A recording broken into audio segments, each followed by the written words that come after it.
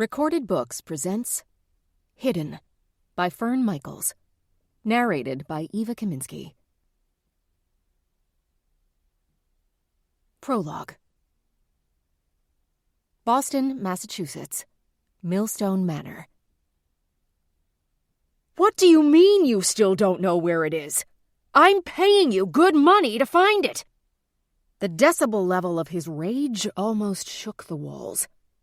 Just find it, and fast.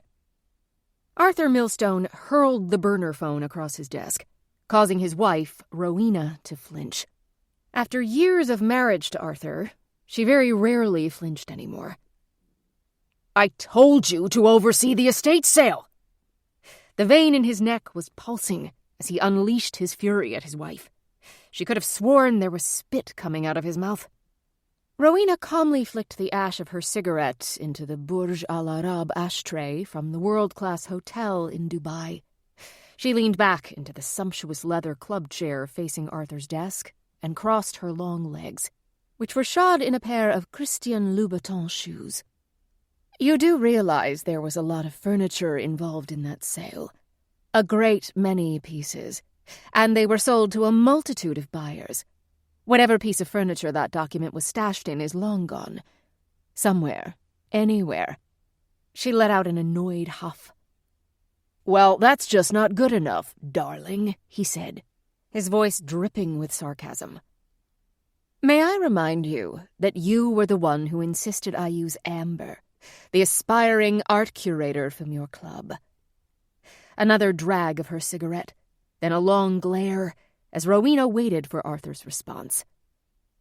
I'm not in the mood for your snide remarks, he hissed.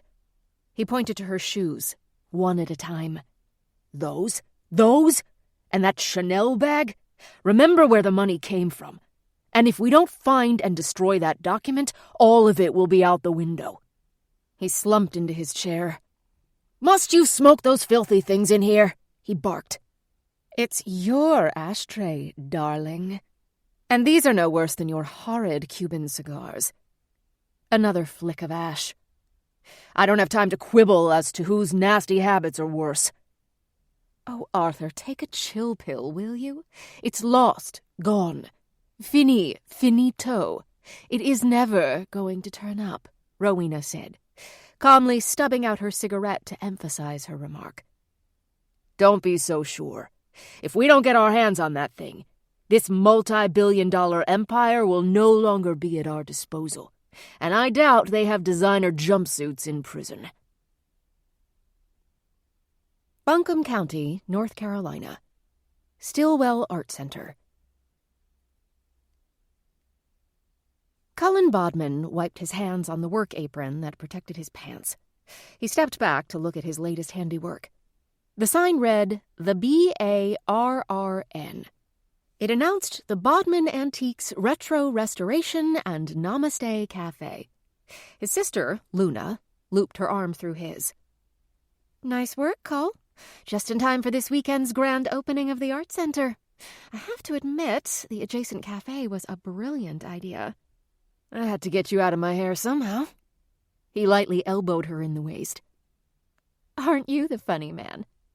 Luna returned the affectionate nudge. Luna and Cullen had grown up in a modest middle-class community. Their parents were antique dealers who were planning to retire. Cullen had graduated from college 2 years before Luna and had worked for a large development company for 10 years. When their parents announced their retirement, Cullen saw it as an opportunity to use his hobby of restoring furniture and embark on a new career, beginning with what was left of the inventory from his parent shop. They had been able to negotiate a space for Cullen's workshop and showroom, and an adjacent shop for a small cafe. Luna was a free, creative soul. Given her paranormal endeavors, she used Bodhi as her last name, in honor of her alter ego. The word meant enlightened in Sanskrit. But when it came to working with Cullen, she was a Bodman through and through. But it was her interest in human behavior that had led her to earn a degree in psychology, with a strong focus on parapsychology. Luna was also astute in kinesics, the interpretation of body language. Both of her skills, learned and intuitive, allowed her to do freelance work with local police departments, handling missing persons cases, including a big case for the U.S. Marshal's Office of Missing Children. Now, the plan was for her to set up shop at the adjacent cafe, doing readings for those who inquired and consulting with Cullen's clientele when it came to helping pick out pieces that would conform to their particular tastes. It was the best of both worlds for her. Cullen was all business when he wasn't in the shop stripping old furniture and bringing it back to life. Though in a lot of ways opposites, he and his sister made a good pair. Always had. The beeping of a truck backing up signaled the final delivery. Cullen had purchased several items that were in dire need of restoration from a dealer in Reston, Virginia. The original estate sale, in Boston, Massachusetts, consisted of dozens of pieces, ranging from a Rococo ormolu commode that had fetched $10,000, a Louis XIV marquetry armoire that had gone for $6,000, and a Louis XIV sideboard that had sold for $5,000. But Cullen was much more interested in the old, dilapidated objects that came from the garage of the estate. With some TLC, it would give him a great deal of pleasure to bring the 4 items back to life and sell them to good homes. In all honesty, Cullen was hoping to move further away from the antiques business and make restoration his only focus. He just didn't have the heart to tell his parents that yet. Cullen had the business head and the restoration expertise. He would leave Luna to her many talents. Together, they could make this crazy idea work, which was what their father had called it when they decided to open their business at the art center. Luna and Cullen worked their way through the pristine shop, in which dozens of restored pieces waited for a new home.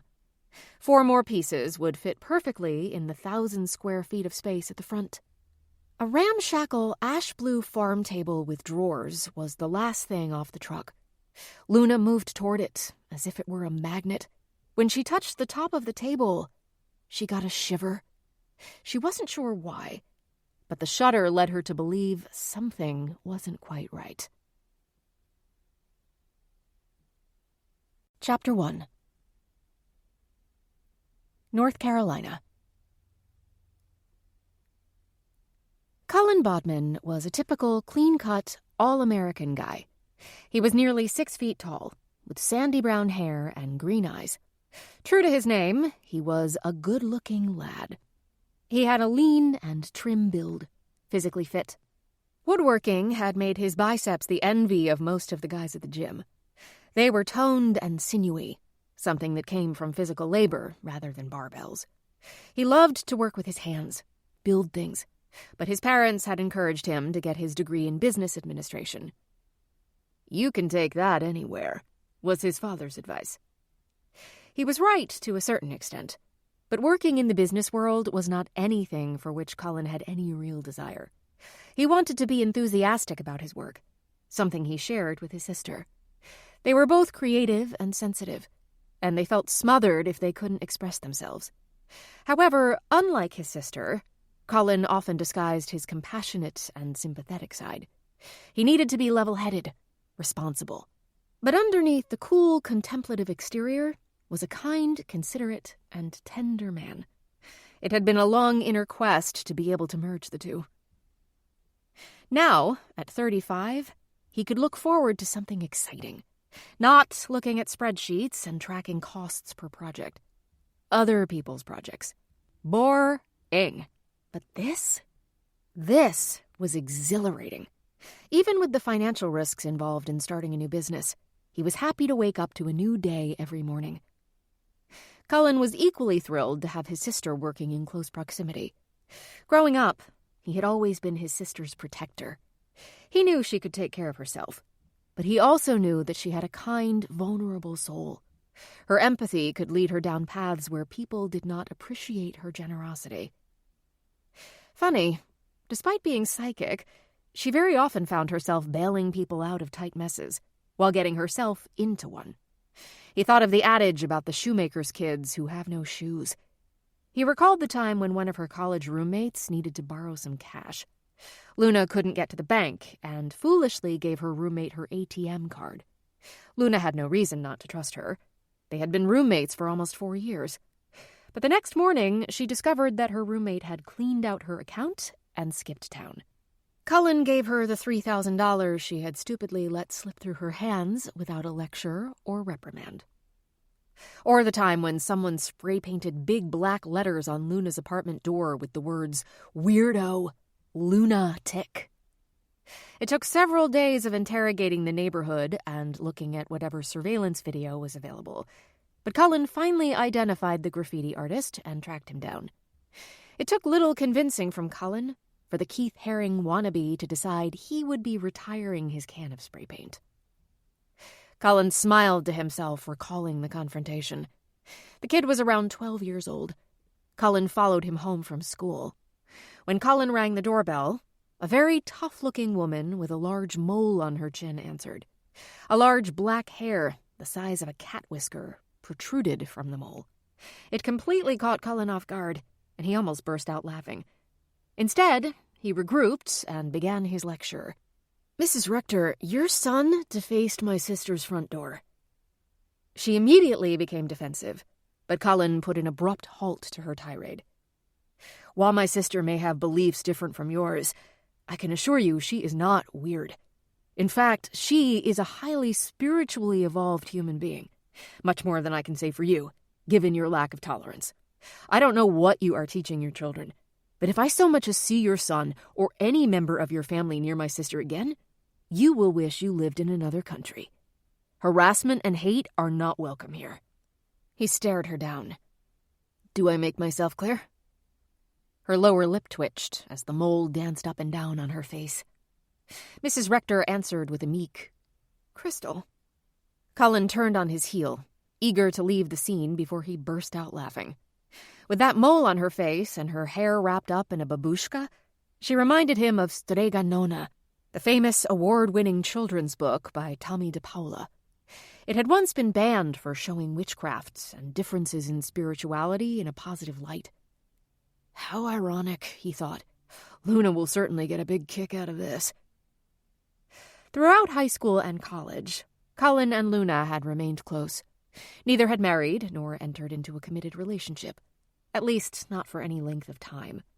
Luna would give Cullen her take on the latest girlfriend. One time, it resulted in a heated argument when Luna warned Cullen that Nora was a cheater. "You have no proof of that," he bellowed. "No, not yet. But mark my words, Cullen Bodman." She slammed the door on her way out. They hadn't spoken for almost a month. Luna was not only his sister, but she was also his best friend. He felt terrible about it. Then one day his phone beeped, indicating an Instagram message was waiting. It was from Luna's friend Barb. He furrowed his brow. Barb rarely, probably never, sent Instagram photos to him. Her text read, "Where are you in the photos?" He peered closely. It was a photo from a recent party. Was that Nora? With her arm around some dude? She was hanging on him like a Christmas ornament. It was the party at the Biltmore Estate Winery. The weekend he was in New York on a business trip. He stared at the photo again and again. He didn't recognize the guy, but Nora seemed to know the guy rather well. He phoned Luna right away. "Hey, sis. I want to apologize. You were right about Nora." "Oh? How so?" Luna could barely contain her excitement. Her plan had worked. When Luna had received the pic from Emily, she didn't want to confront Cullen herself, so she asked her friend Barb to forward it, asking where he was in the photos. Luna never told Cullen that she had asked Barb to intervene. But after that incident, Cullen never questioned his sister's sixth sense, even if it made no sense to him. Luna Bodie Bodman had long, wavy, ash-blonde hair. Occasionally, she would put colored streaks in it. Red for Valentine's Day, green for St. Patrick's Day, pink for Breast Cancer Awareness Month. Whatever the holiday or cause, you could see it in her hair. She would often wear it in a braid when not wearing a headband around her forehead, harking back to the 1960s and the 1980s. The granny-style wire-rimmed glasses and hippie-type bohemian wardrobe emphasized her spirit. No pun intended. She had a keen eye for design and a talent for charcoal drawing. As a child, Luna was incredibly creative. Her imaginary playmate, Debbie, was a big part of it. Luna was convinced that Debbie wasn't imaginary at all. She was simply invisible to anyone who didn't believe that she existed. Luna was quite adamant about Debbie being real, so her parents decided to let her have her fun. They hoped she would eventually grow out of it. What they had not expected was how soon that would occur. The night before her first day of school, Luna's father sat her down and explained that Debbie couldn't go to school with her. Luna confidently replied, "I know, Daddy. She's moving to California to play with another little girl who is lonely." Luna's dad was taken aback. He had no idea his 5-year-old daughter knew there was even a state called California. Luna also seemed totally fine with her playmates moving away. "I'll have other friends to play with, and Debbie needs company. So does the little girl in California." She was very matter-of-fact about the whole thing. Her big brother, Cullen, was also relieved. He didn't want to get into any fights on the playground defending his kooky sister. He loved her to pieces, but sometimes she could get on his nerves, as undoubtedly happened with all older brothers and younger sisters. But as they got older, he began to appreciate her knack for knowing things. When they were in junior high, Luna had a feeling about one of Cullen's pals, Harry Johnson. She couldn't explain it, but she had bad vibes about him. He was the Eddie Haskell of his class, always putting on an obviously feigned polite front. At least, it was obvious to Luna that it was just a front. So she argued with Cullen, telling him he should keep away from him. But Cullen was a very loyal friend, always assuming the best in people. A week after her warning, Harry was arrested for breaking into an electronics store and stealing a few $1,000s worth of inventory. An electronics store. Didn't Harry realize they would have extreme security? Not only was he a thief, but a stupid one at that. Cullen shrugged it off as a wild guess on Luna's part. But in his heart of hearts, he knew she had sensed something. As they matured, Cullen knew not to argue with his little sister's woo-woo messages. Growing up, there had been too many incidents where those messages were right on the mark. The most common type was when she would make a phone call, and the person on the other end would exclaim, "I was just thinking about you." It became so commonplace with her best friend Barb that Barb would answer the phone with a witty, "What took you so long?" Luna could pick a winning racehorse by going to the paddock and looking into the animal's eyes. Cullen referred to her as Dr. Doolittle, among other things. Her percentage of being right was better than Michael Jordan's basketball shots, something she would remind her straight-laced, basketball-crazed big brother about from time to time. The words woman's intuition had been said in the house way too many times to ignore. Eventually, he learned to trust her intuitions. He didn't always act on them. But then again, many people don't listen to their doctor's advice either. Eat less meat, stop smoking, get more exercise. And that advice came from people with degrees. In college, Luna's undergraduate psychology curriculum offered several electives in the paranormal, a phenomenon beyond the scope of scientific understanding. It included extrasensory perception, telepathy, clairvoyance, telekinesis, and psychometry. She was particularly fascinated with psychometry, leaning on the theory that since everything is made of energy, one could get vibrations from inanimate objects. When asked for an explanation of the phenomenon, she would quote Sir Isaac Newton's law of universal gravitation, or cite Neil deGrasse Tyson, the director of the Hayden Planetarium and successor host of the TV series Cosmos, first developed by Carl Sagan. If neither of those worked, she would talk about electroencephalograms and brain activity, the development of neuroscience, and electromagnetic impulses. After the first minute and a half, the eyes of whoever had asked about it had glazed over, and they had moved on to a different subject. When she was in her teens, she had worked at her parents' shop during the summer and weekends. Her eye for art and decor did not go unnoticed by customers. But for the most part, she kept her interest in the unknown on the down low. When Luna graduated from college, she had no plan. When people asked, "What are your plans?" she would answer, "My plan is not to have a plan. I'm just going to be going with the flow." The idea sent shivers up and down her parents' spines, but they knew she would be okay. How? They weren't sure, but Luna was resourceful and perceptive. They breathed a sigh of relief when she got a job with the county, doing evaluations for children's services. She also interviewed potential foster parents. With her insight and understanding of body language, she could spot an abuser more easily than most. When she could match families with kids, she was overjoyed. But when it came to the ugly situations, of which there were many, she was thrown into a black hole. One of her coworkers, who also understood a bit of psychic stuff, would remind Luna of psychiatrist Judith Orloff's definition. An empath is an emotional sponge. Orloff felt so strongly about the vulnerability of overly empathetic people that she had written a book about it. The Empath's Survival Guide. "I'm surprised you haven't read it inside and out," the coworker noted. Luna had read the book many times, but it was a good reminder. Chapter 2. North Carolina. In Luna's third year of working at Children's Services, an Amber Alert had gone out to the surrounding area. A 3-year-old girl was missing from her yard. The local sheriff's office conducted an extensive hunt of the area and came up empty. After 24 hours of searching, the authorities were beginning to suspect it might have been an abduction. Even though there hadn't been a ransom note, they called in the U.S. Marshal's Office of Missing Children. Luna volunteered to help with the search, taking her dog, Wiley, a border collie she had adopted from a shelter, with her. The original owner had thought the dog would make a good tracking dog, but Wiley had other ideas and been surrendered to the shelter. Wiley must have sensed Luna's innate ability to communicate with animals. On more than one occasion, he found her purse when she had left it in the car. It was another example of those unexplainable things.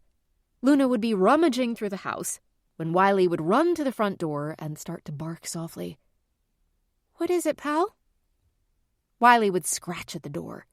Luna would let him out, and he would run to the rear passenger door of her car. Naturally, Luna would follow him. And sure enough, there her purse would be on the floor in the back.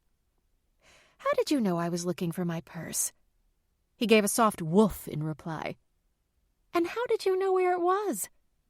Another woof. "Okay, but we have to keep this between us. Enough people think I'm a little loony. We don't need them to know that I carry on a two-way conversation with my dog." Wiley nudged Luna under her arm.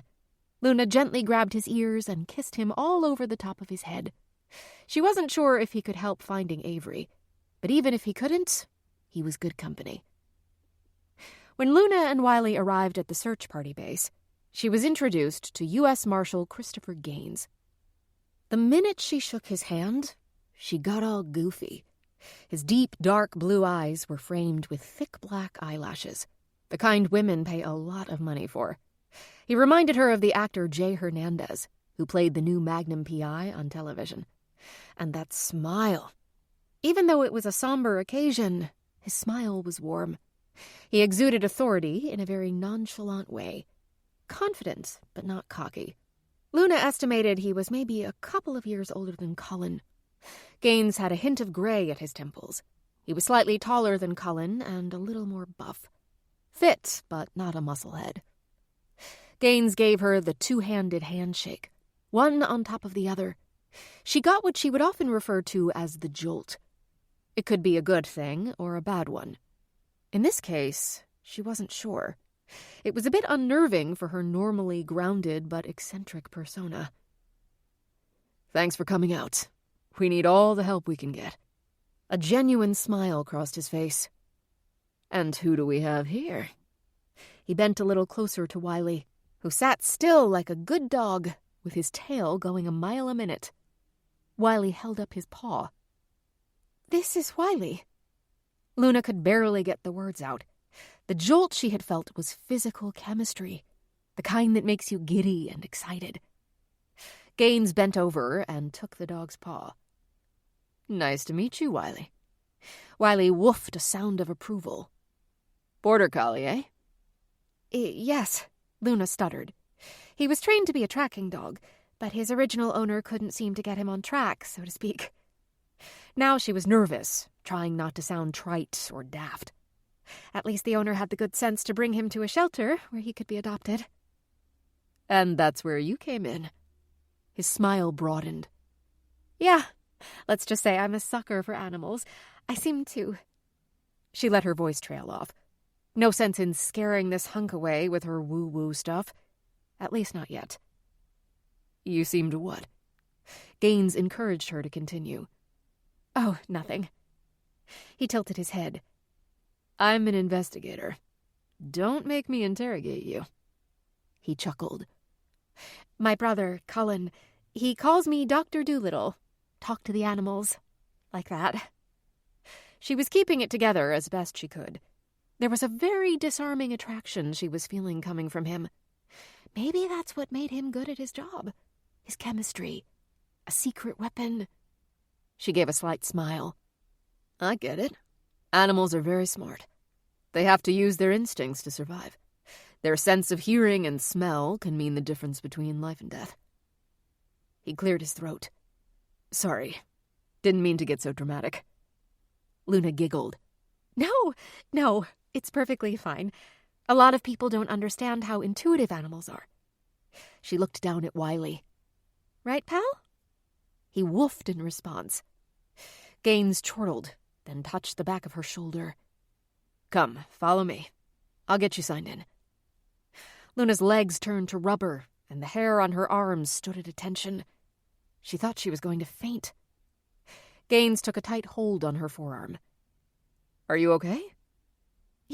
Yes, I'm fine. And stupid and clumsy and a total idiot. I'm just a bit tired. Had a long night of paperwork, she lied. I know what that's like. He still kept his hand on her arm. I'll get you a bottle of water while you sign in. Gaines guided her to the table. Minnie, this is... It was then that he realized they hadn't introduced themselves to each other. Quick-witted, he continued and pointed to the dog. Wiley. He hesitated for a second. And this is his mommy. Minnie looked up from the clipboard. Hello, Wiley. And you are? She turned her head toward Luna and continued in her Yorkshire English accent. Luna Botman, or Bodie. It depends on what day it is. She laughed nervously. Shut up. You sound like an idiot. Kidding. She flashed her best smile at Minnie. Wiley sat obediently. Oh, hon, I have those kinds of days myself. Minnie winked conspiratorially at Luna and spun the clipboard around. Marshal Gaines set a bottle of spring water on the table and headed toward the tent being used as their base.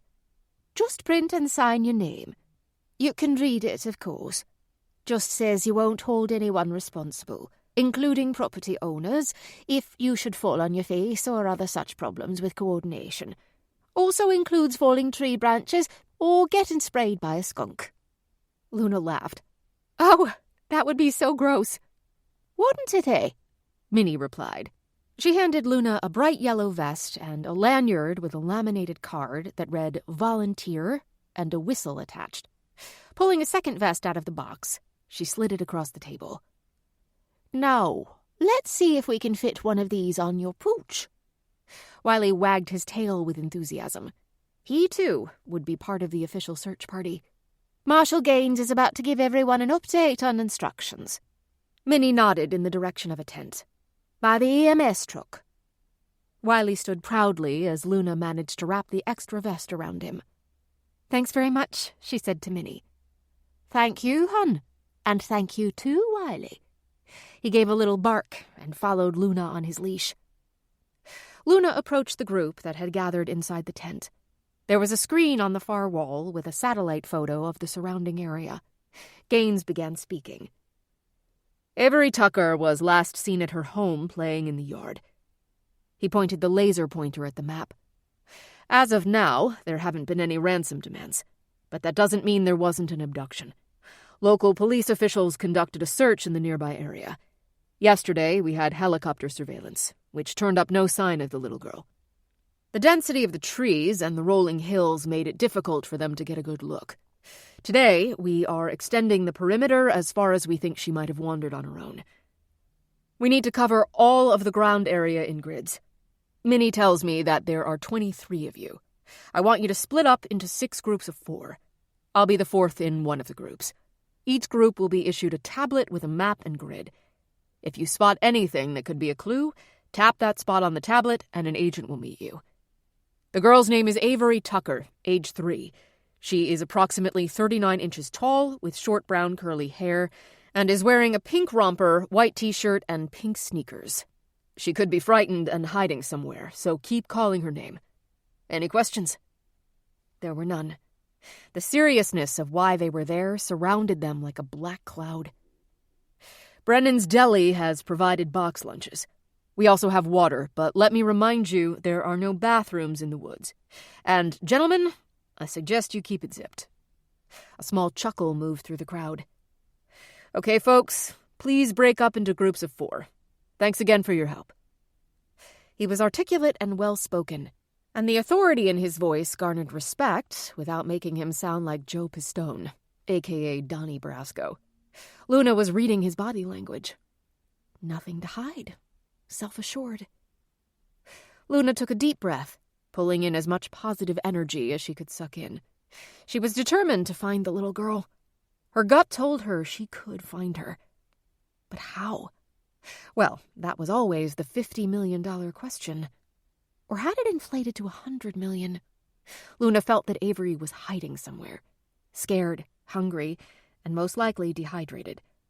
Luna spotted a small sweater on one of the tables. "Is that Avery's?" she asked. "Yes. We were counting on a tracking dog for today's search, but owing to budget cuts, we have to wait another day for them to bring him over from Charlotte." Wiley made a bit of a whining sound and jumped up and sniffed the sweater. Luna tried to pull him back. "Wiley, behave yourself." He looked at her and wagged his tail. "You said he was trained to be a tracking dog." Gaines eyed the sweater. "Apparently he didn't like the hunt," Luna said apologetically. "Let's see what he's got." Gaines smiled at her and let the dog get a better sniff of the sweater. As the rescuers divided into groups, Luna realized she was one of only 3. That meant Marshal Gaines would be in her group. Her knees got wobbly again. As each group moved in assigned directions, both Luna and Wiley got a pull toward a grove of trees that was not on their grid. "Excuse me, Marshal Gaines?" Luna thought about how she was going to approach the subject. "Yes, Luna?" Gaines stopped to listen. "I don't know how to say this, but..." He interrupted her. "Go ahead." He didn't smile, but his face was soft. "Over a decade in the Bureau, I've probably heard it all." "Then I'm sure you've heard of a woman's intuition." Luna looked up and gave him her sweetest smile. Gaines smirked and nodded. "Can you indulge me for a few minutes?" Luna tried not to sound like she was pleading. "Okay, let's hear it." His tone was even. "Would it be all right if Wiley and I headed into those woods on the other side of the meadow?" Wiley was tugging on the leash, pulling her in the same direction Luna was pointing. "That was going to be next after we scoured this area." Wiley was pulling Luna along. "I can't afford to have another missing person, so I can't let you go there alone." Luna scrunched up her nose. "What if our group goes together?" "I don't want to break protocol. I'll go with you and get someone from another group to track our grid." He pulled out his phone and pinged a lead tracker in the closest group. "Ray, send one of your people over to me." Within a few short minutes, a local librarian joined Luna and Gaines's group. Gaines handed the tablet to one of the remaining people. "We're going to check out another area. Should take us about an hour. I have my cell phone. Just hit the button that says Gaines on the upper right corner of the tablet and I'll answer. Everyone okay with this?" Nods and mumbles went around. "Thank you for indulging me," Luna said in a hushed voice, as they moved quickly across the small open field that had once been a sheep farm. She stopped suddenly and pointed. "Over there." It was a thick grove of oak trees. She started calling Avery's name. Wiley let out short whoops. Luna stopped again. "This way." They moved through the thicket of trees when Gaines spotted a large felled oak. Must have been over 100 years old. Gaines spotted something pink among the dead branches and the hollowed-out trunk that was resting horizontally on the ground. The three ran swiftly to the spot, praying it would be Avery, alive and unharmed. Gaines and Luna were calling her name as Wiley barked and yelped. The pink object moved slightly as the trio got closer. Gaines moved a large branch out of the way. The little girl's eyes fluttered, then shut again. Easy does it. With Luna's help, Gaines kept moving the branches. Avery? Honey, can you hear me? Luna said tenderly. A moan came from the child. They moved the debris as fast as possible, Wiley barking them on. Gaines knelt next to the tree trunk and began removing the leaves covering most of the little girl's face. Avery, I'm a policeman. Gaines wanted her to understand he was one of the good guys. He doubted a 3-year-old would know what a U.S. Marshal was, but he showed her his badge anyway. Mama, the girl whispered. Yes, honey. You're going to get your mama, but first we have to get you out of this tree, okay? Gaines said reassuringly. He checked her for fractures, cuts, and bruises before trying to move her. There were a few superficial lacerations, probably sustained while stumbling through the woods. How Avery got wedged inside the oak was a good question, but at that moment they needed to get her to safety. Gaines pulled out his mobile phone and hit a speed dial button. We've got her. She's conscious but slightly dazed. A few cuts and bruises. She seems to be breathing normally and is asking for her mother. He listened for a moment. Roger that. Luna immediately whipped off her bandana, poured some of the bottled water on it, and began to clean Avery's face. You okay, sweetie? I want my mama. Tears rolled down her face, and then Luna's face. Luna could have sworn she saw Gaines's eyes well up too. About 8 minutes later, a medevac helicopter landed in the small field. 2 EMS attendants ran toward the thicket with a stretcher. Hey, how would you like to go for a helicopter ride? Gaines smiled at the little girl. Mommy? She squeaked. Where's Bunny? She gabbled. We're going to get her, okay? Gaines reassured her. He furrowed his brow and mouthed, Bunny? Luna shrugged, kept wiping Avery's brow, and murmured, Who is Bunny, sweetie? The little girl could barely whisper. The bunny. I lost Bunny. Then she closed her eyes and began to doze off. Once they secured Avery in the helicopter, it rose slowly and took off for the nearest hospital. Gaines was on his phone giving updates to the base. He was grinning from ear to ear. Minnie, you know what to do. Should be back at the base in about 30 minutes. He could hear Minnie on her walkie-talkie spreading the good news to the others. Gaines could hear cheers and hoots in the background. On the walk back, Gaines put his hand on Luna's shoulder. How did you know? He looked at her in amazement. I wish I could tell you how. Luna shrugged and smiled. It's a gift. Indeed it is. So you're not going to say it was a wild and lucky guess? Luna gave him an affectionate elbow jab, which she regretted immediately. What was I thinking? Nope. I'll take whatever help I can get. And Wiley did a great job too, didn't you, boy? Wiley kept trotting ahead, proudly wagging his tail. By the time they arrived at the base, there was already a news van waiting to interview the search team. Shoving a microphone into Gaines's face, the reporter fired off questions. Was she hurt? Was she assaulted? How did she get here? I'll take your questions in the tent. Excuse me. Gaines pushed past the gathering crowd. He looked at Luna. Follow me. Oh, wait. She stopped abruptly. I'd rather we keep my lucky guess between us.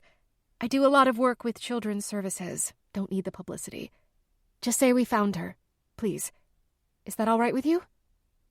Are you sure? How about Wiley? Can he get some of the credit? Wiley? Absolutely. Just leave me out of it. Luna gave his arm a squeeze. Again with the physical contact. She was mortified. He patted her hand. Your secret is safe with me.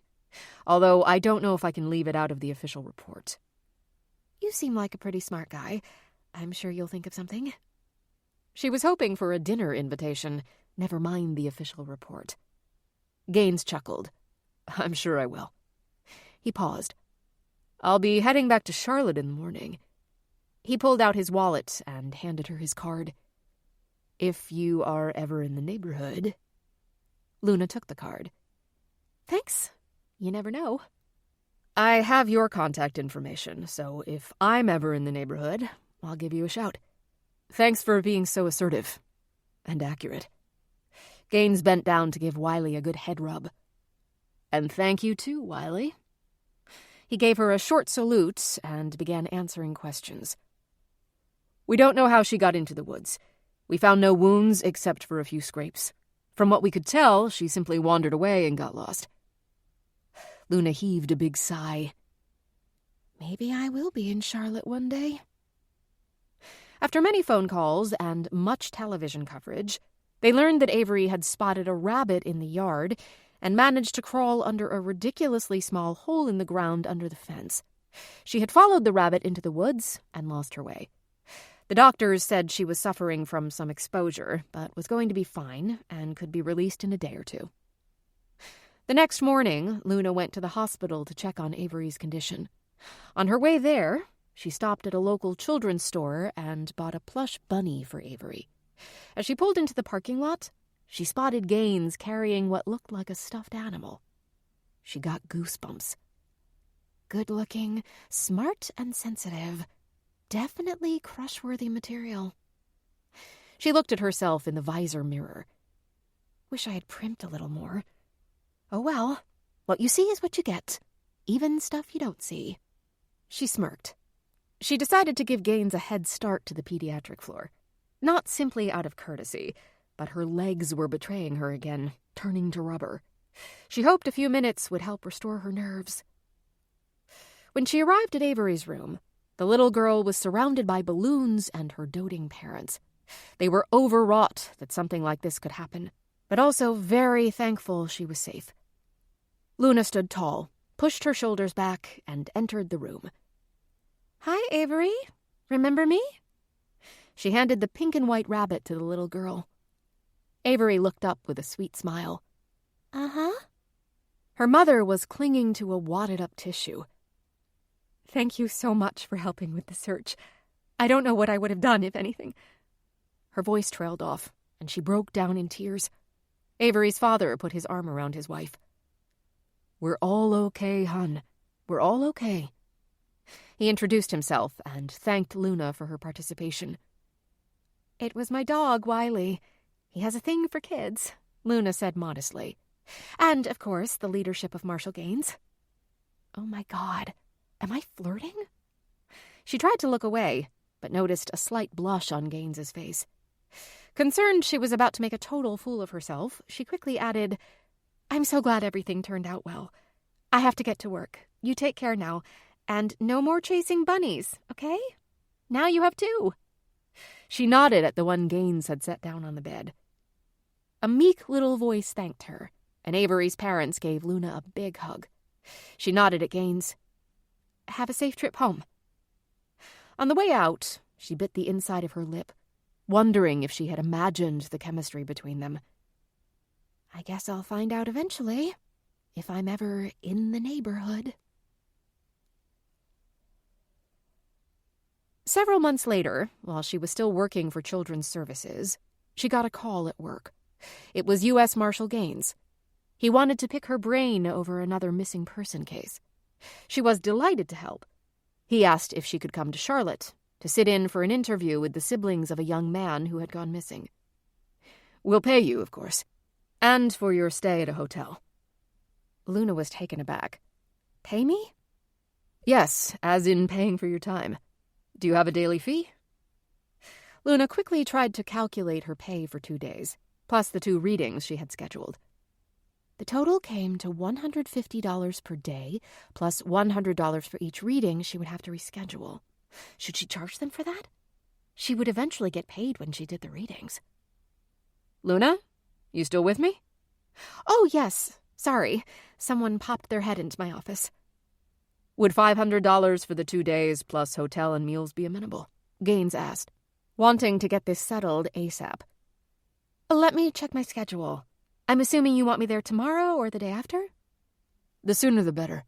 The brother has been missing for a week, and the longer the disappearance lasts, the less likely we are to find him. The siblings think he may have been abducted, but there have been no ransom requests as yet. Got it. Hang on a minute, she asked. Luna put him on hold and dashed into her supervisor's office. Chaz, it's the U.S. Marshal Service. Her rumpled boss looked up from the pile of papers on his desk.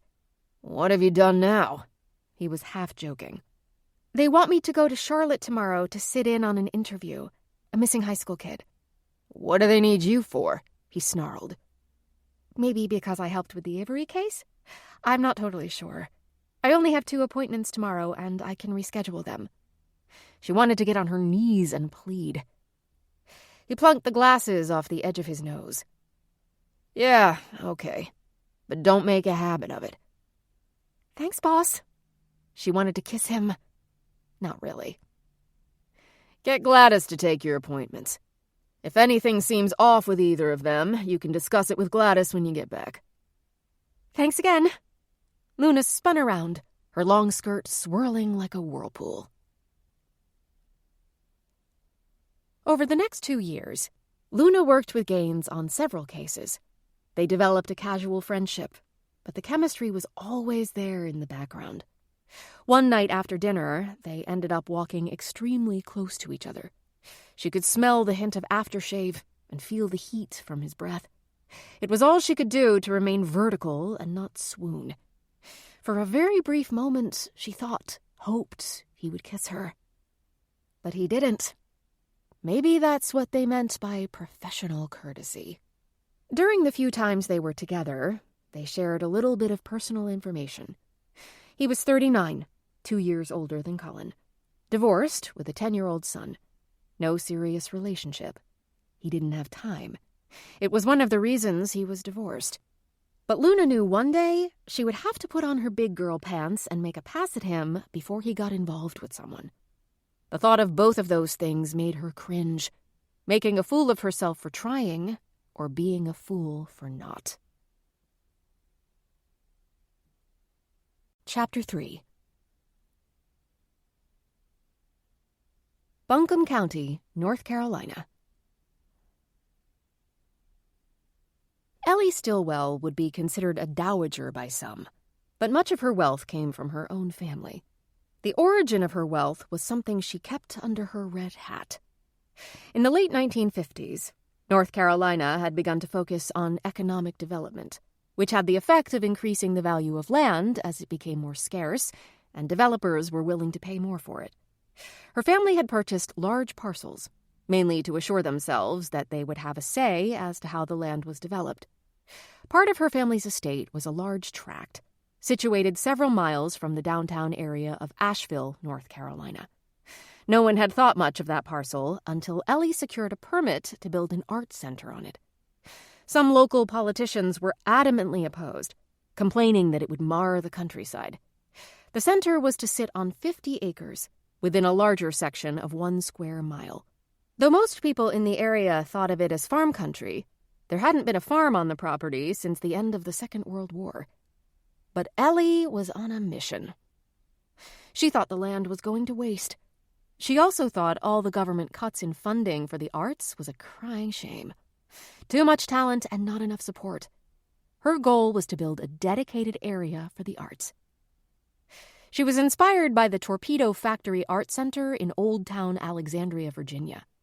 In November of 1918, the U.S. Navy began construction of the factory on the banks of the Potomac River for the production of torpedoes. Over the years, the building had had many incarnations, ranging from a manufacturing plant to a storehouse for government documents. In 1973, the building was purchased by the Art League. It was renovated in 1982. At present, it housed the largest collection of working artists and studios to be found under one roof. Ellie liked that idea very much. She was also partial to certain antiques and wanted a designated space for them. But she didn't want it to be a mishmash of things that looked like someone's garage sale. No, this was going to be a new, clean, bright space for artists to unleash their creativity and sell their work.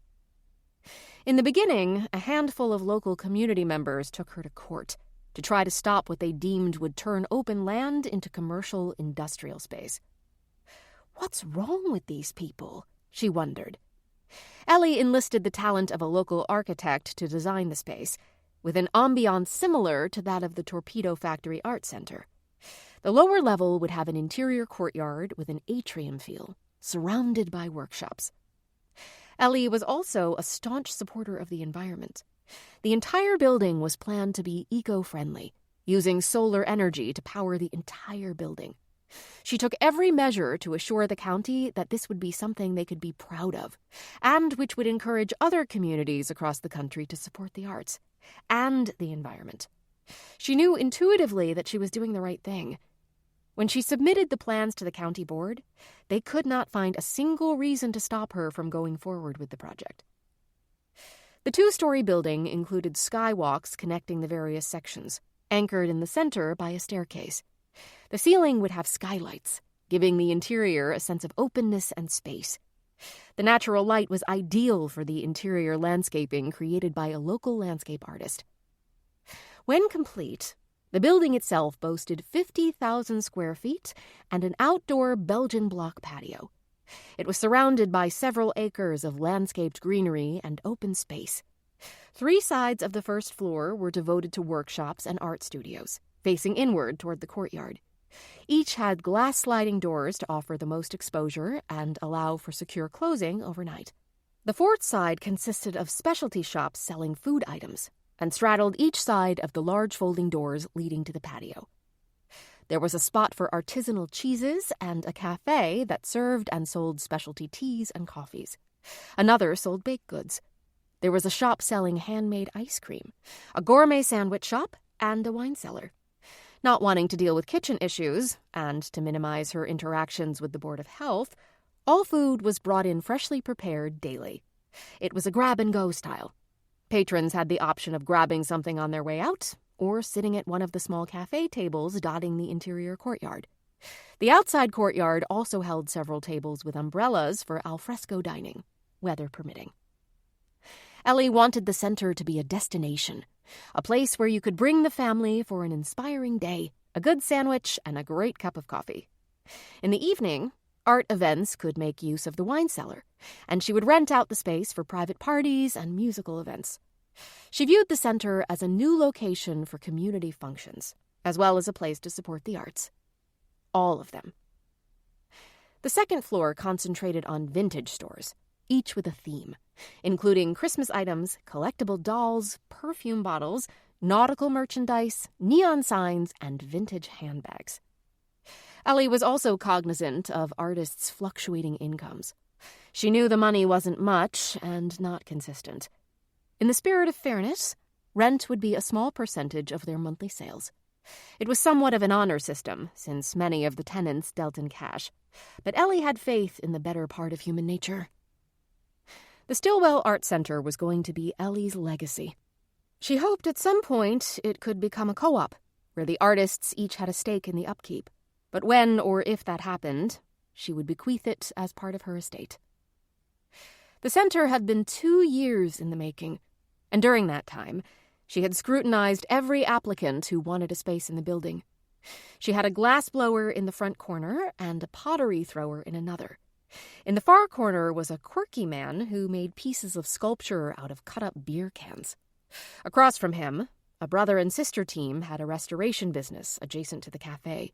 By the time of the grand opening, the Stillwell Art Center was home to over 30 artists and vintage shops and a half-dozen food vendors. Ellie Stillwell came from a long line of landowners. They were conscious of maintaining the integrity of the county and its resources. They were also benefactors of the local libraries and animal welfare organizations. But for the most part, they didn't flaunt their wealth or their generosity. They preferred to be low-key.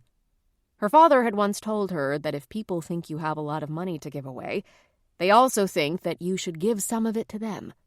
Not for any particular reason, just because you have it. "It's none of anyone's business how we spend our money," he would say. When there were events that listed the names of the patrons, her family's generous contribution was always listed as coming from Anonymous. She had met her husband, Richard, when they were both attending Duke University. He was in the law school, and she was working on her Ph.D. in art history. They had been married for 45 years when he had died of a massive coronary. At least he didn't suffer. At least not for very long. That was how she consoled herself. They had had no children, so now, a widow at age 70, Ellie was going to put her own resources to work. Richard had been one of the highest-paid real estate lawyers in the country.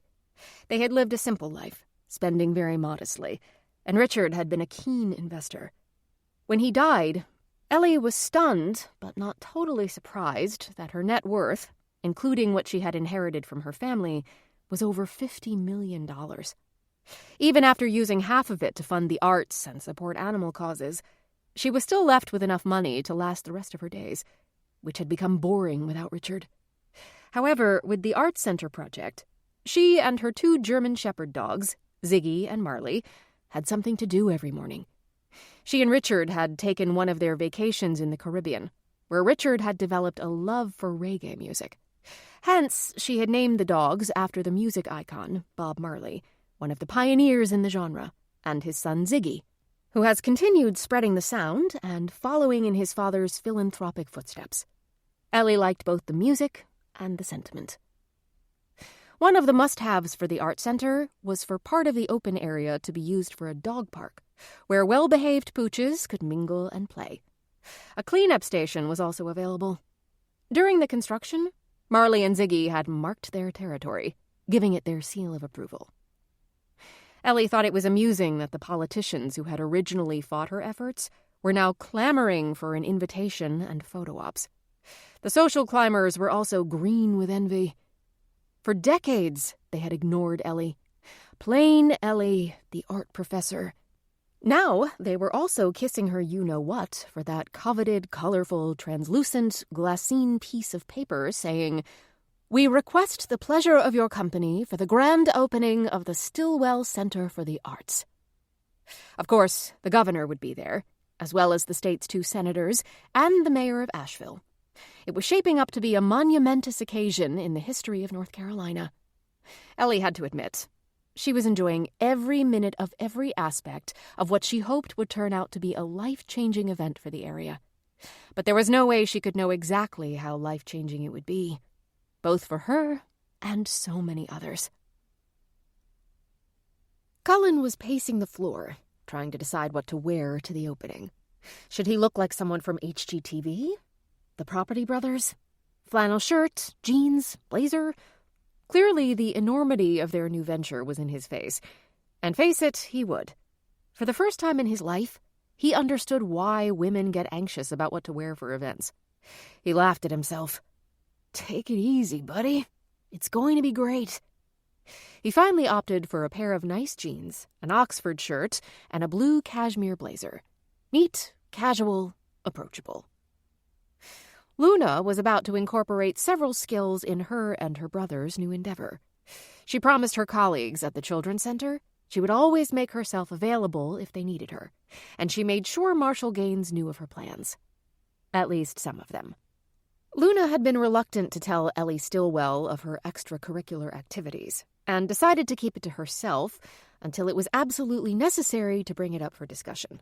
She did not advertise or promote her psychic gift. She would only take referrals from former or existing clients. As much as Cullen was her protector, she, too, wanted to protect Cullen from any ridicule or embarrassment due to her penchant for the paranormal.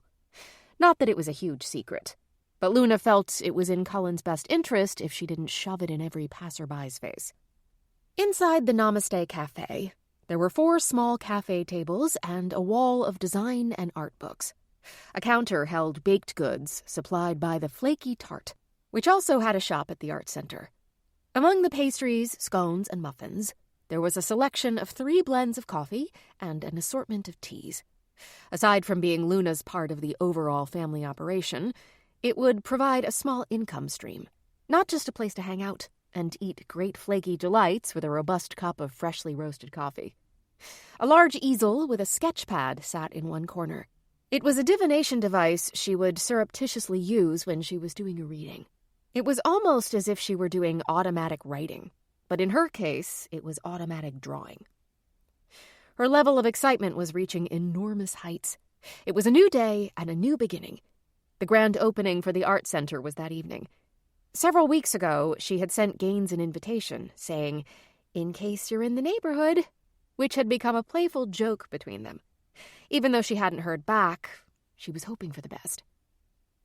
Luna dug through her chest of favorite kitschy outfits and decided to tame it down for the evening. Well, not too much. Sliding her long dresses across the closet pole, she discovered a long pale yellow lace dress that flared at the hem. She could still twirl if she wanted, something she was known to do when leaving the room, or when she was spot on with something she had predicted. It had long, lace-belled sleeves that matched the flow of the skirt perfectly. She peered into the mirror, scrutinizing every inch of her face. First thing was to ditch the granny glasses and opt for the contact lenses she rarely wore. On a normal day, she wore a lightweight foundation to cover some of her freckles, a bit of blush, and a smear of lip gloss. That night, she wanted to be a bit more radiant, just in case. Just in case Marshall Gaines made an appearance, she was going full-on makeup makeover. Not too freakish, but a lot more glam.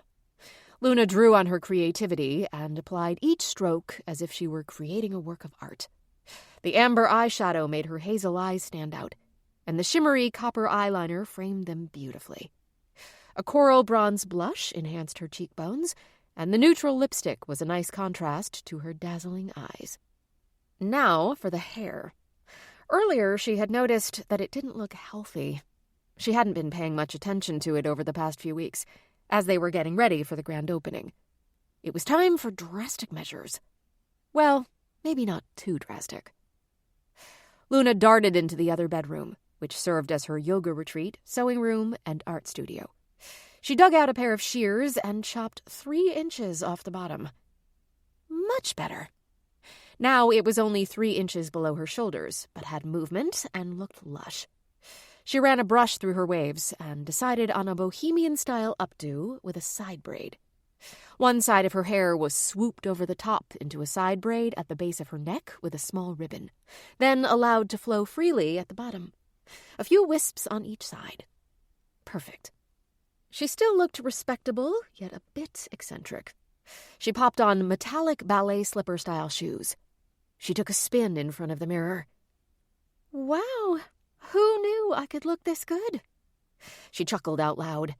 Now she really, really hoped Marshall Christopher Gaines would be able to get a good look at her. Chapter 4. Boston, Massachusetts. Millstone Executive Offices. Earlier that day. Arthur Millstone was pacing the floor.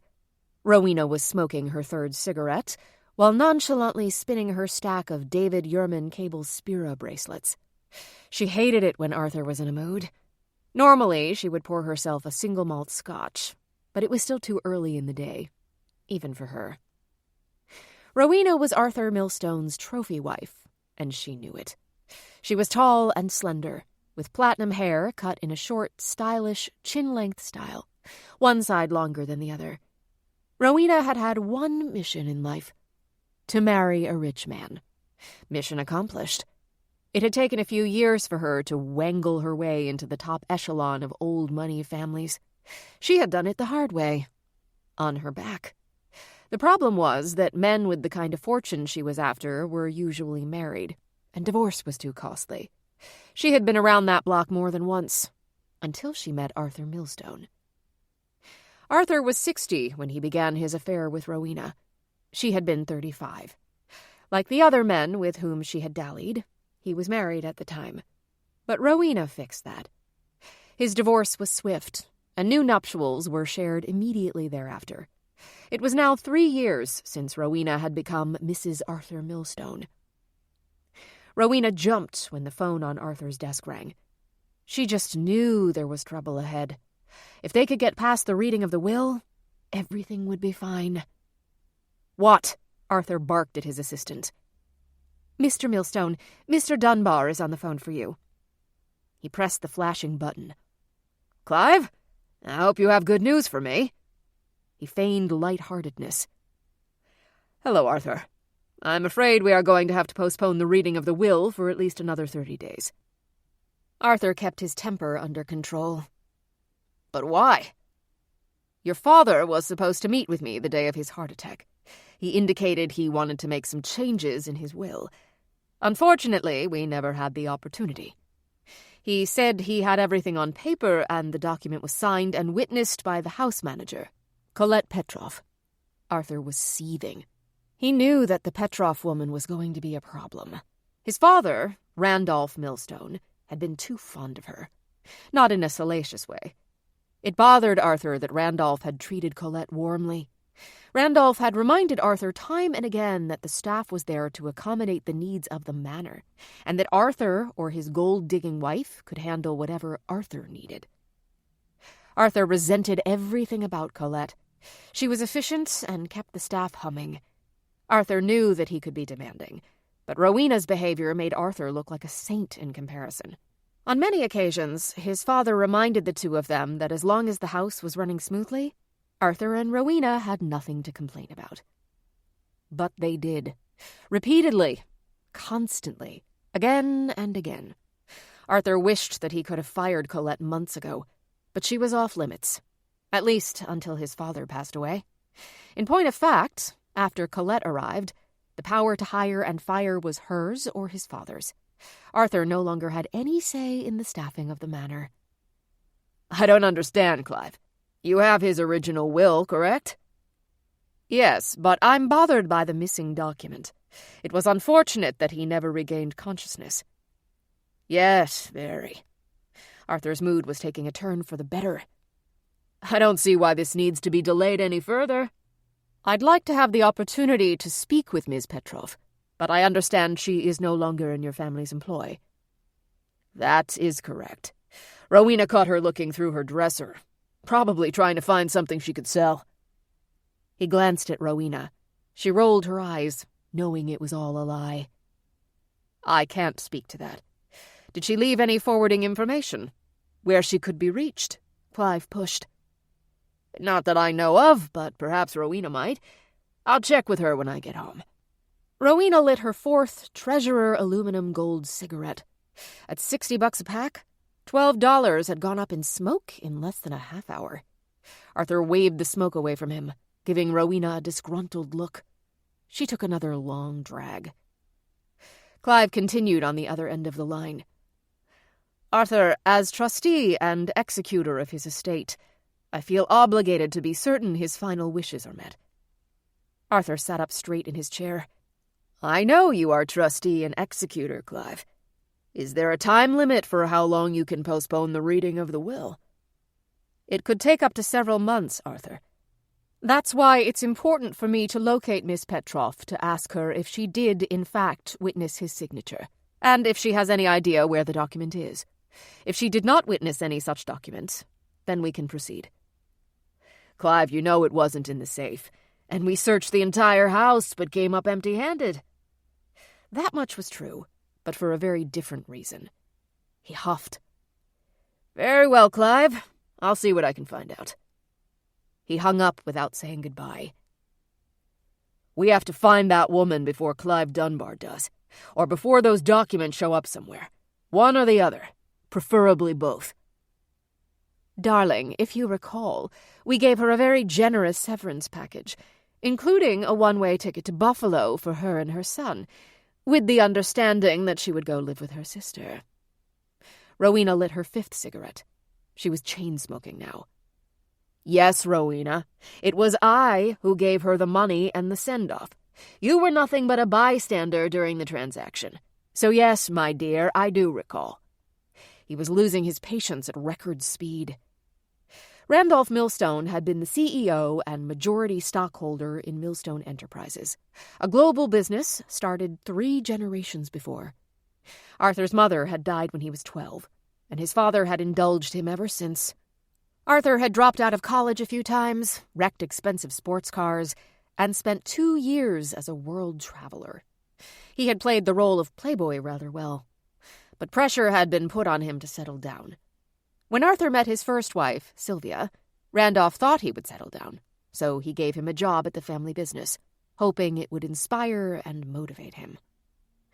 At present, Arthur was 63, almost 64, overweight and out of shape. His once full head of wavy hair had receded to parts unknown. He wasn't aging well.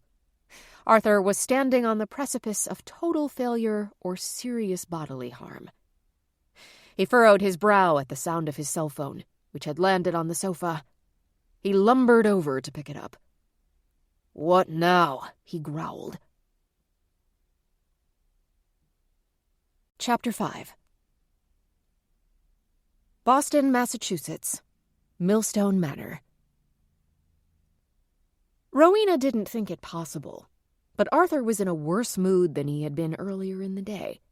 He had received a phone call from Jerry Thompson, a private detective on the Millstone payroll, that was disturbing. Arthur gave him the assignment to find out where the estate furniture had landed. Arthur was convinced his father had left a copy of his latest will somewhere in the house, but his father had suffered the heart attack in the garage. He should have had the will on his person. But no document was found, and the Petroff woman claimed she had never seen the document again after she had witnessed his father's signature. She insisted she hadn't read it, simply witnessed his signature and signed on the dotted line.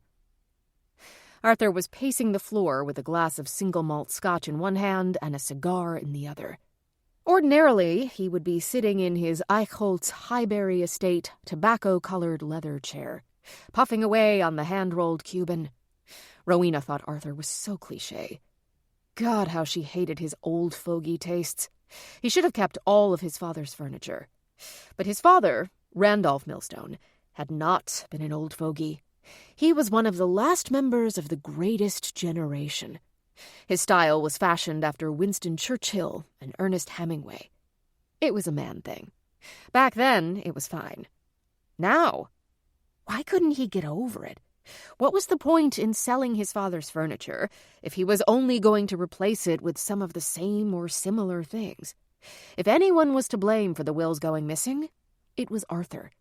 Had he not been in such a hurry to scrape up some cash, maybe they would have found the missing document already. It hadn't taken long, a little over 2 years of married whatever, before Arthur was constantly getting on Rowena's nerves, with his pompous attitude and constant reprimands about her spending habits. She put up with his gambling and cavorting, which she figured was a fair trade-off for being a rich man's wife. Yes, she knew about his extracurricular activities. Hadn't she been one of them when he was married to Sylvia? In truth, Rowena was grateful for his dalliances. Though she had no plans to have sex with him again, she still hoped he had the good sense to use a condom, if only to protect his partners and avoid lawsuits. Thanks to his many affairs, Rowena no longer had to sleep with the boar. Arthur was a lot of things, but a passionate lover was not one of them. Another cliché, she thought. Fat, rich, and bad in bed. At least, that was her experience with the many wealthy men she had had affairs with before she married Arthur. And now she settled for being a trophy wife. She was in her mid-30s when she had met Arthur, and was seeing a new generation of gold diggers snapping at her heels. Younger, more nubile, a lot dumber, but smart enough to know what an older man wants. Damn that little blue pill. She had been acutely aware that if she didn't land some old bag of wind with money soon, she could be looking for a real job in the not-too-distant future. She had to admit, she was just as much of a cliché. Rowena calculated how long she would have to live the stereotypical life of a trophy wife before she could depart with a nice sum of money, assuming that Arthur did not blow it all first. The estate sale was supposed to help pay off some of his debts, but then he had gone and spent the money on things. Lots of things. And he had the audacity to chastise her for her extravagance? Some nerve. Rowena thought about Arthur's ex. She wondered who had gotten the better end of the deal. Sylvia Millstone had received a very hefty settlement upon becoming the ditched wife, the equivalent of a golden parachute. She appeared to be extremely content to leave with a settlement of $10 million. It was half of Arthur's net worth at the time, most of which consisted of his stake in the family business, which itself depended upon the provisions of his father's last will and testament. Sylvia might have seemed to be the silent, dutiful, and now scorned wife, but she was shrewd. Sylvia had moved to Portugal with her substantial settlement. For one thing, Rowena knew that Sylvia wouldn't want to be hanging around town while she and Arthur were the new it couple. Little did anyone know that Sylvia would be doing cartwheels if she hadn't torn her rotator cuff. Sylvia was 55 years old and had a whole lot of living ahead of her. She had bought a villa, drank wine, ate good food, and had the company of a man 10 years her junior. Rowena suspected that Sylvia had known about Arthur's serious gambling problem. Sylvia must have sensed the oncoming train wreck Arthur Millstone represented, and had probably been greatly relieved to get off those tracks. Thinking about her current situation, Rowena was almost envious of Sylvia. Rowena was beginning to wonder how long Arthur could sustain his lifestyle, and her lifestyle, before his debts caught up with him. At the moment, Rowena couldn't dump Arthur. There was a little matter of the prenup. Sure, she'd get a tidy figure, but at present she had access to the wealth of the family business, Millstone Enterprises International. Rowena suspected that Arthur was dabbling in the culinary art of cooking the books. There was no other way he could cover the tens of thousands he lost every month. Of course, she wasn't supposed to know about Arthur's association with the Irish mob, but she had overheard more than one conversation. At the moment, as she watched her husband pace the floor, she knew that her future was hanging in the balance. Pulling another cigarette from her inlaid mother-of-pearl and silver case, she thought, Arthur is right. If they didn't find and destroy that second will, or Colette Petrov, Randolph's Girl Friday, they could both be checking into the Grey Bar Hotel. Rowena sat on the arm of the leather chair and took a long drag. I think we should call Amber. I know we scoured the receipts, but maybe she'll remember something. Something someone said. It's worth speaking with her. Arthur stopped abruptly. You were supposed to handle this. I know. But like I said earlier, using her was your idea. Maybe you can jog her memory. She let out a plume of smoke. Arthur looked as if he were going to snarl, but immediately thought better of it. He needed to think, get a grip. He knew there was an imminent deadline in the murky future. Even though the deadline hadn't been revealed, it was out there, looming like a large, dark shadow. Call her, he barked. Rowena flinched. Again, the second time in one day. That was a record. If she flinched once in a decade, that was one time too often. The fact that she was 38 meant she didn't do it often. She stared blankly into space. Rowena! Arthur screamed at her. Get on the damn phone and get Amber in here. But I thought... Rowena tried to interrupt him. Damn it! Do I have to do everything? Arthur yanked the telephone handset off the cradle. He punched a few buttons on the phone. Like a coin flip, Arthur's tone changed. Hello, Amber, dear. How are you? Rowena felt the bile sour in her throat. I'm very well, thank you. He paused a moment. I realize it's a tad late, but would you be available to stop by this evening? Rowena and I were going over the receipts for the estate sale, and we have a few questions. He listened, frowned, and responded. Tomorrow morning. How early can you get here? Another pause. Yes, 8 o'clock will be fine. I'll have Rowena fix us something to eat.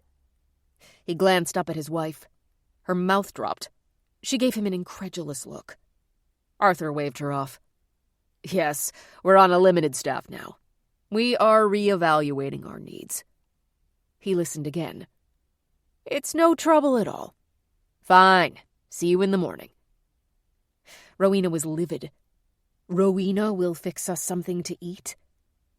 When did I become the chief cook and bottle washer around here? She stomped over to the credenza and poured herself some good old Kentucky bourbon. 3 fingers worth. Listen, Rowena, we need to figure this out before Clive tracks down that Petrov woman. Or worse, that document turns up somewhere. So you're just going to have to play the happy little housewife for a while. He clasped his hands and tightened his fingers. We can't let anyone wander around this house until we resolve this mess. I don't want anyone having access to anything. What about the cleaning people? Rowena's voice had gone up an octave. Certainly you can't expect me to mop the floors and dust. She was close to shrieking. Look around. Marble floors, 20,000 square feet. More pieces of furniture than you got rid of. No, sir. You need to come up with a better plan than making me Cinderella before her fairy godmother showed up. She stomped back to the chair and flopped into the big leather seat. Oh, stop pouting. Arthur's voice was more even now. You can keep the cleaning staff, but I want you supervising every move they make. And I mean every move. I don't want another debacle. We don't have a lot of time. I know that Clive is anxious to get to the bottom of the mysterious will. How long will it take him to think of learning where Colette is by going to her parents? He unclenched his fingers and buried his head in his hands. The vibration from his burner phone made him sit up. He groaned. Now what? He barked, then sat up taller. Really? Where? Chapter 6. Charlotte, North Carolina. Marshal Christopher Gaines had been born in Tuckahoe, New York. His father was a police officer whose ancestors had come from Scotland. His mother, Bettina, was from Brazil. She was a stunning woman with black hair and blue eyes. The family often joked how lucky Christopher was to inherit his mother's good looks. And most likely her intuition, or at the very least, to respect it. Growing up, he had been a good student and a fine athlete. His speed and coordination won him a baseball scholarship to Vanderbilt University in Nashville, where he majored in criminal justice. Much to his father's chagrin, he had no interest in pursuing a career in professional baseball. It was grueling, controlled your life, and was tenuous. Gaines wanted something stable and interesting. Professional baseball might be exciting, but it wasn't stable. But doing the same thing every day for 40 years was not his goal either. He wanted a career where he could make a contribution and still be invigorated. He wanted to be involved in something larger than himself, something for the greater good. When he graduated from college, he enrolled at John Jay College of Criminal Justice in New York. The Masters of Arts program offered a variety of areas of study. Criminal investigations was the direction he wanted to go, and he hoped to eventually get a gig in the U.S. Marshal Service. Not an easy task. While he was studying for his master's, he worked for the Manhattan District Attorney's Office 3 days a week. It was a lot of drudgery, but he believed it would pay off eventually. If you wanted experience in a cornucopia of crime, he was truly in the right place. Once he completed his course of studies, he became a paralegal in the DA's office and began to apply for positions with the U.S. Marshal Service. It had taken almost 2 years, but he had finally been offered a position in the Mobile, Alabama field office. He was 26 years old. It wasn't an ideal location, but it would do. He would continue to prove himself to his superiors until he could apply for a transfer to a location that was a little less humid. He took on every assignment he could to move ahead. Consequently, it took its toll on his marriage. He had met Lucinda Dawson when he first arrived in Alabama.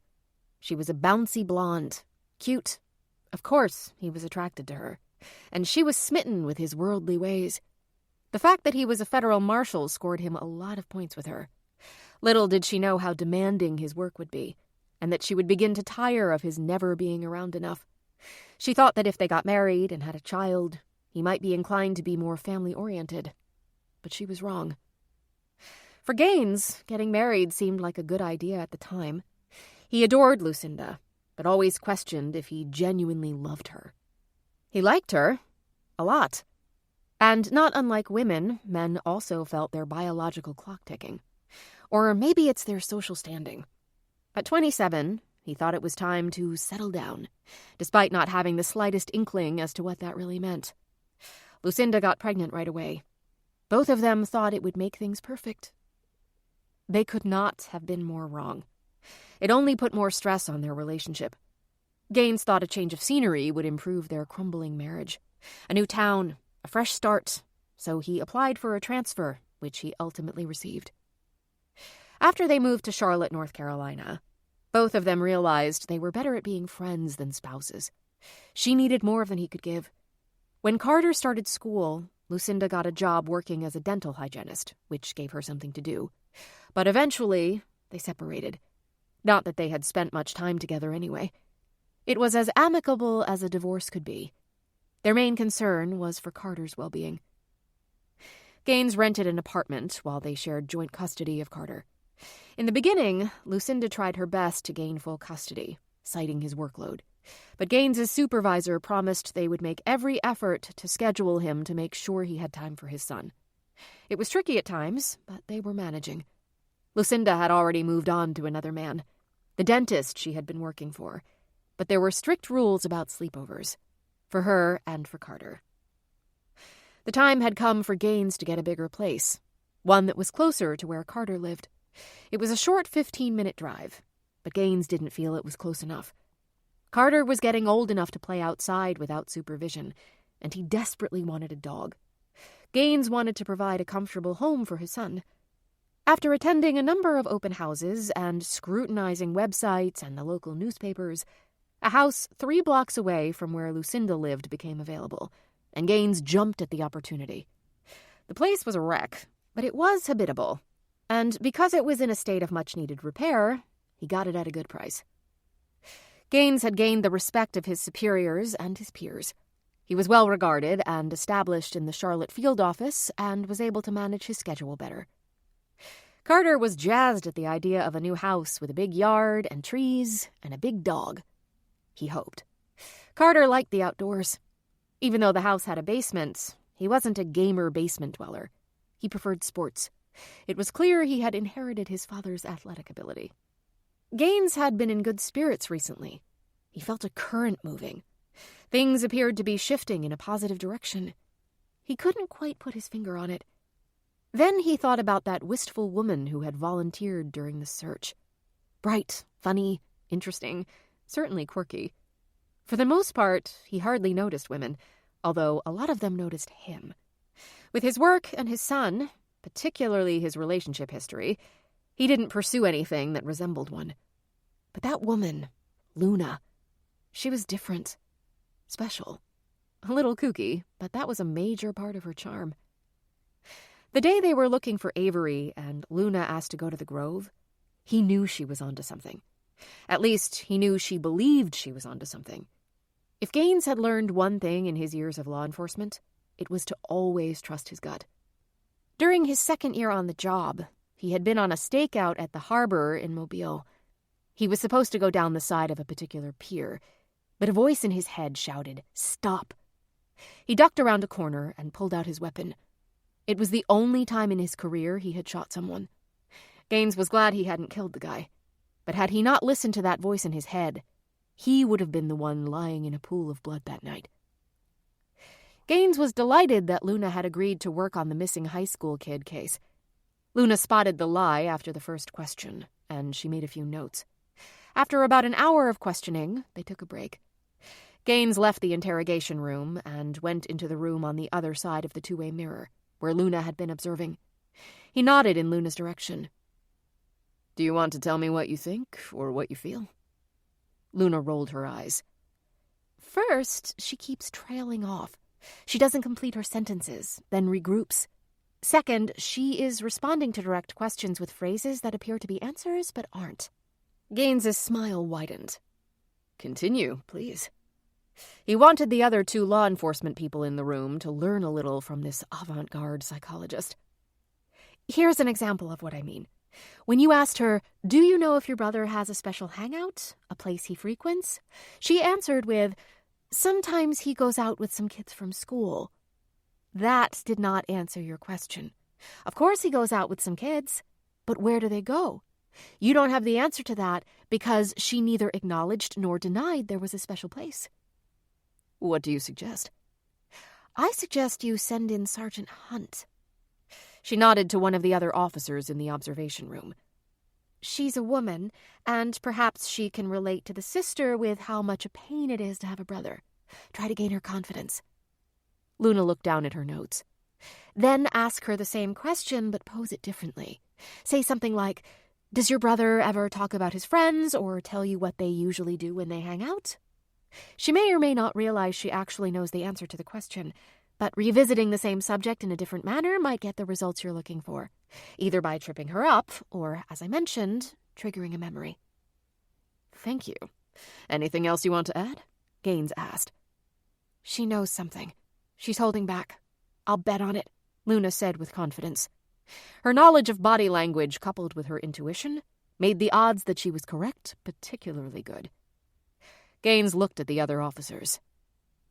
Hunt, got it? Got it. Hunt stood and went to the other room, where the missing teen's sister sat nervously. She was fidgeting much too much for someone who wasn't trying to hide something. Hunt entered the room and began questioning the sister, again pretending that she had no previous information. I'm Sergeant Hunt. Marshal Gaines got called away. I hope you don't mind going over the questions again. I need to get up to speed. Hunt began with similar questions. When did you see your brother last? Who was he with? Does he normally disappear for more than a day? Hunt got the same answers as Gaines had. Then Hunt came to, does your brother ever talk about his friends and what they usually do when they hang out? The sister squirmed in her seat. He likes to play video games. Who does he play with? A lot of people, like online. Anyone local? Yeah. He hangs out with Don Gesser. They rigged up some Wi-Fi in an old garage, like near Gesser's father's auto body shop. In the other room, Luna popped out a quiet bingo. A few minutes later, the sister was spilling her guts to Hunt about her brother's transgressions and possible whereabouts. The sister knew exactly where her brother was and why. He was hiding out in the garage everyone presumed abandoned.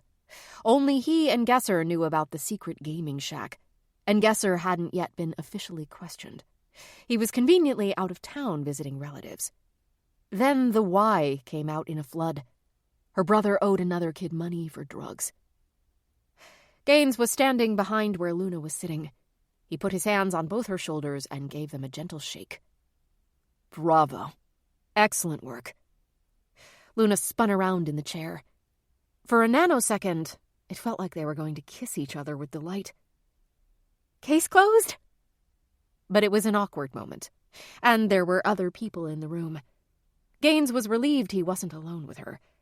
It was obvious that both of them felt a little clumsy, but the electricity between them was undeniable.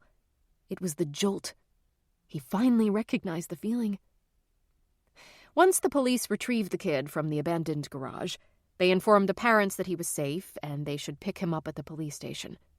They were relieved he was okay, but furious when they knew why he had disappeared. Gaines and Luna agreed that there would be fireworks at that house later that night, and not the enjoyable kind. How does a 15-year-old kid from a nice family get into debt with a local bully? Luna asked. Haven't you noticed? We are becoming a culture in which there are few, if any, consequences for our actions. People forget about karma. Luna sighed, then smiled. Gaines had finally realized that he was quite taken with Luna, but he would never admit it. He knew it wasn't good policy to fraternize with coworkers, even though she was technically a subcontractor, a consultant, still. After the interview was over, Gaines invited Luna and 2 others from the office to grab a bite for dinner. Luna was happy to be spending more time with Gaines, but disappointed she would have to share his company. But it was better than nothing. Over the next 2 years, they shared a few meals when they were working on a case, but it never led to anything. Gaines usually invited others to join them. He felt safer that way. Not that he thought Luna would do something to make him uncomfortable, but he wanted to avoid those tricky moments of sexual tension he felt when they were alone together. There was one night when he almost kissed her. Then he put on the brakes. They had a nice friendship and a good working relationship. He didn't want to mess that up by coming on to her. Wouldn't she have dropped a hint by now if she was interested? Then, much to his pleasant surprise, the mail arrived with a very artsy invitation to the grand opening of the Stillwell Art Center. He had heard about it from a number of sources, including Luna when he had seen her earlier in the year. It was an unexpected pleasure when he opened the invitation. He would definitely work it into his schedule. He was certain that he could figure out a number of excuses to be in the neighborhood. Gaines wanted to bring something to wish her luck and remembered that she adored sunflowers. He drove to 3 different florists until he could find some. He knew that if he didn't hustle, he might miss the opening entirely. Chapter 7. The Stillwell Art Center. Opening Night Gala. Ellie stepped into the large walk-in closet of her bedroom.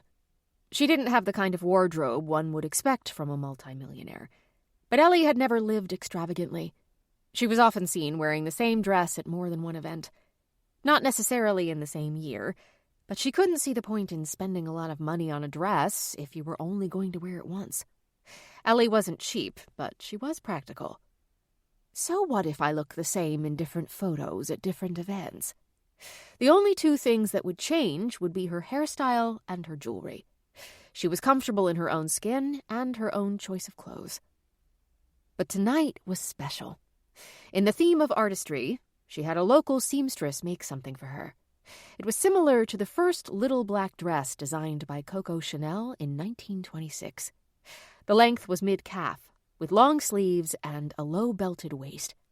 The deep V-neck was trimmed in silver brocade instead of the original one in gold.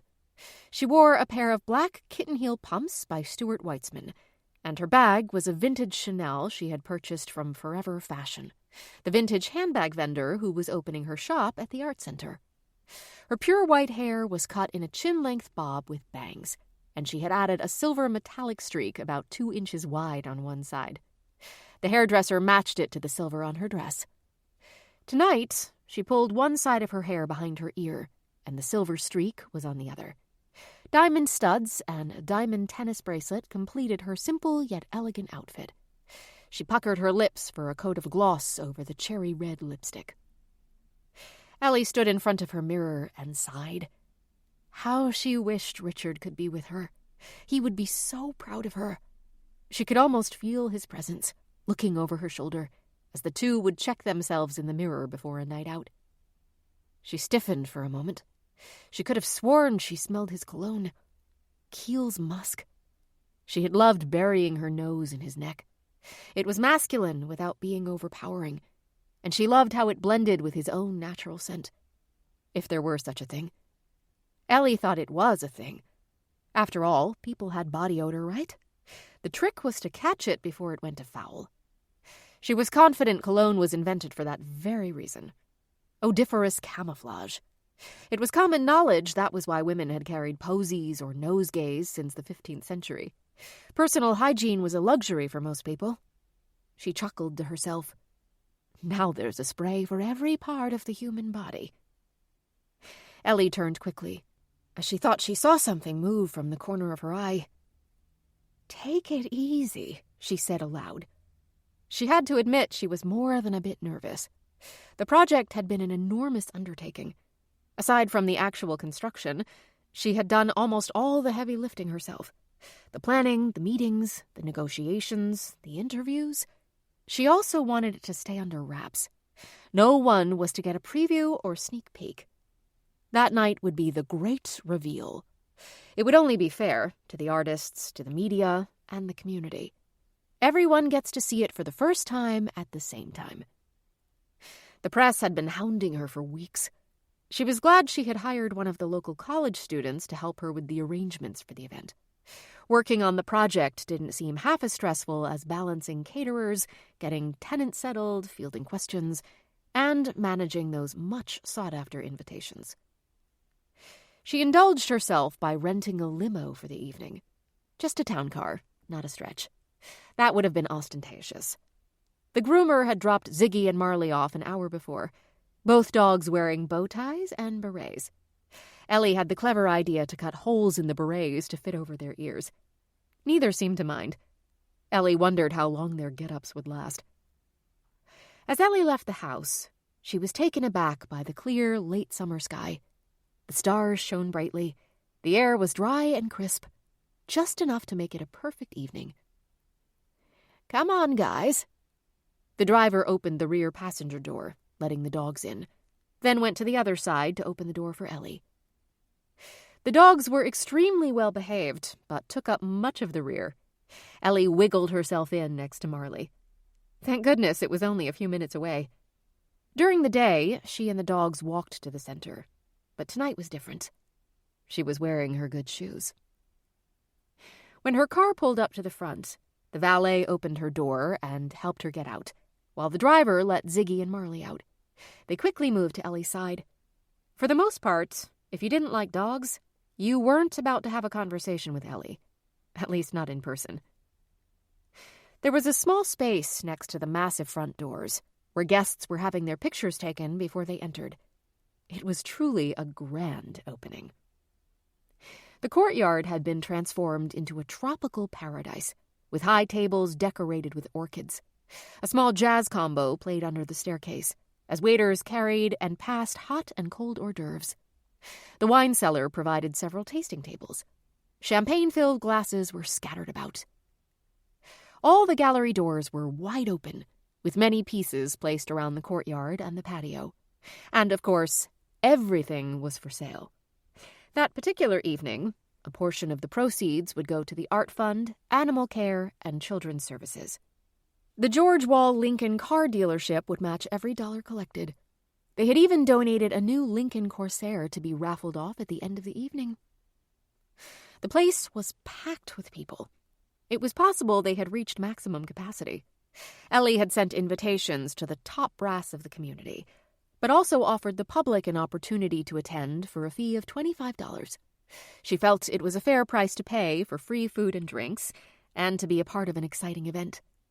Ellie wondered if any of the invited guests would pony up a donation. She was curious to see the receipts and pledges at the end of the night. When the jazz combo finished its set, a string quartet began to play. After their hour of music, a guitar virtuoso played classical guitar in the style of Segovia. Ellie was pleased with the variety of music, food, drink, and, of course, the works of art on display. She floated through the crowd, making sure she said hello to each and every one of the guests, as well as all the artists and vendors. Ziggy and Marley were getting bored with the chitter-chatter and made noises to go out to the dog park.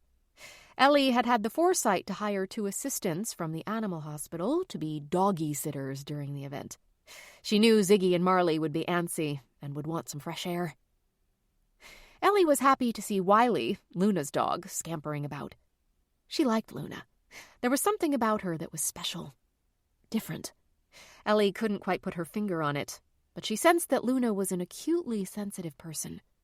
On more than one occasion, she thought Luna was about to say something, but then Luna would quickly change the subject. Ellie hoped once the center was up and running, she and Luna could have a cup of tea in the charming space Luna had created. Ellie also liked Cullen, a handsome gentleman. Ellie knew Cullen was single, and she strained to think of someone who would be a good catch for him. As far as Luna, well, she was different. Ellie knew it would take a special man to understand the current that ran through Luna Bodie Bodman. True, Ellie did not know her well. Not yet. But there was something about that young woman that made Ellie want to get to know her much better.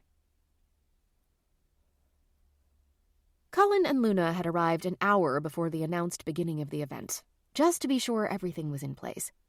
Cullen's showroom space was well lit, without looking like Madison Square Garden. A dozen antique chandeliers were connected to dimmer switches, showing off their illumination. Most were turn-of-the-century lights that had originally been designed for candles. One of Cullen's first projects was to wire them and turn them into functioning 21st-century ceiling fixtures. He had done a meticulous job with each and every one. Most had begun as broken pieces of tarnished brass tossed into a bin. Cullen thought this was an interesting phenomenon. People didn't want to take the time or spend the money restoring things, yet they didn't have the heart to part with them either. At least, not to throw them into the trash. It was always in Colin's favor when he went to garage sales. People were willing to sell the box of junk in return for a few bucks. One man's trash is another man's treasure. But it wasn't the money Colin would make after restoring the piece. It was the time he spent recreating something that gave him a sense of fulfillment, especially when he was finished and could step back and observe the results of his own personal artistry. Colin was explaining the origins of one of the pieces to a guest when Ellie made her way into the room. Colin had been in awe of Ellie since the first time he had met her. She was spunky, bright, and had a great sense of humor, with a robust laugh to match. It was almost as if she were impervious to aggravation, yet he was sure she had experienced a great deal of it during the construction of the center. Heck, even before they broke ground, she had to overcome many obstacles. But she was an unstoppable force of nature.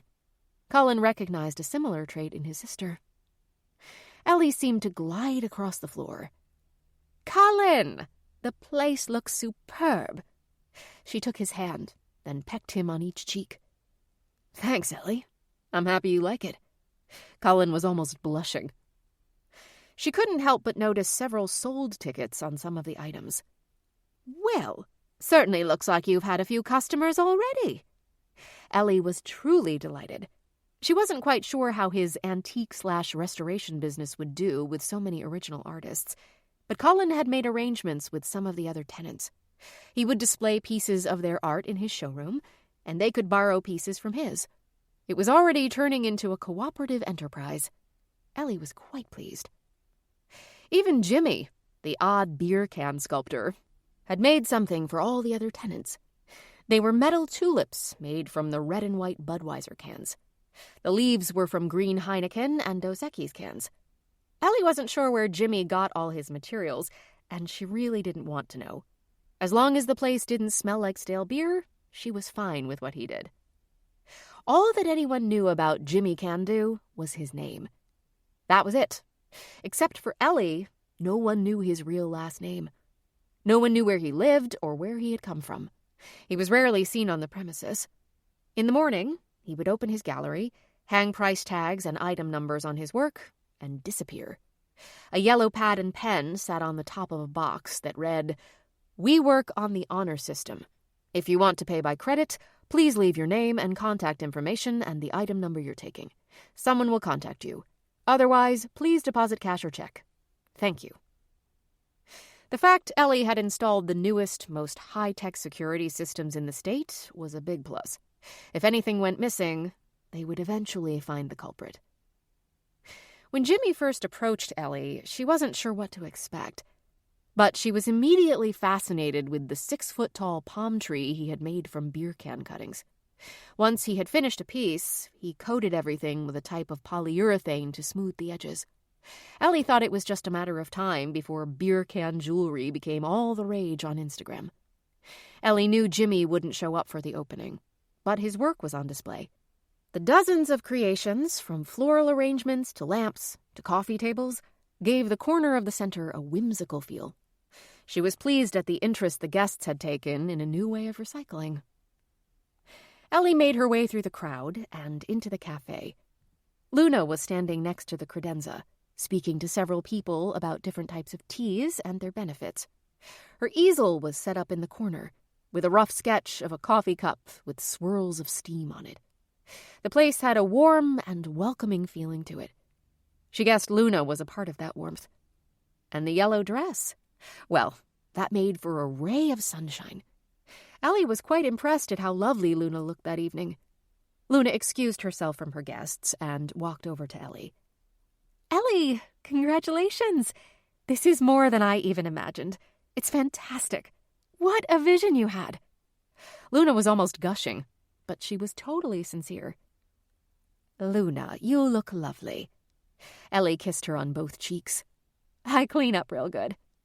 Luna laughed. Ellie took both of Luna's hands, stepped back, and gazed at her. "Indeed you do. I don't think I would have recognized you." "Oh, thank you." Luna was doing a half-twirl, swinging from side to side. And you look beautiful, Ellie. I love the dress. Very Chanel. Yes, it is. I had Lily make it for me. It's spectacular.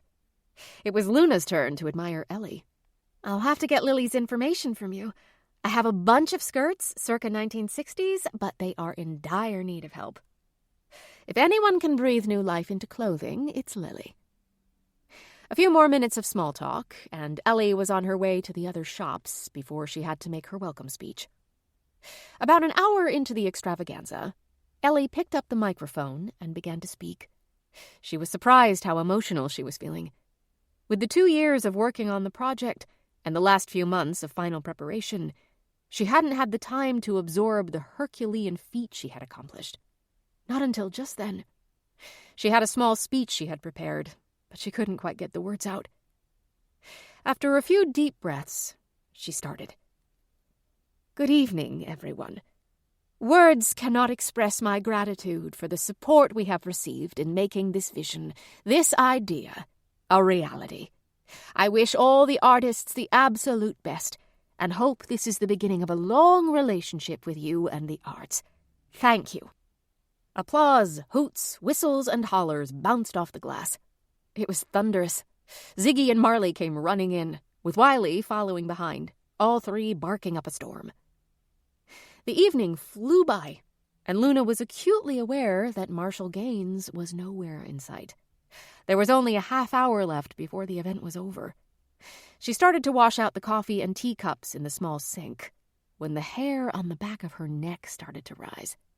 She whipped around and saw the tall, dark, and handsome Marshall pushing his way through the crowd, Wiley leading the way. Luna was trying not to shake and fumbled with the china. He caught her eye and gave a wave. She smiled back and motioned for him to come in. As he approached the doorway, she noticed that he was carrying a bouquet of flowers. Sunflowers. He remembered. One evening, when they were talking about some of their favorite places, Luna mentioned Tuscany because the hillsides were alive with sunflowers. Wow, I'm impressed, shocked, stunned, verklempt. Naturally, she didn't want to sound like an imbecile and utter those words. As he got closer, her knees were hammering out a rhythm of their own. Easy, steady, smile. Congratulations. The place looks great. The whole place is great. Wow, I'm really impressed. Luna trembled at his words. Didn't she just think those same words only a moment ago? Marshall Gaines, so nice of you to come.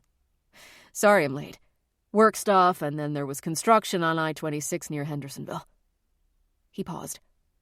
These are for you. He handed the flowers to her. You look quite lovely this evening. Why, thank you, Marshall Gaines. She smiled coyly. Oh, I hope you don't mind me paying you a compliment. It's hard to know, being PC and all. He sounded very official for a minute. Don't be silly. Kindness doesn't cost a thing. She held the flowers up to her nose. Sunflowers. Reminds me of Tuscany.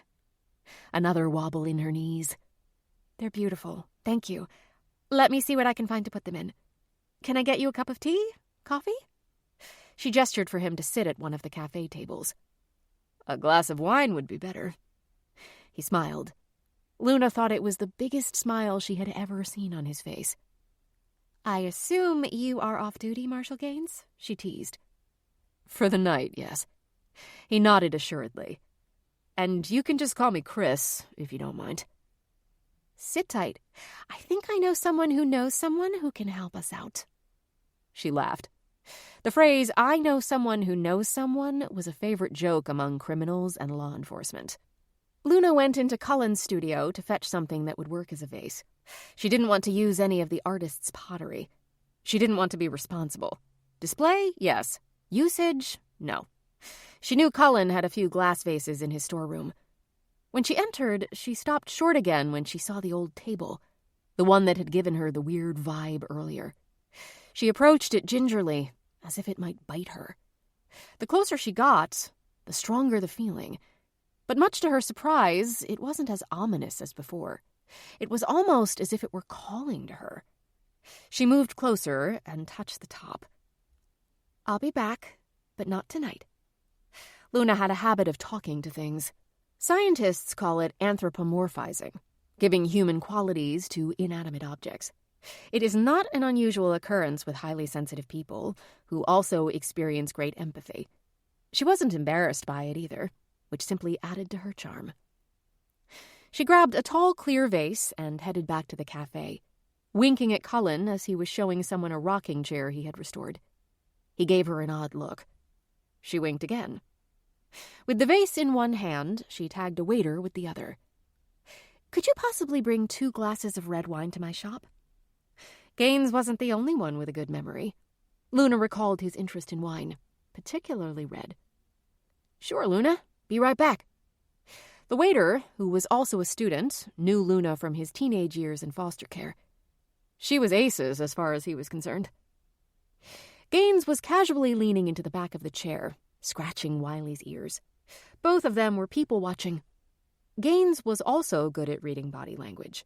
He had to be to do his job, which also added to Luna's nervousness.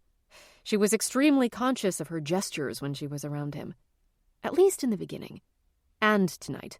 But tonight was different. It was not related to work. It was personal, and she was elated. Luna filled the vase with water, cut an inch off the stems, and arranged the bouquet. "These are beautiful. Thank you again." She set the vase in the middle of the counter between the coffee maker and the boxes of tea. "Perfect. I'm so glad you could make it." She pulled up the chair next to him as the waiter brought 2 glasses of Cabernet Sauvignon.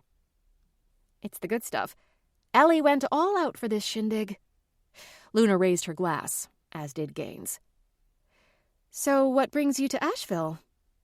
She was hoping he was going to say, "you," as she gazed at the sunflowers. "I know someone who knows someone who was opening a shop in an art center." Luna almost spit out her wine while trying to keep it from spewing out of her nose. She regrouped quickly. "No, seriously. Are you on a case?" "No, seriously. I am not." Gaines's eyes went soft. "I really wanted to see you, as well as this massive project the whole state is talking about." Gaines swirled the wine in the glass. "Is there time for you to give me a tour?" Gaines looked up. "The plan is to shut down at 10. Gaines looked at his watch. "Doesn't give us much time, does it?" Luna hoped this was not going to be the end of his visit. "Not really, but I'll gladly show you my brother's space next door." "What about tomorrow?" Gaines asked pointedly. "What about it?" Luna was puzzled. Would he make the 2-hour drive back if he wasn't in town for work? "I'm scouting out the village hotel at Biltmore for a retreat for some of the marshals." "Ooh, fancy. Is this where our tax dollars go?" Luna gave him a sideways look. Gaines chuckled. "No, it's a grant, and it's only 8 of us. Kind of like a think tank. And we'll be bunking 2 per room. Fun times." "Well, I'm glad you were able to fit in a visit here to the art center." "So what about tomorrow?" Gaines repeated his question. Sure." Luna remained cool despite her excitement. "Come on, let's go see what Cullen is up to." Luna needed another person in the room with her and Gaines. How many times had they been together? 4? 5? She knew she should be over the willies by now. She tried to convince herself it was all in her head. The attraction, the pull, the energy. There was no denying something was reverberating between them. She could feel his body heat. Wiley followed happily behind. Cullen strode over to them as they walked into his showroom. "Marshall Gaines, good to see you, man. What brings you here?" "Doing a little scouting. Decided to mix business with pleasure." Pleasure? That was almost fainting words. Luna got goosebumps. What kind of pleasure did he mean? She certainly wasn't going to ask him. She tried the Jedi mind trick from the Star Wars series, beaming thoughts to Cullen. "Ask him, ask him." Cullen gave her a strange look. Luna opened her eyes as wide as her lids would stretch, hoping Cullen could read what was inside her head. Cullen crossed his arms and leaned against a newly restored farmhouse table. Which is which? Which is what? Gaines looked a little puzzled. Which is business? We're not under surveillance, are we? Cullen joked. Good save, bro, Luna thought. Gaines laughed. I'm scouting for a site for a weekend retreat. He turned to look at Luna. And your sister sent an invitation to the opening. Cullen smiled and nodded. Glad you could make it. That's a nice-looking table. Gaines tilted his head toward the piece on which Cullen was resting his butt. Cullen immediately jumped away and grabbed one of the decorative towels Luna had placed on a baker's rack and began rubbing the area where he had squatted. Luna couldn't help but giggle. Then she thought about butt prints instead of fingerprints and started laughing harder. Both men stared at her as she got more hysterical, pointing to the table. She finally caught her breath. I guess you could substitute them for fingerprints. By that time, she was howling. Of course, most of her reaction was nerves. Her mind swiftly went into I'm such an idiot mode. Gaines let out a guffaw. I'll keep that in mind. Imagine if we still had to use ink pads. Luna and Cullen were almost doubled over. For well over a decade, prints were taken electronically with a scanner. Although I don't think the scanners they're using now could capture a whole lot of data. Here's an idea. Luna snickered. You put people on a conveyor belt like they do at the grocery stores. Everyone was having a good, hearty laugh. Wiley lay on the floor and put his paws over his face. That brought on more hilarity. It took several minutes for the group to regain some degree of poise. The air was electric with delight. Luna could feel it, as did Cullen and Gaines. Cullen squeezed his jaw tenderly. My face hurts. Gaines blinked back tears. That moment created a bond among the three of them. Luna recalled a famous line from Victor Borgia. Laughter is the shortest distance between two people. Even three. As I was saying, Gaines snorted. That's a fine-looking table. I like the whitewashed finish. Maple? Yes, I wanted to give it a bit of an updated look. Anyone can find a maple farm table anywhere. I put my own spin on things. I can see that. Gaines noticed the barn door that led to the back room. Workshop. It is. Want to take a look? Cullen was happy to share and discuss his work, especially with a dude. They moved through the showroom, Gaines stopping to admire a few other pieces. I like to tinker. Well, I used to, but work takes up a whole lot of time. As the two men started to talk man-tool speak, she felt like the little sister tagging along. Maybe that wasn't so bad. It took some of the pressure off her. She tried to read Gaines's body language. All she could decipher was a man of confidence without arrogance. Open, honest. At least, that's what his body language was telling her. She wondered what her body language was telling him. She quivered at the thought. When they entered the workshop area, Luna was once again pulled toward the mysterious table. Cullen followed her. Here is something that came in earlier today. Pretty sad looking. Needs a lot of work. How old do you reckon it is? Gaines peered at the drooping trim. Great Depression. Mass-produced. Veneer over plywood. Gaines stood up straight. What are your plans for it? Luna suddenly felt protective of her new inanimate friend. I think I might adopt it, she broke in. Cullen gave her a curious look. But didn't you say you... Luna interrupted him. I said I had a feeling about it, that's all. She folded her arms across her chest and immediately unfolded them. She didn't want to appear defensive. Relax, she told herself. Even if Gaines wanted that piece, it would be months before Cullen would get to it. Cullen continued. It has that greenish tone that I want to recover. I'll strip it down, fix the wood, prime, stain, wax. Not sure until I get started. Well, if Luna decides to pass on it, let me know. I bought a house and it needs furniture. After my divorce, I moved into a furnished apartment until we got past the legal stuff. Luna was about to blurt out, more! But she didn't. She appreciated Gaines's not wanting to air his laundry, dirty or otherwise, in public. It's not a big place. 2 bedrooms, den, kitchen, 2 baths. The usual post-World War II ranch. It needs some work, too.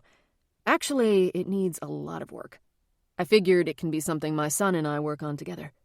Granted, he's only 10, but he could be a good helper, and it's an opportunity for him to learn how to use tools safely. Gaines smiled, thinking about his son, Carter. Luna appreciated the affection Gaines had for his son. There was something soft under that masculine skin. "So, Luna, are we going to have a bidding war over this?" Gaines joked. TBD. To be determined, she said, with a sassy tilt of her head. "What are your plans for the rest of the evening?" Cullen asked Gaines. Luna thought that perhaps her Jedi mind tricks were working.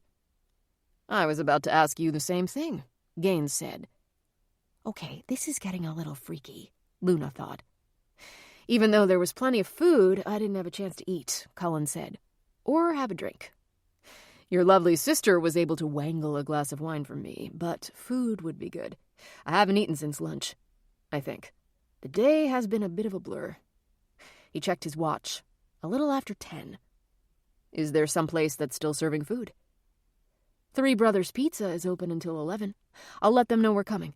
Let me go lock up. I'll be right back." Luna snapped her fingers, and Wiley stood waiting for Luna's next move. Luna was feeling a sense of relief. She was tickled pink that Gaines had shown up, and even more tickled that he seemed genuinely interested in her. Normally, as whimsical as Luna might behave, she had it together in a kooky sort of way. She was rarely intimidated and decided to take her own advice. Go with the flow. What will be, and be yourself. Luna checked the lights and plugs, making sure nothing was left on except the alarm system. Cullen and Gaines were back in the showroom area. Cullen turned to Luna. "Since we each have a car, how about we follow you to your place so you can drop Wiley off? I'll bring you back home later." "Sounds good to me." Luna was already trying to figure out how to get Gaines to bring her home instead. Maybe another Jedi mind trick? She laughed to herself. They exited through the back door of Cullen's shop and drove to Luna's house. Gaines suggested she ride with him so there wouldn't be 3 cars heading to the same place. Dropping her back wouldn't be an issue, since it was on his way to the hotel. Well, not exactly, but close enough to make it an acceptable alternative. Gaines opened the passenger door for her, and she slid into the seat of the Jeep Cherokee. Gaines did a little jog to the other side of the vehicle and hopped into the driver's seat. He started the engine and turned down the music that he had been listening to earlier. "The Dales?" Luna asked, but she knew the answer. Gaines looked surprised. He wasn't the only one with a good memory. "Yes, it is." The title track, Easy Times, was wafting from the speakers. The new band had just been starting out and was reminiscent of early Crosby, Stills and Nash. Luna commented on their sound. "It's something about their harmonics, the overtones created when their 3 particular voices mix." She listened again. "It's interesting." "What?" Gaines asked. "Vibrations."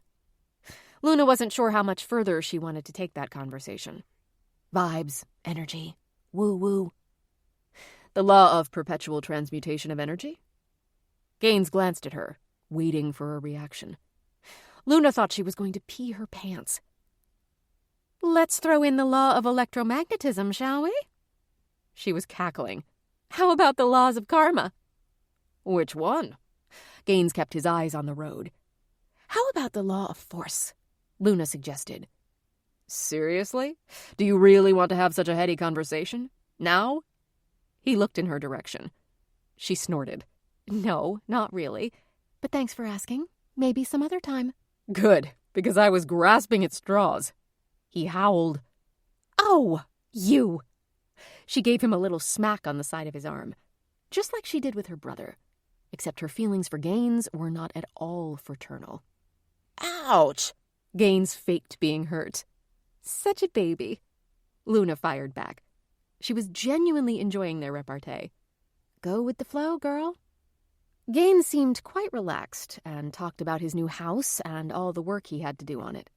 Luna was happy to listen to his smooth, even voice, with the sweet-sounding music playing in the background. It was a nice blend. "Well, if you need any restoration tips, Cullen is your man."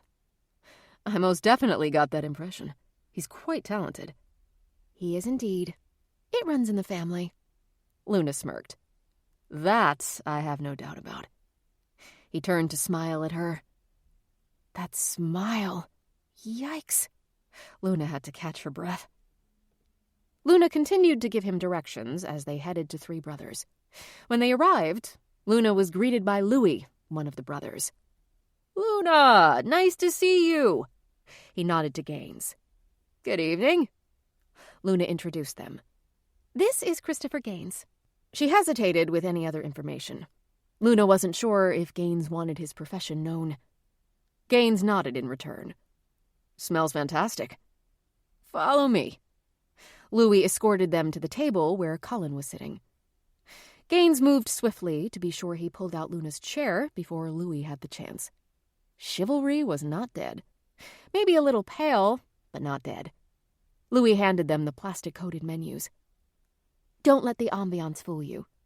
Luna was referring to the pizzeria decor of red and white checkered tablecloths, straw-covered Chianti bottles with melted candles, which served as centerpieces, although they were never lit. From where they were sitting, they could see into the kitchen, which was still bustling at that time of night. Gaines looked around. "They're pretty busy for this hour." It's a favorite stop after the early movie, Luna advised him. "So what do you recommend?" Gaines was perusing the menu. Their eggplant rollatini is fab, Luna suggested. But if you are in the mood for pizza, I have to say this is probably the best pizza you're going to get outside of the New York metropolitan area. She chuckled. "I could go for a slice, maybe 3. "I'm with you on that," Cullen added. "We should order a large pie. Do you like anything on it?" "Anything but bell peppers." Luna clicked her tongue. I want a slice or two myself, but I like spinach on mine. She looked at both men. "Okay with me," Gaines said. And an antipasto, Luna added. "I'm hungry." Louis came back to the table, and they placed their order. As Louis was about to turn away, Cullen said, "Don't forget the garlic rolls with the antipasto." Luna thought to herself, "Garlic rolls, great. I love them, but my breath, ugh." Then she reminded herself to go with the flow. There was a lot of conversation about Cullen's work and Gaines's dilapidated house. Luna was enjoying the banter between what were becoming her 2 favorite men. As the meal was winding down, Gaines admitted that it was a great-tasting pizza. He then ordered spumoni and coffee for dessert. "I don't remember the last time I had spumoni." He leaned back against the chair, looking very satisfied. "So what's your plan for tomorrow?" Cullen asked innocently. "Your sister is going to give me a tour of the art center." Cullen seemed a little surprised. "Is she now?" He felt Luna kick him under the table and tried not to wince. "Yes, since I arrived so late, there wasn't much time. I've heard a lot about the place and wanted to see it for myself." "I wouldn't have figured you for an artsy kind of guy," Cullen joked. "There are a lot of interesting things I want to see. The glass blowing, and the dude who makes art out of beer cans, and a few others. Ellie Stillwell set the state on their asses with this project. Just goes to show you what can be done when someone puts their mind to it." "Yeah, too bad it always has to come from the private sector," Luna retorted. "No offense, you being a government employee." "No offense taken. Believe me, I have my frustrations with the bureaucracy. But for the most part, I do my job and people generally leave me alone," he explained. "But that doesn't mean I don't get aggravated when things don't move fast enough." Luna was enjoying getting to know Gaines on a more personal level. He had ethics and was extremely conscientious. "I can only imagine. I have a lot of tolerance, but patience is a virtue I have a very hard time cultivating," Luna replied. "When have you ever tried to cultivate it?" Cullen teased. "This woman is one of the most impatient people I know." Luna couldn't help but give him a playful slap on the arm. "Don't believe a word he says." "Yeah, right. When Luna wants something done, she wants it done now." "Not true." She smirked. "Okay, once in a while, but it's usually important." Luna defended herself. "I've seen you in action. You do have a way of taking control of a situation if it's not moving fast enough for you," Gaines commented. "I remember our first encounter. You wanted to go to that grove right away." "And I was right, wasn't I?" she taunted. Gaines nodded in agreement. You certainly were. And who knows how long it would have taken us to get to that grove. He smiled at her. Luna cocked her head toward her brother. See? Sometimes it's important, and I'm usually right. She folded her arms across her chest, then quickly unfolded them. She had to keep reminding herself of her own body language. After dessert and coffee, Louis returned to the table. Can I get you anything else? No, thank you. I'll take the check, please. Gaines offered. Oh, no, let us pay. You drove all this way. It's the least we can do, Cullen protested. Gaines pushed his blazer aside, displaying the badge on his belt. That's an order. He gestured to Louis. Louis was slightly taken aback, but then understood it wasn't meant to intimidate. It was the marshal joking with Luna and Cullen. Official business. Louis bowed in accord. Coming right up, officer. Luna, Cullen, and Gaines got a kick out of the exchange. Thanks, Christopher. It has been a pleasure, Cullen added. Next time, it's on Luna. Luna rolled her eyes and shook her head. My brother, the big spender. Guffaws came from both men. Seriously, next time you are in town, we'll take you to a nice place. This was great, Gaines replied. But I just might take you up on that offer next time I'm around. Luna got wobbly again. Next time. After Gaines paid the check, they stood and headed toward the door. Cullen turned to both of them.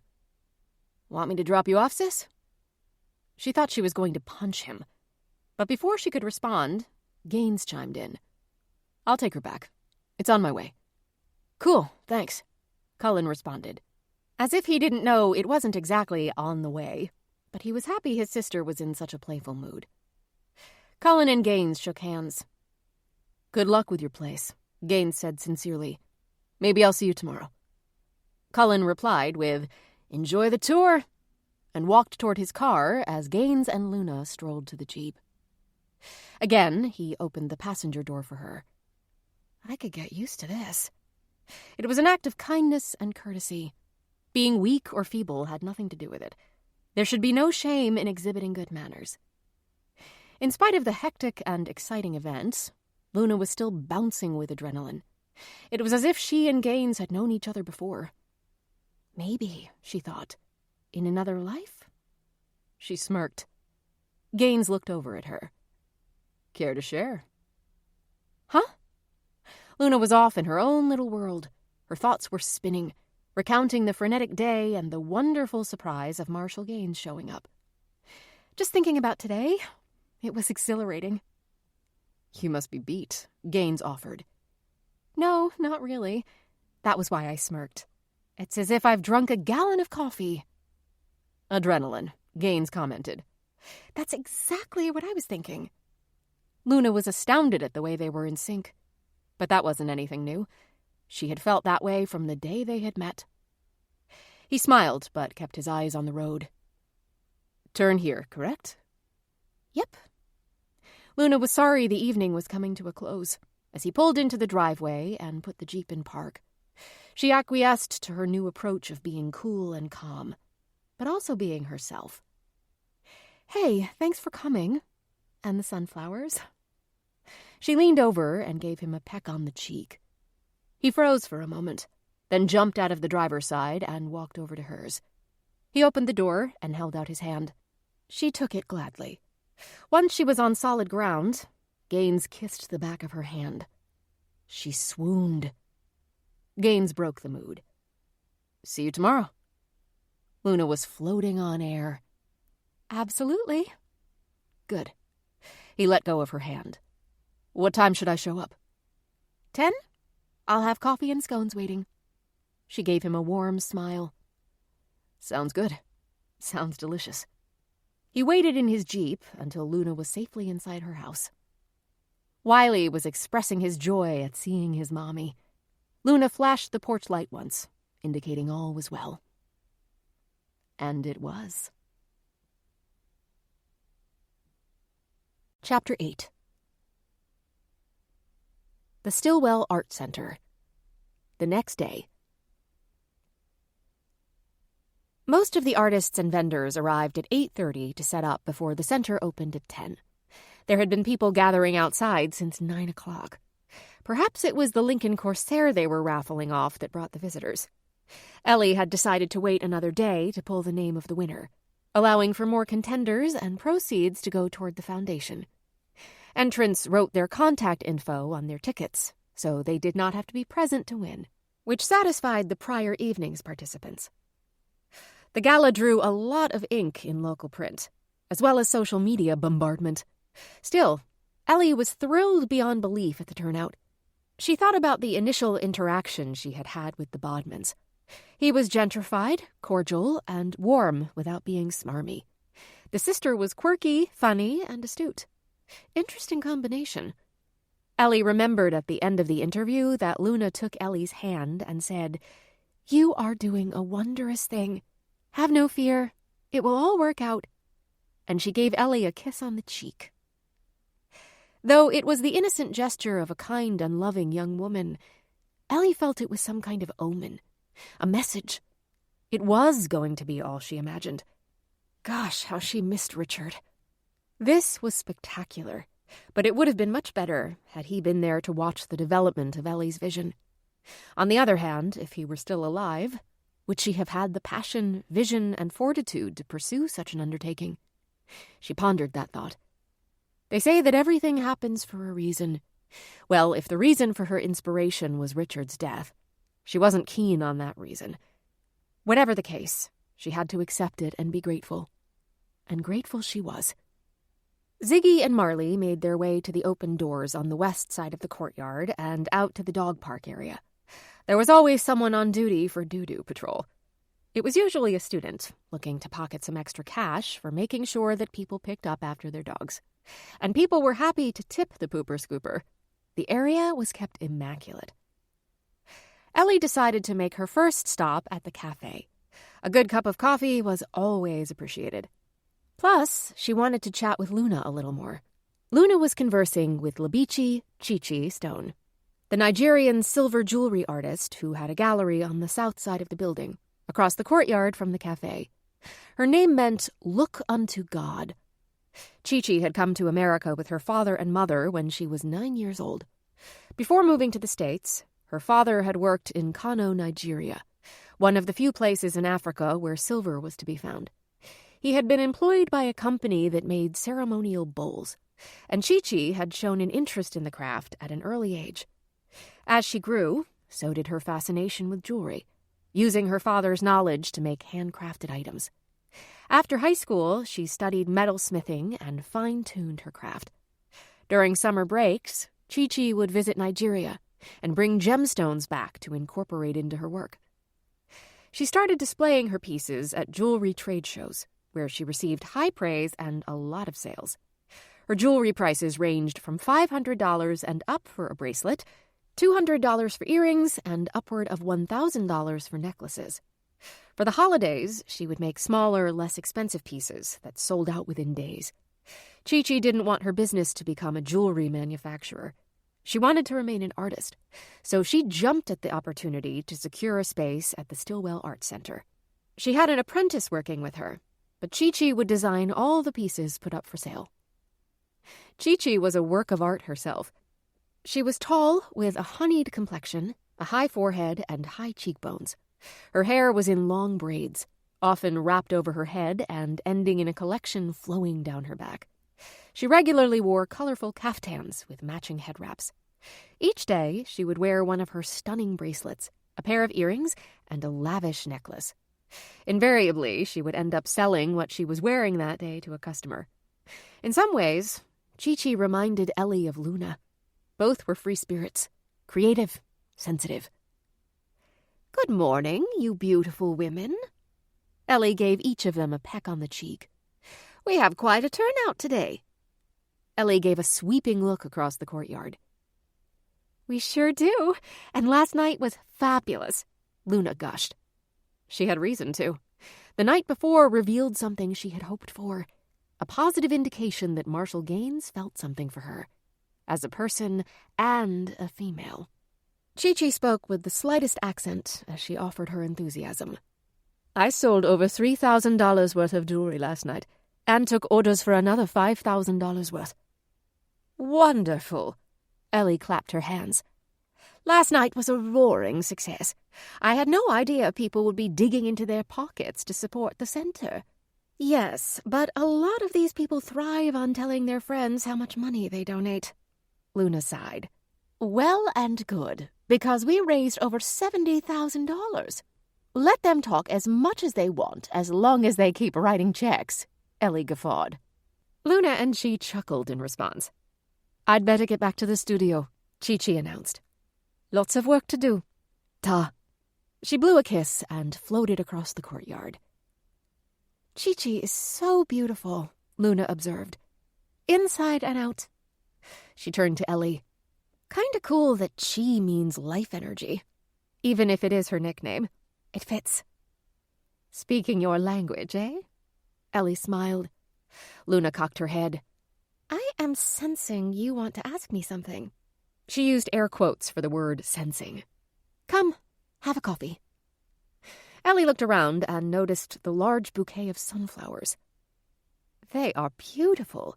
Not easy to find this time of year. Luna blushed. A colleague of mine brought them. There was a couple sitting at one of the tables in the corner of the cafe. They were far enough away for a private conversation. Cappuccino? Luna asked Ellie. That would be great, thanks. Ellie took a seat in the corner opposite the other couple, next to Luna's easel. A few minutes later, Luna brought the steaming coffee to the table. Luna blew on her coffee and took a sip. So what's up, Miss Ellie? She smiled, peering over the mug. You said something to me yesterday that stuck. And what was that? Luna truly couldn't remember. So much had happened in the past couple of weeks.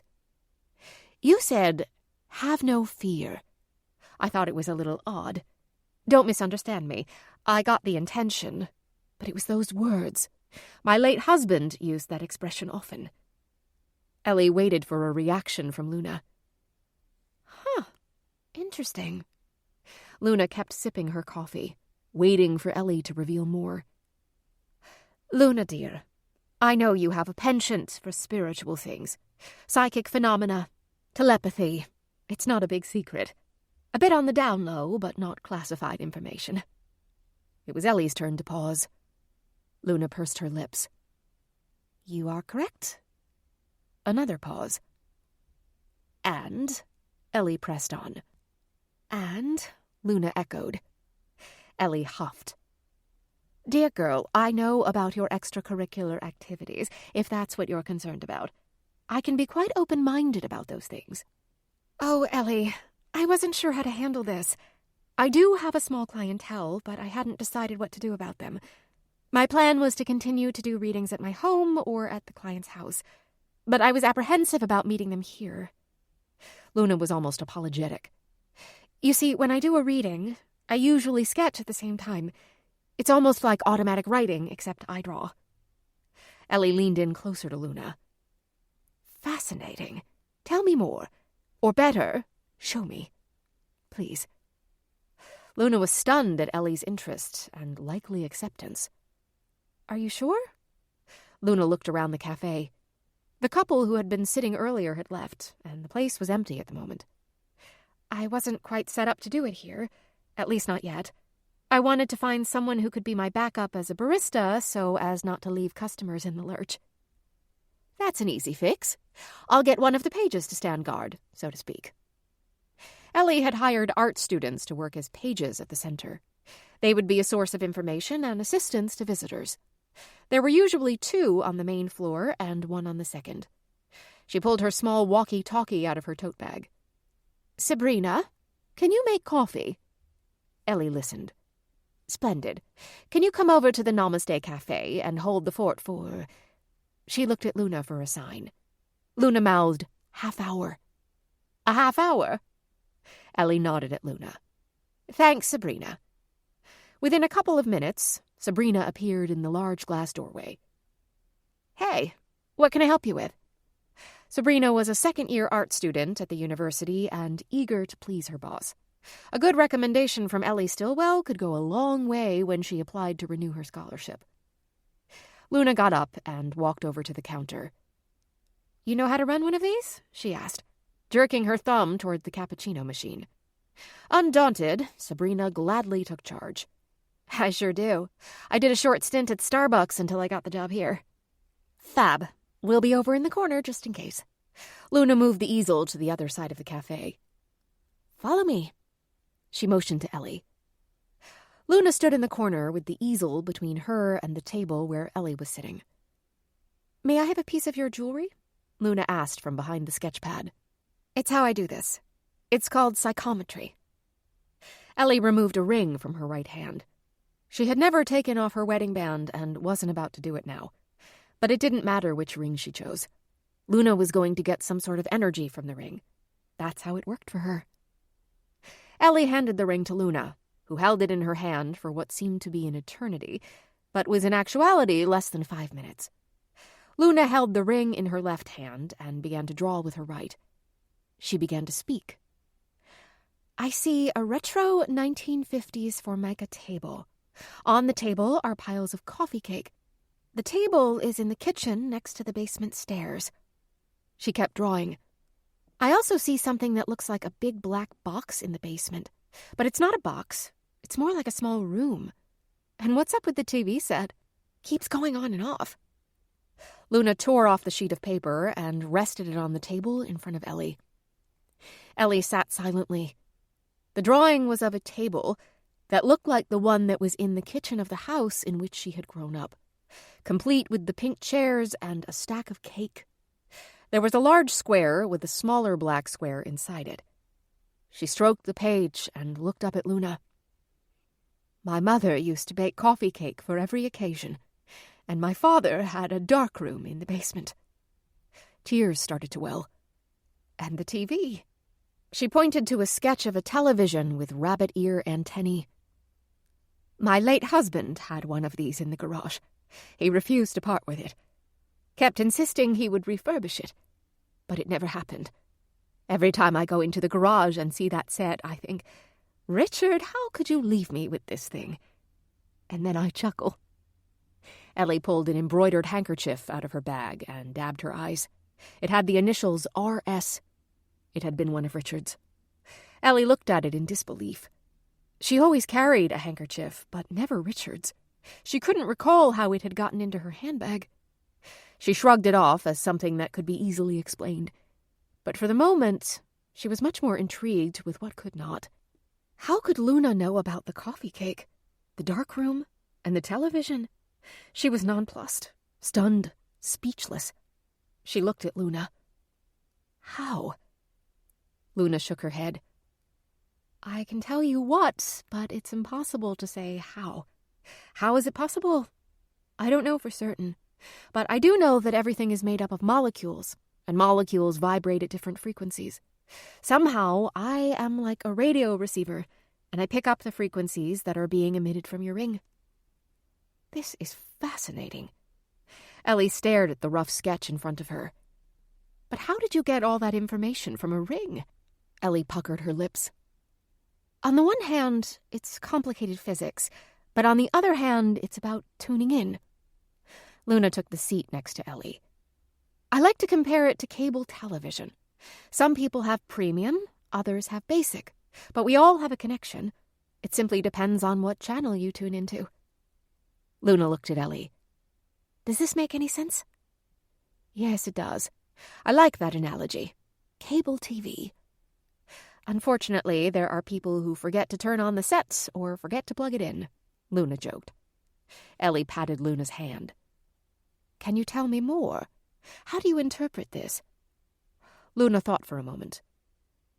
In a nutshell, I think it's your late husband letting you know that he's with you in spirit. Ellie laughed softly. Do you know that he begged me to bake my mother's coffee cake recipe hundreds of times? I never wanted to because they were so fattening. She sighed. And the kitchen and dark room tell me that your parents are with you too. A small stream of tears ran down Ellie's face. Oh dear, just look at me. She sniffled and dabbed her face with Richard's handkerchief. And this? She held it up. I have never touched Richard's handkerchiefs. They are still in the top drawer of his chest of drawers. At least they were. Ellie looked confused. Oh, and then there's kinetic energy. Luna took a sip of her lukewarm coffee. That's a whole other complicated subject. But did you ever think you saw something move? Not a shadow, but let's say a teapot? A what? Teapot? Ellie was curious. Yeah. Once I was standing in the kitchen with my friend Charlie, and suddenly the teapot was whistling and the water was boiling. But neither of us had filled it, put it on the stove, and turned it on. Luna leaned back in the chair. We both looked at each other wide-eyed and said, "Did you do that?" Nope. Neither of us had touched the kettle, and we had been standing there for a good 15 minutes talking. It was really bizarre. Luna shook her head in disbelief. What can I say? It happens.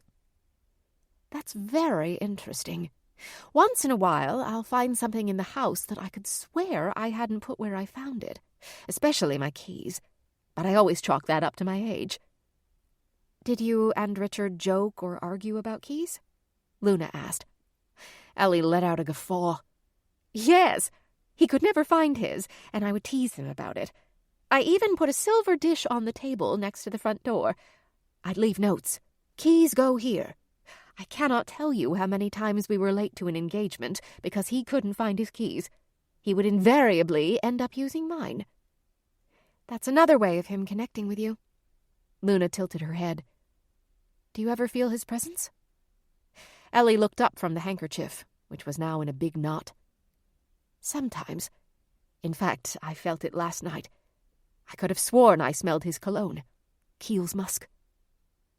Luna got up and wrapped her arms around Ellie and whispered, "Have no fear." Ellie hugged her back and thanked her for the insight and inspiration, and assured Luna that unless Luna wanted to make her extra talent known, Ellie would keep it to herself. Luna was relieved that her secret side wasn't off-putting to Ellie. In truth, Luna was thrilled. That was an issue Luna was tormented about. What would Ellie say? What would she think? Would she kick her out? Luna's instincts told her that Ellie would be supportive, but sometimes Luna's talents were not self-serving. Otherwise, she would have won the lottery by now. She was eager to tell Cullen that the cat was out of the bag with Ellie, but she didn't want to get interrogated about the night before. Besides, Marshal Gaines should be stopping by any minute. Luna was dressed a little more casually than the night before. She was wearing a cream-colored gauze maxi dress, trimmed in green embroidery, with green tassels hanging at the cuffs, and two hanging down from the hand-stitched collar. Bronze metallic gladiator sandals adorned her feet, and a bronze fabric was worn into the long braid that fell over her right shoulder. Her fancy do was a bit disheveled from the night before, but it still looked pretty and feminine. Bronze and brass bangle bracelets with matching earrings completed her upscale bohemian look. She checked her reflection in one of the mirrors on the wall. She felt comfortable. Sorta. Anxious? Maybe. Terrified? Probably. Over her shoulder, she spotted Gaines's handsome face as he moved through the crowd. She liked the way he walked. Long strides, not rushed. A man who appeared to know where he was going. "Good morning." Gaines strode into the cafe, wearing jeans, a chambray button-down shirt, and a navy blue corduroy blazer that set off his blue eyes. "You look very pretty today." Gaines smiled at her. "Thank you, Marshal Gaines." She was being coy, but neither of them seemed to mind. It was cute, flirty. "Sit."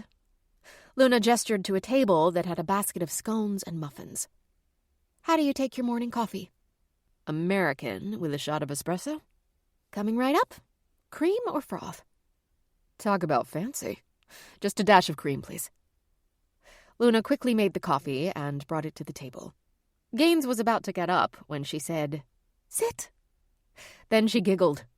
"I didn't mean it as in sit, like I tell Wiley." "You're funny. You know that?" Gaines was amused by her for sure.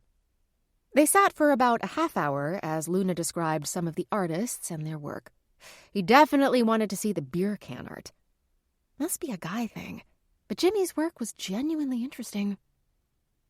Luna leaned in closer, lowering her voice to almost a whisper. "That Jimmy Can-Do artist? He's an enigma. No one ever sees him. He gets here before the center opens, puts his stuff out, then disappears. I don't think anyone has ever spotted the guy. I know I haven't. Weird. Want me to do a background check? Gaines was only half kidding. Luna laughed. Not yet. But if things start getting a little hinky, I'll let you know. Good deal. Shall we get going? I have a meeting in 2 hours. Sure thing. Luna picked up the basket and the coffee cups. She rinsed the cups and tossed the remaining crumbs into a separate basket she kept for the birds. At the end of each day, whatever crumbs were left she would bring out to the back and toss near the bird feeders. Yes, Ellie had thought of them too. They made their first stop at Cullen's. He was working in the back, getting some of the recent items organized. Hey! Cullen looked up and wiped his hands on a towel hanging from the pocket of his work apron. Good to see you, man. Thanks again for last night. Gaines extended his hand. Don't mention it. My pleasure. So what are you two up to? Cullen grinned. I'm giving him a tour. Luna stuck out her chin as if to say, what about it? Oh, right. Well, I'm sure if she tries to give you any trouble, you'll be able to handle it, Marshall. Cullen smirked. See? Always the comedian. Luna stuck out her tongue. She grabbed Gaines's arm. Let's blow this popsicle stand. You heard her. I guess I am at her mercy for now. Catch you later. Gaines almost stumbled as Luna tugged him harder. Luna spent a delightful morning with Marshall Gaines. He was fascinated with the glass-blowing place called Hot Sand.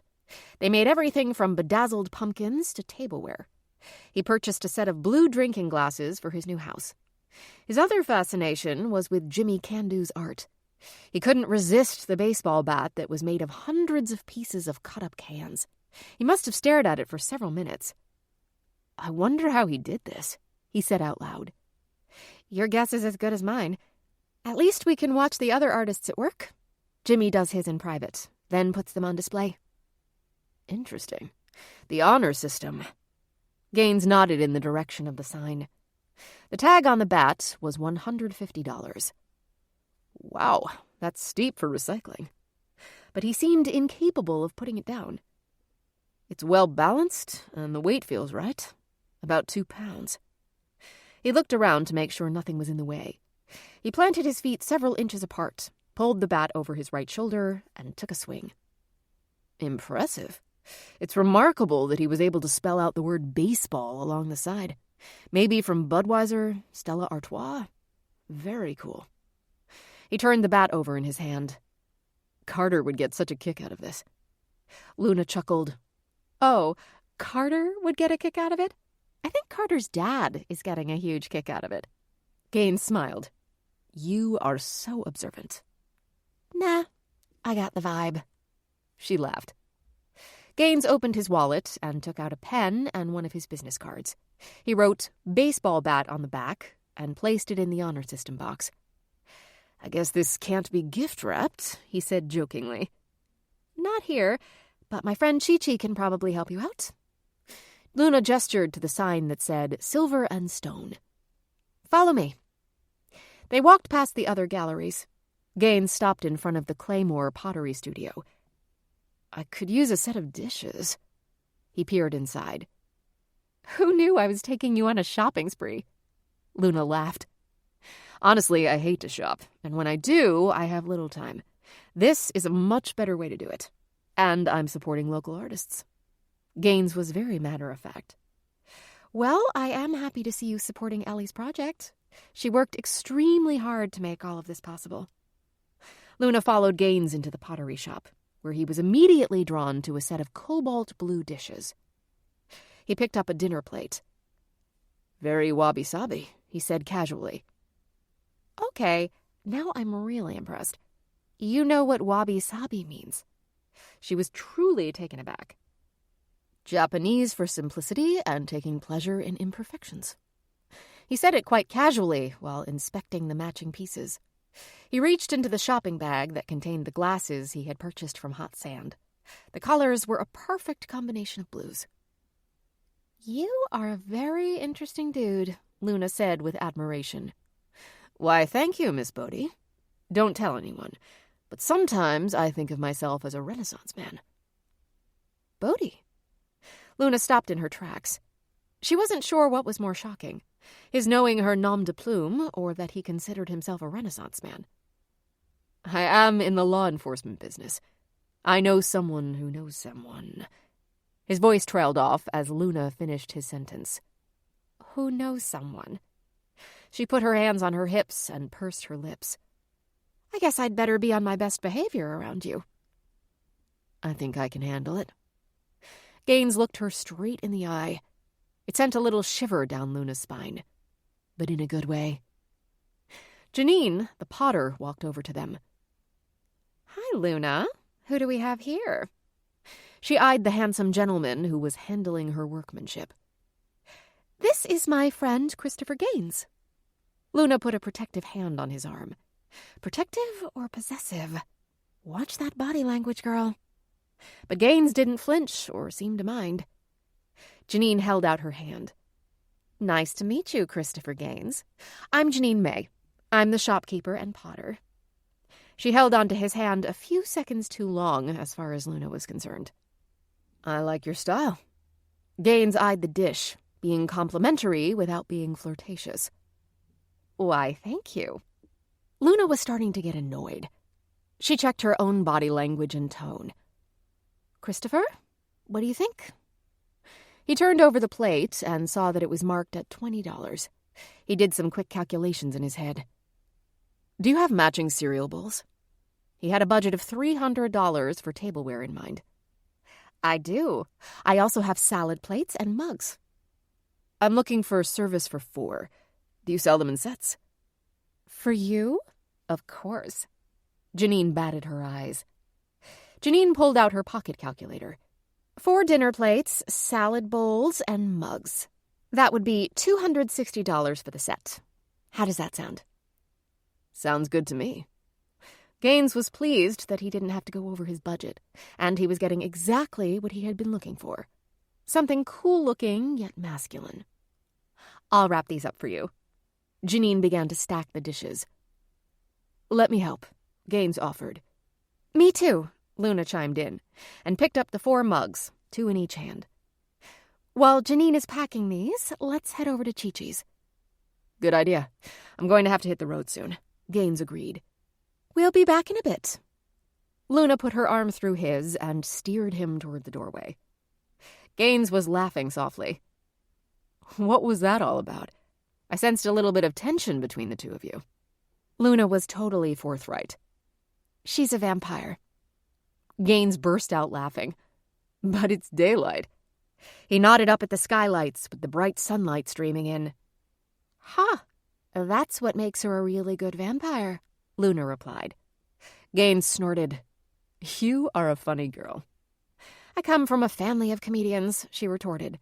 As they walked toward Silver and Stone, she stopped short. What? Gaines asked. The Bodhi thing.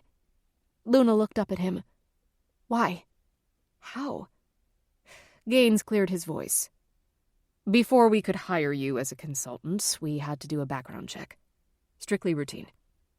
But I only use Bodhi for... She wondered how she was going to explain her side job. I know. Your paranormal psychology studies. Gaines didn't flinch. So you know about that too? Luna hoped it wasn't going to make any relationship impossible. I do. And?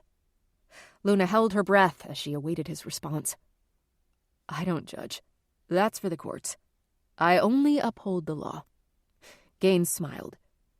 So as long as you aren't doing anything illegal, I really can't do much about it. You don't think it's weird or spooky? Remember what I said to you the first day we met? I've seen and heard a lot doing my job. I don't disavow anything without proof or from my personal experience. Luna wasn't sure how to answer. So you don't think I'm kooky? I didn't say that. Gaines chuckled. You're an interesting person. Enough said. Deal. Luna was relieved he didn't think less of her or worse of her. They finally came upon Silver and Stone. This is my friend Chi-Chi's place. Luna peered around. Chi-Chi, you have company. Be right there. A melodious voice with a subtle Nigerian accent floated from the back room. Chi-Chi moved with the supple flow of her kaftan. Sanu, she said in the Hausa language of Nigeria, placing her palms in a prayer position and bowing slightly. Gaines responded in kind. Sanu. Ah, a man of many languages, yes? Chi-Chi remarked. Not really. I know a few ways to say hello and goodbye. Believe me, I am no linguist, Gaines replied. This is Christopher Gaines, Marshal Christopher Gaines. We've worked together on a few projects, Luna explained. Ah, yes, you have told me about him. Chi-Chi extended her hand. Nice to meet you, Marshal Gaines. Please, call me Christopher. He smiled. I hope Luna has only told you good things about me. But of course. Chi-Chi wasn't about to reveal Luna's secret crush, which wasn't much of a secret anymore. Nonetheless, Chi-Chi was keeping a lid on it. I see you've been shopping. She pointed gracefully at the shopping bag and the baseball bat. Yes, and Janine is wrapping a set of dishes for him. Luna gave Chi-Chi an eye roll when Gaines wasn't looking. He was busy gawking at the finely polished silver jewelry. Chi-Chi, do you think you could wrap the bat in something? It's a gift for his son. Or so he says. Luna gave him a sideward look. I most certainly can do that for your son. Chi-Chi emphasized the word son. Your pieces are stunning. Gaines was looking at a bib necklace adorned in tourmaline. This is one of my favorites. I brought the stones back from Nigeria, Chi-Chi said proudly.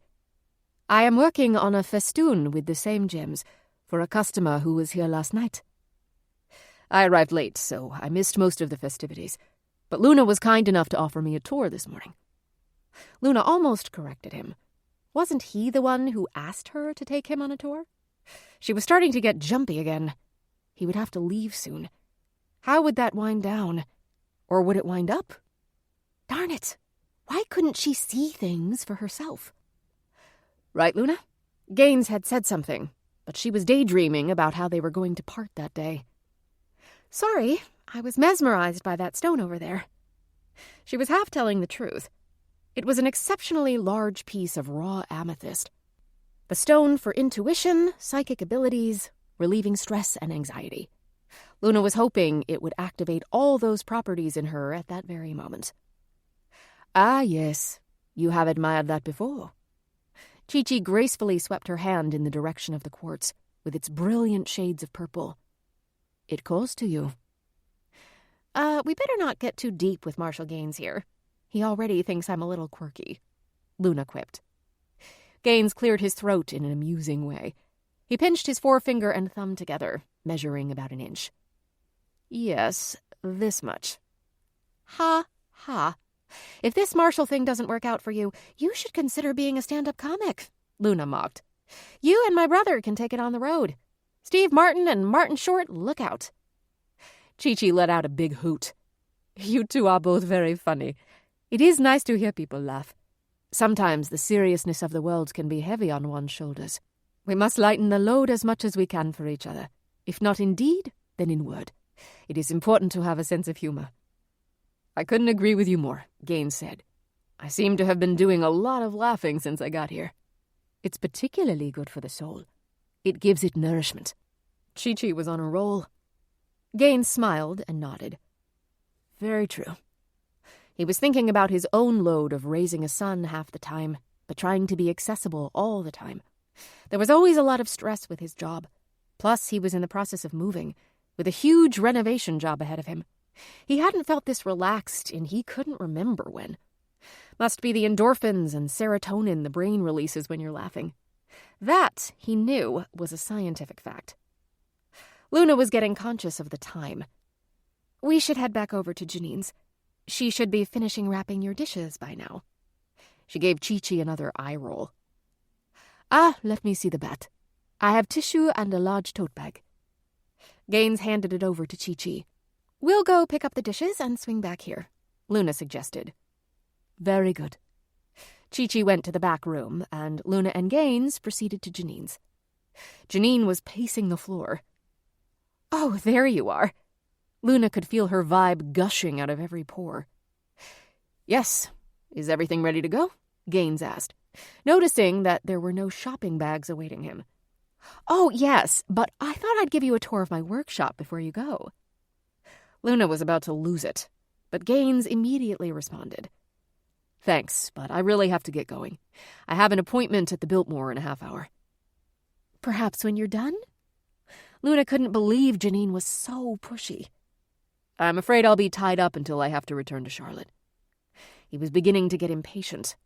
Luna could see his body language. He was moving his toe up and down slowly.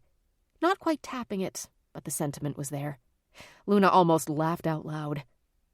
Janine stiffened. She knew when she was being rebuffed. It wouldn't be the first time.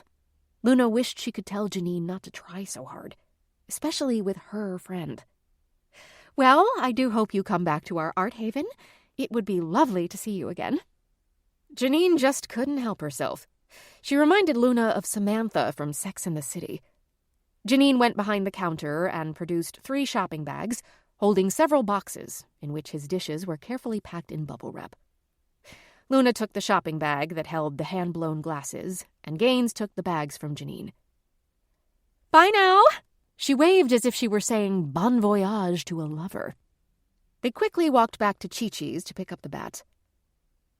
"I think you're going to need a hand with all this stuff." "You're probably right," Gaines agreed, when Chi-Chi handed him the bag. "I'll take the bat and the glasses," Luna offered. "My car is parked on the other side. Near your place," Gaines noted. "Can we swing by and see Cullen?" "Sure." Luna was more than happy to have one last kumbaya moment with her 2 favorite men. "I want to talk to him about that old table in the back." Luna froze. "Really?" "Yes. Why? You weren't serious when you said—" "Oh, wait. You were serious. Something about that table, eh?" Gaines was getting some of what made Luna tick. Then he let out a guffaw. "What's so funny?" Luna was about to stomp her feet in protest. He had to tell her. It was too funny to keep to himself. "So I was thinking, I wonder what makes Luna tick." Luna tick. Get it? It wasn't the first time she had heard it, but coming from Gaines, it was rather hilarious. "Like I said, if this Marshall thing doesn't work out..." Yeah, I'll work on a stand-up routine." Luna stuck her head into the cafe. "Sabrina? Hey, I'll be back in about 10 minutes. I'll take Wiley with me now." "No problem," Sabrina called back, as she was frothing someone's mocha latte. "He's been very good while you were gone." Cullen was taking down one of the ceiling fixtures someone had purchased the night before. "Hey, guys." He looked at all the shopping bags. "What's all this, Luna?" "Huh. Not mine." She broke into a hillbilly accent. "This here Marshall done himself some shopping. Got hisself some purty dishes and glasses. Real kind of glasses, not them jelly jars. And guess what? They all match. Yes, indeedy. Bought hisself some fine things, he did." Gaines hooted. "You people are too much fun." Luna smiled her biggest smile. "And so are you, Marshall." "Nah, I'm just a good audience." He blushed. "Hey, man, let me give you a hand." He set the shopping bags down and grabbed the bottom of the chandelier. "Thanks," Cullen said. "So I was going to ask you about that table, the one that your sister has grown attached to, but I fear she will cross me off her Christmas card list if I try to buy it from you." "What makes you think you're on any list of mine?" she huffed, enjoying the banter. "Could I have one more look at it? Maybe you'll be able to find something like it for me?" Gaines asked. "Sure, come on back." He carried the chandelier to the workshop and set it down. The 3 of them approached the table as if it were about to come alive. Gaines didn't want to usurp Luna's claim to it. Cullen didn't want either of them to be disappointed, and Luna was getting some kind of vibe, almost like a cry for help. She was the first to reach the table.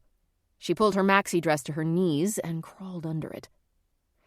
"Now that's no way to claim it. Make it your fort?" Gaines teased. Luna surveyed the underside of the table. She felt there was something there. You all right under there?" Gaines leaned over to take a look. Luna was feeling the seams that joined the side trim to the tabletop. Then she felt something. "Cull, you got a flashlight handy?" "Coming up." He pulled one off the pegged wall that held dozens of hand tools. He handed it to Gaines, who handed it to Luna. "What is it?" Gaines asked. "Looks like a piece of paper. Maybe the corner of an envelope. I don't want to pull on it. It might rip. Got a tweezer? Or needle-nose pliers?" "Yup." Cullen grabbed a small tool with a slanted point he used to peel off leftover veneer. Another handover to Gaines, to Luna. "Looks like there are a few pieces stuck together. I'm not going to get them out this way. There appears to be a drawer that's jammed. You're going to have to take the table apart." "Okay, but not today. I have to pack the light fixture and finish Mrs. Lowry's mantle." Luna crawled out from underneath. Gaines put his hands up as if she were pointing a gun at him. "Not me. I have places I need to be, and pronto." I know. But see? I told you there was something about this table. Na. Nah. "Cute, isn't she?" Cullen shook his head. "Rightly charming." Gaines folded his arms in satisfaction, not as in shielding. "Oh boy, I'm outnumbered." Luna sighed cheerfully. "Listen, I've got to hit the road. This has been a lot of fun. Thanks for inviting me, Luna. I very much enjoyed hanging out with both of you." "Great spending time." Cullen held out his hand. "Hope to see you again. Maybe when you have your think tank or whatever. Remember, dinner is on us." "Will do. And put out a bolo. Be on the lookout for a similar table." "You got it." Luna helped gather his bags and walked him out to his Jeep. "I'm glad you were able to make it out here." He flipped the tailgate open with his key fob. "Me too." "And you have souvenirs from your adventure." Luna handed him the bag with the baseball bat. He lowered the tailgate and leaned in. At first, Luna thought he might kiss her. Instead, he pulled her close and gave her a warm embrace and kissed her on the forehead. "Thanks again. I truly enjoyed myself." "So did I." She smiled back. Luna thought she was 6 inches off the ground as Marshal Gaines's Jeep pulled out of the parking lot. He gave her a final wave. She resisted the temptation to blow him a kiss. Maybe she should have. Maybe next time. She still felt the warmth from his embrace, the ripple of muscles through his shirt. Wiley gave a woof. "You like him too, don't you, fella?" She bent over to give him a hug. Wiley rubbed the back of his neck against the back of hers. The sun was bright, and the sky was deep blue, almost the color of Gaines's eyes. She looked down at Wiley. "You know something, buddy? I think I have a crush on that guy." Wiley yapped in agreement. "I'm glad you approve. So, do you think he likes me?" she asked her pooch. Wiley yapped again. Animal instincts. She hoped. Luna knew that the odds of anything serious happening between them were very long. He hadn't even kissed her yet, and she was already thinking ahead. Take it easy. Go with the flow. Charlotte isn't that far away. 2 hours. People made that commute every day in some areas, especially large urban sprawls. Sometimes it can take an hour to drive 15 miles. She was simply calculating. Maybe weekends? Okay, stop. She smiled at herself. At least I still have a pulse. Chapter 9. North Carolina, Stillwell Art Center. Luna cut through Cullen's workshop on her way back to the cafe. When she entered the workshop, she was once again pulled toward the table. "Hey, Cull, you think you could start on that table sooner than later?" "Oh, Luna, I am really backed up right now. Can you give me a few days at least?" Luna stroked the top of the table and lowered her voice. "Don't you worry. We'll figure it out." "What did you say?" Cullen called out. "Nothing. Just mumbling to Wiley." The dog gave a funny whine, knowing Luna was fibbing. "Whose side are you on?" She shushed him. Cullen appeared from behind an armoire he was working on. Why are you so obsessed with that table?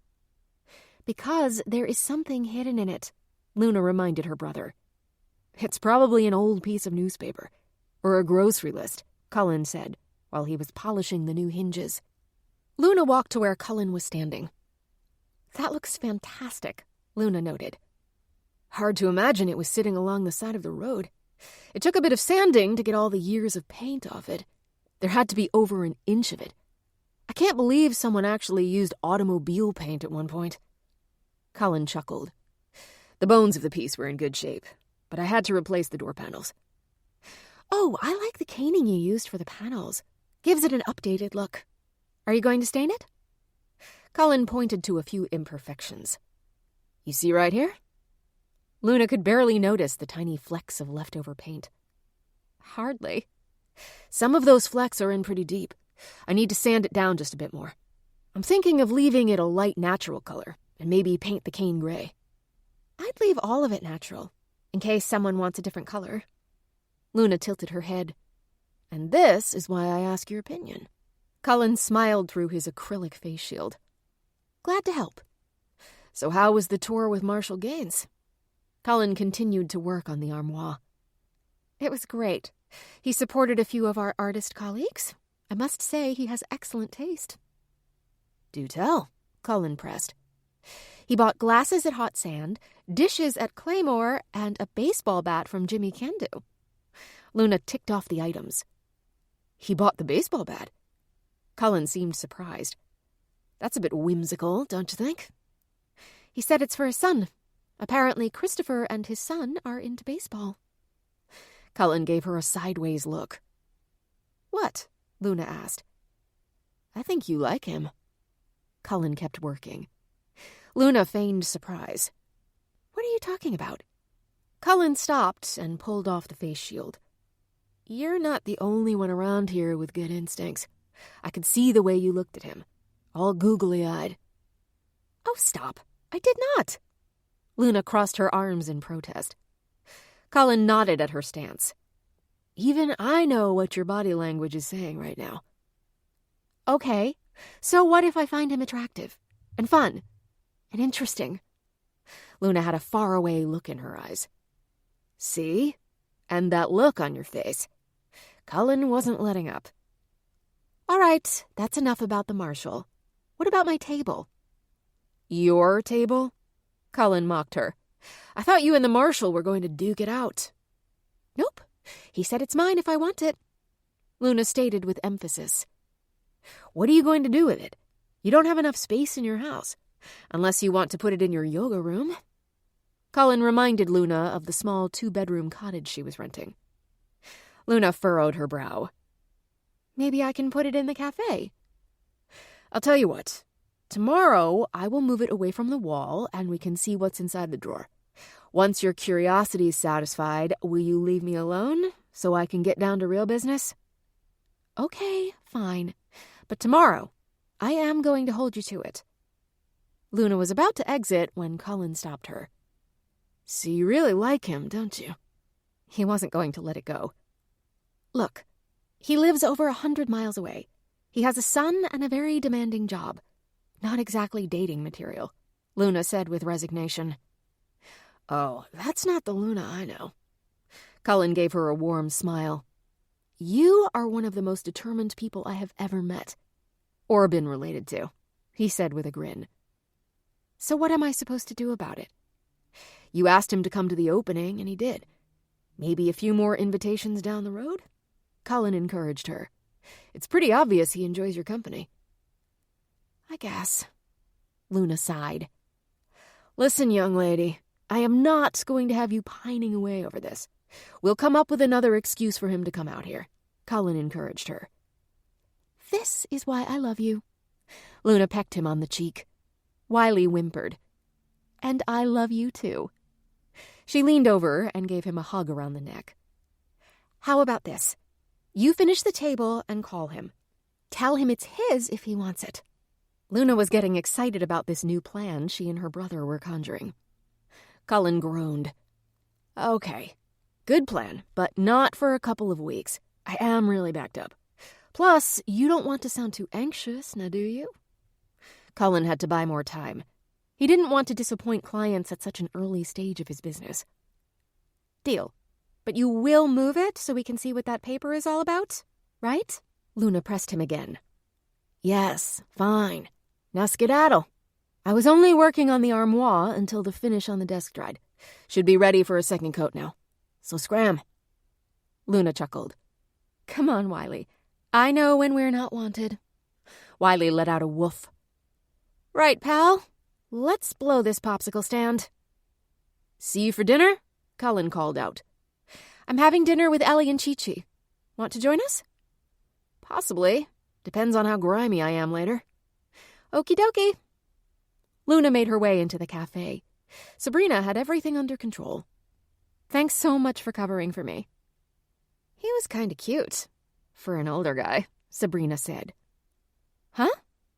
Luna thought, an older guy? Is she serious?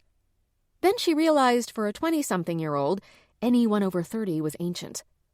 He's not that old, Luna disputed. Sure, he has a couple of gray hairs, but he's just a little older than Cullen. Right. Sabrina realized her faux pas. Sorry, I'm used to younger, gangly, scruffy guys. Most of them are a mess, which is probably why I thought he was cute. I bet he was really handsome when he was younger. Again with the age difference. Just wait until you cross the 30-year-old mile marker zone. You do realize you will be 30-something at some point? Do you want to be considered old when you get there? Luna asked simply. Sabrina stopped for a moment. Yeah, but no. I mean, yeah, I'll be 30-something, but no. I don't want people to think I'm old. But won't I be? Luna wasn't sure how to deal with that question. Yes, you will be older, but how you age is up to you. Look at me, for instance. I'm 10 years older than you are. Cullen is 12 years older, and Ellie is a few decades older. Do you consider any of us old? As in decrepit? Haggard? Of course not. Sabrina was sputtering. I would never call you old. Or Ellie, for that matter. Good. Let's try to keep that word out of our vocabulary. Luna was surprised at how sensitive she was about the subject. She hadn't given it much thought, but Sabrina had inadvertently reminded her that her biological clock was ticking. Sabrina gave her a thumbs up. Good idea. No more talk about age. Luna locked her arm around Sabrina's shoulder. And I agree. Marshall Gaines is kind of cute. Are you going to see him again? Sabrina asked innocently. I hope so, but when? That's a question for the Ouija board. Luna laughed. She never used one, but considering her propensity for the paranormal, she thought it was a good joke. The mention of a Ouija board grabbed Sabrina's attention. Do you have one? Do you know how to use it? No, I don't. Frankly, I'm not a fan. It can draw in unwanted energies. I prefer psychometry. What's that? Sabrina asked. Luna explained it's when you get vibrations from personal objects. Oh, can you psycho me? Luna guffawed. It's not psycho. It's psychometry. Psychometrics. Whatever. Can you do it for me? Sabrina urged. Luna looked around the art center. It was getting busy. Maybe later or tomorrow. I think we're in for a big crowd today. The foot traffic is already on the upswing. Sabrina checked out the courtyard. I think you're right. I better get back to my station. Thanks for letting me be your barista. No, thank you for helping out. I promise I'll do the psycho thing for you when things slow down. She laughed, and Sabrina giggled. Luna checked the old retro clock on the wall. It was almost 2. The morning had flown by. She remembered the old adage, time flies when you're having fun. The more she thought about it, the more she realized how much fun she had had in the past 15-plus hours. Within a few minutes of Luna's daydreaming, an announcement came over the PA system. May I have your attention, please? The drawing for the Lincoln Corsair will be taking place in 10 minutes. If you haven't purchased your ticket, please do so now. Pages in green smocks can assist you. Thank you. The excitement was palpable. Ellie was right about waiting until after the gala. Many more people were interested in the new center and the chance of winning a $55,000 car. Tickets were priced at $10, encouraging multiple entries. There was a flood of people around each of the pages. Luna asked Ellie about giving the buyers a few more minutes. Ellie agreed to extend it until 2:30 and made another announcement. For your convenience, we have extended the time of the drawing to 2:30, and we thank you for your generosity. Ellie looked at Luna. How was that? Perfect. I think you're going to make a lot of money on this. I hope you're right. Ellie smiled. During the next few minutes, there was another surge of raffle ticket purchases. I better give Sabrina a hand. Luna swiftly made her way over to where 2 of the pages were being barraged with people. Having to fill out the ticket with a name and phone number slowed down the process. Luna gave Ellie a wave for her to come over to where they were hustling with tickets, pencils, and people, using each other's backs to write on the ticket. Ellie put her hands up to calm some of the people. They were almost in frenzy mode. Everyone, don't panic, she smiled. You will all have an opportunity to finish writing down your names. Ellie reorganized the mob scene. Purchase your tickets from Sabrina and Yvonne. She pointed to the 2 dazed pages. Fill it out and then give half of it to Luna. Luna waved and stepped several feet away from the crowd. Organized chaos. You would have thought they were giving the car away, not raffling it off. When they were down to the last hopeful, Luna took his ticket and put it in the big spinning barrel that looked like a giant hamster wheel. Ellie walked over to the cage of hopeful entries. Is everybody ready? A huge roar came from the crowd. Yes, you bet! Let's go! Ellie grabbed the crank of the cage and gave it a huge spin. She pointed to a small girl holding 2 fuzzy-looking things in one hand and her mother's hand with the other. Hey, sweetie, would you like to help me pick a winner? The child looked up at her mother with a pleading expression. Please, Mommy? Luna recognized the little girl. She was Avery, the missing child from a couple of years ago. Luna approached the mother and child. The mother recognized Luna immediately. Oh, Miss Luna, so nice to see you. I pray for you every night and thank God you were there to help find Avery. Luna's eyes began to mist. She squatted down to speak to the little girl. Hi, Avery. Do you remember me? The little girl nodded enthusiastically. She held up both bunnies by their ears, the one from Luna and the one from Gaines. Her mother smiled. She is rarely without them at home, but I never let her take them anywhere. They could get lost, and that would be tragic. It's all I can do to wrestle them from her so I can put them in the wash. It's odd, but today she insisted on bringing them. She put up quite a fuss, too. She wanted them to see all the pretty things. I figured I could keep an eye on her and her bunnies. Luna smiled. I'm glad you still have your bunnies. Avery nodded again, even more excited. Avery held up the bunny Luna gave her. This is Miss Boo. Nice to meet you, Miss Boo. Luna gave the now tatty-looking bunny a pat on the head. And who is this? She pointed to the other bunny, the one Gaines had given Avery at the hospital. This is Marshall, Avery said with confidence. Luna let out a laugh. I didn't realize she knew he was a marshal. Luna remembered Gaines's telling Avery he was a policeman. She saw the news coverage. She thinks Marshall is his first name. Marshall Gaines. Both Avery's mother and Luna got a kick out of that. Wait till I tell him. I am sure he'll be pleased. Luna was jazzed she had an excuse to contact him.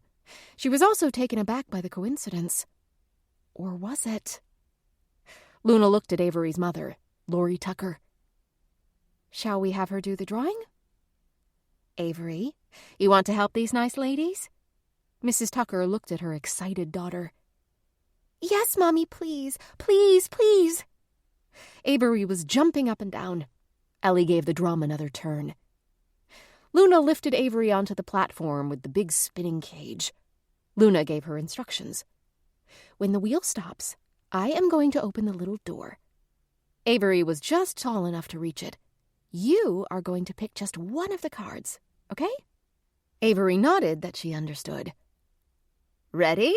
Ellie asked. 1, 2, 3.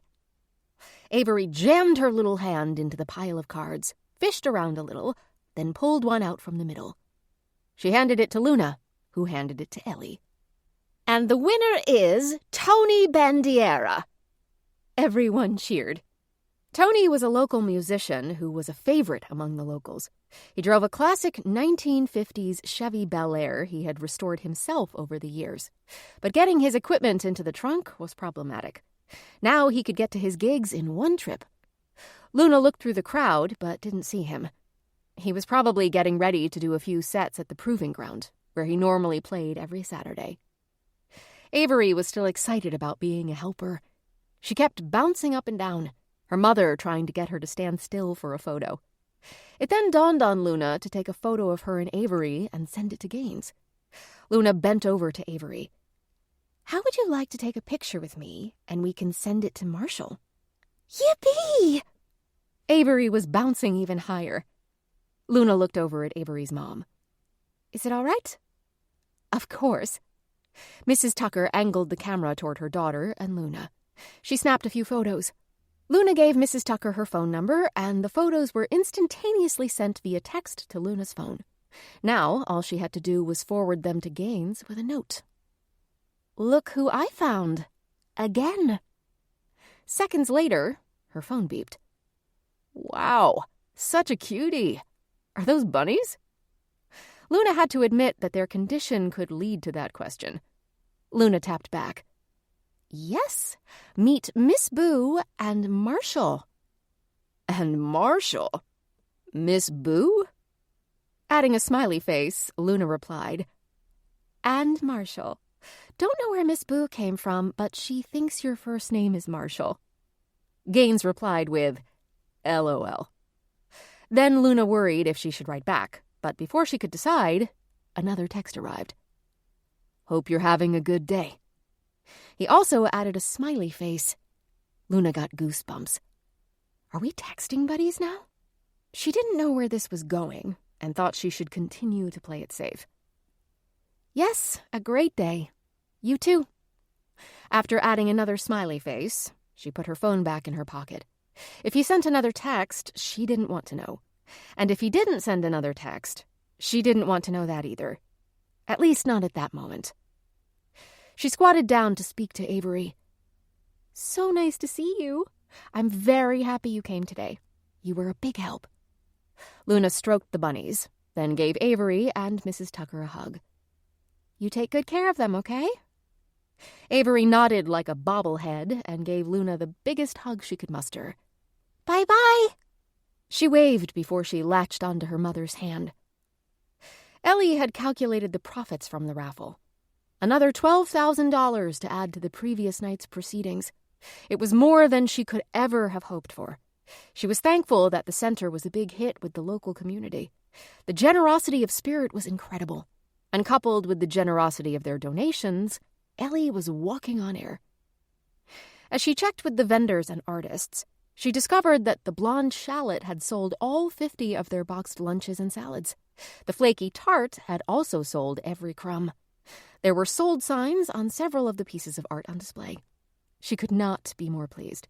It was like a dream, and she had to pinch herself. The large group began to disperse, and Luna noticed a line forming outside her cafe. She waved at Sabrina and motioned to ask if she wanted another round of being a barista. Sabrina nodded and gave her a thumbs up. Ellie was thinking out loud. I should probably contact the college and see if any other art students want to volunteer on the weekends. If things continue like this, we will be very busy, especially during the holidays, which aren't that far away. Luna suddenly felt guilty. Oh, Ellie, I didn't mean to monopolize Sabrina today. Don't be silly.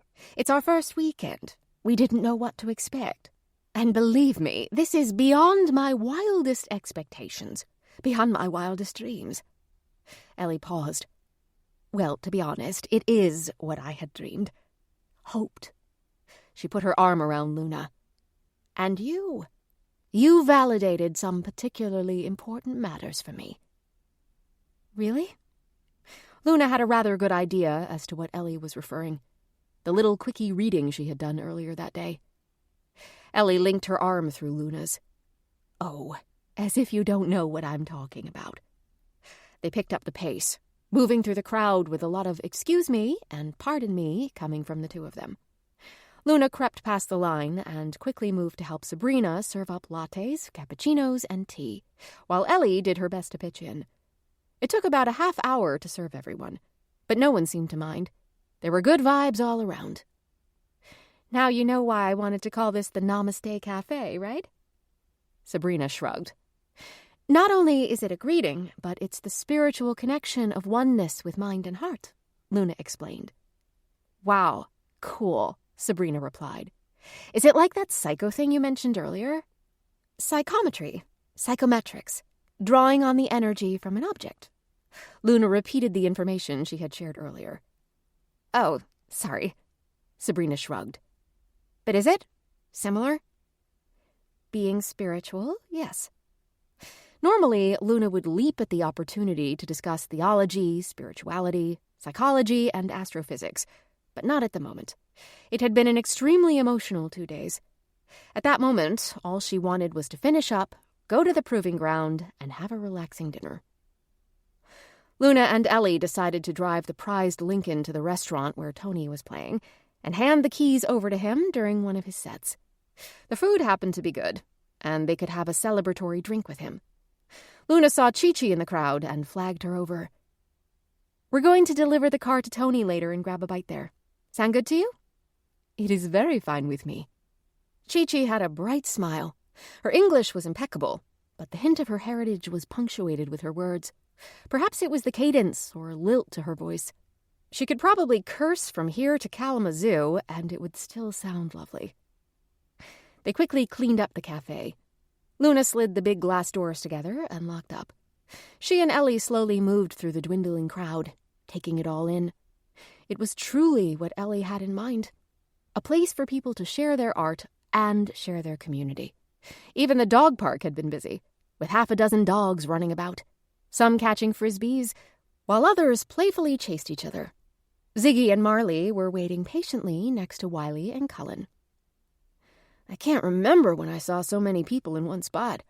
Not since the Christmas tree lighting last year." "Oh, Cullen, you gave me a superb idea. Not that it hadn't crossed my mind, but I was so busy with the opening, I hadn't put much else on the calendar. It will be a holiday art village. We shall have a Christmas tree, a menorah, and Kwanzaa candles. I'll ask the artists to make an ornament for the tree with a sign indicating decorations can be purchased." "Brilliant! Thank you, Cullen." Cullen stood dumbfounded. It was a brilliant idea. Too bad he hadn't really thought of it. But mentioning it? He'd take credit for that. Chapter 10. Boston, Massachusetts. Millstone Manor. Breakfast. Arthur and Rowena were sitting in silence at the breakfast table, waiting for Amber. It was a little unnerving for Rowena. Arthur was usually bloviating about something. Work, politics, money, the club. But that morning, he was stewing. Time was running out for him to locate Colette Petroff and the missing will. Granted, the estate's attorney was concerned about the alleged new will, but as long as he couldn't locate it, Arthur would continue to have total access to the company's finances. Unless Clive put a stop to it. But that, too, could take some time. At least until the next board meeting. The chime rang on the Howard Miller grandfather clock in the foyer. Family legend said that the established manufacturer of superb clocks was a distant relative of Arthur's family. According to Arthur, his great-great-grandfather Malcolm added the word stone to their surname when he bought a local quarry. He thought it gave the name more distinction. When guests would arrive, Arthur would brag, "Oh, yes, we like to keep it in the family." His boasting made Rowena choke. Arthur had no proof there was any blood relationship between the Millers of Michigan and the Millstones of Massachusetts. Even the truth of the story about adding the word stone had never been established, at least not to Rowena's knowledge. As far back as the family tree went, there was no mention of any Millers, and she couldn't recall ever seeing a Christmas card from a Miller postmarked from Zeeland, Michigan. Arthur instinctively looked down at his watch. It read 8 o'clock. Amber would be arriving any minute. Maybe they could call off this housekeeper goose chase if Amber could shed some light on where the furniture had gone. But there was still that loose end. Petrov. Did she know anything? Did she have anything? He thought about it. If the document was in her possession, why would she hold on to it? Blackmail?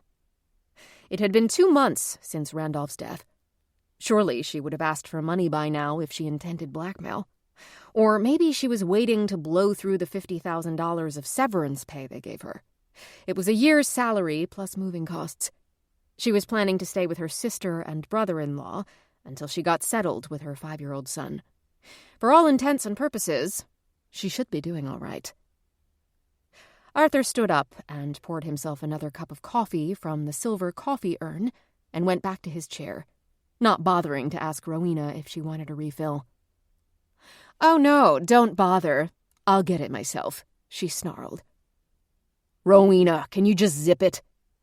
He picked up the newspaper and put up a paper shield between them while waiting for the doorbell to ring.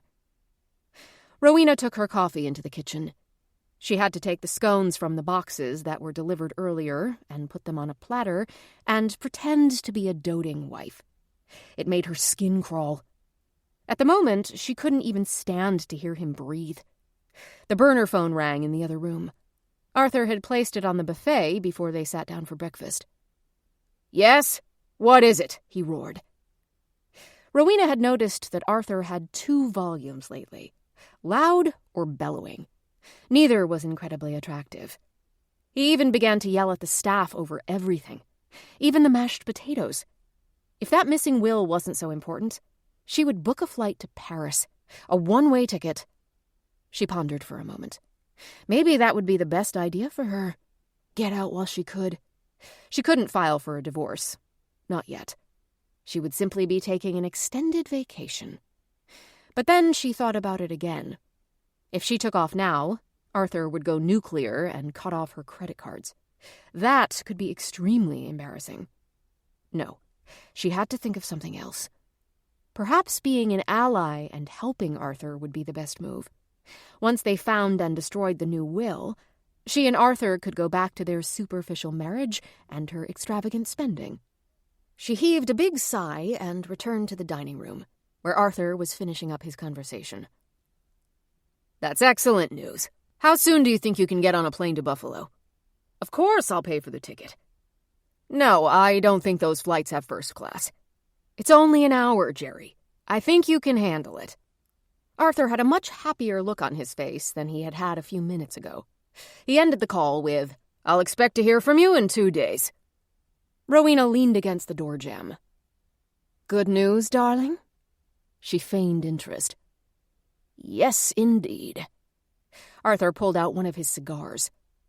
Rowena thought it was a bit gross to be smoking something like that at the breakfast table, especially with a guest arriving at any moment, but she was in no mood to argue. Besides, this was the first time she had seen Arthur in a decent mood. "Do tell." She slithered over to the table. "Thompson seems to think he's located our Miss Petrov. From what he gathered, she is working as a housekeeper at the Curtis, a luxury hotel in Buffalo. At least she's not blowing the money we gave her." Rowena pulled a cigarette from her case. "I mean, she has a job." "Well, let's hope this is the same Colette Petrov who worked here." Arthur sat back down and folded the newspaper. How many could there be in Buffalo? He ignored her question. Rowena freshened her cup of coffee and returned to her seat at the table. "When will you know?" 2-3 days. Then what? Rowena was genuinely intrigued. Did Arthur think Colette would easily hand anything over to him? If there was something she actually had in her possession?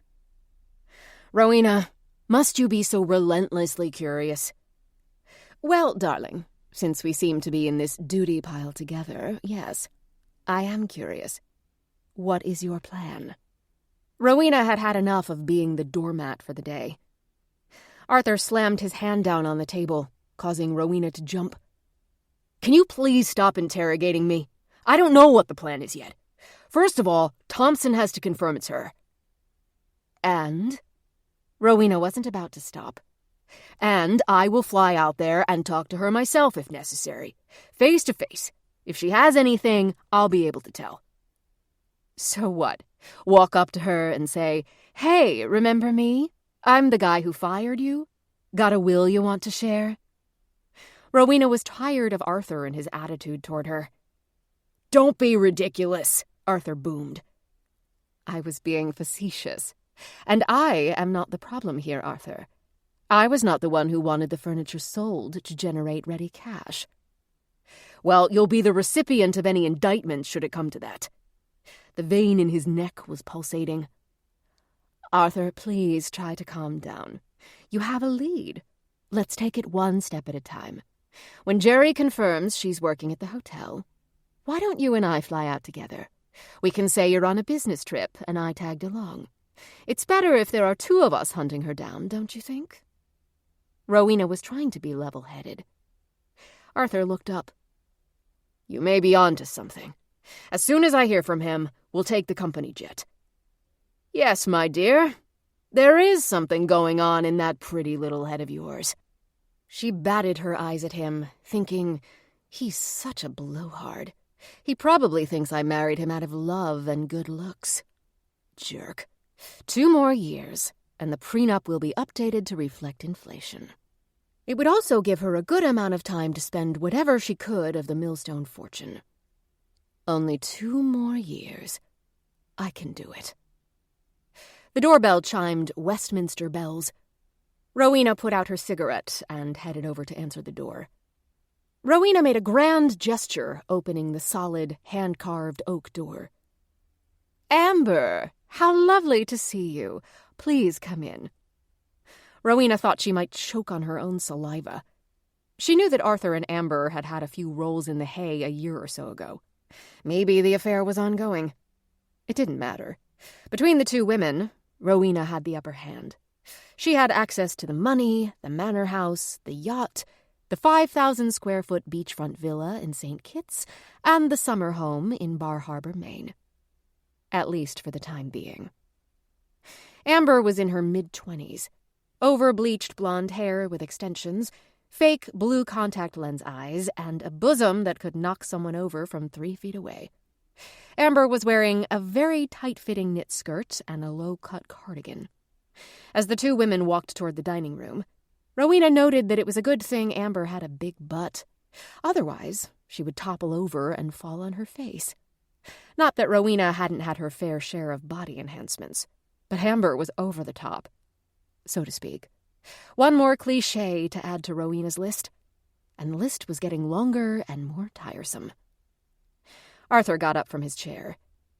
Amber, dear, so nice to see you. He took her hand and gave her a kiss on the cheek. Please sit. Rowena, get Amber a cup of coffee. Rowena bit her upper lip. It was all she could do to stop herself from pouring it over Arthur's head. Such an ass. Of course, darling. She turned and smiled at the bimbo sitting at her table. How do you like it? Light cream, if you have it, Amber replied. Of course, dear.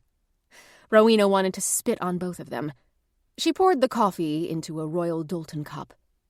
Scone? Amber gave an annoying giggle. Oh, no, thank you. I'm watching my weight. Rowena suppressed a groan. You have a lovely figure, Amber. Doesn't she, Arthur? Said the spider to the fly. Arthur tried to answer that in the most non-incriminating way. You're a lovely young woman. Rowena swore there were beads of sweat forming on Arthur's forehead. Amber was only 12 years younger than Rowena, but Rowena felt as if Arthur and Amber saw her as middle-aged. Once again, Rowena reminded herself that she was still the lady of the house. And as of now, Arthur was in deep. He couldn't afford another divorce. Besides, the prenup was specific about adulterous behavior by either party. Poor Arthur. He was trying to have his cake and eat it too, but he was currently choking on all the pieces he had bitten off. Amber put on an innocent face. So what can I do for you? You said something about the estate sale? Yes. We have reason to believe that one of the pieces contained a family heirloom. Apparently, it was in a hidden compartment.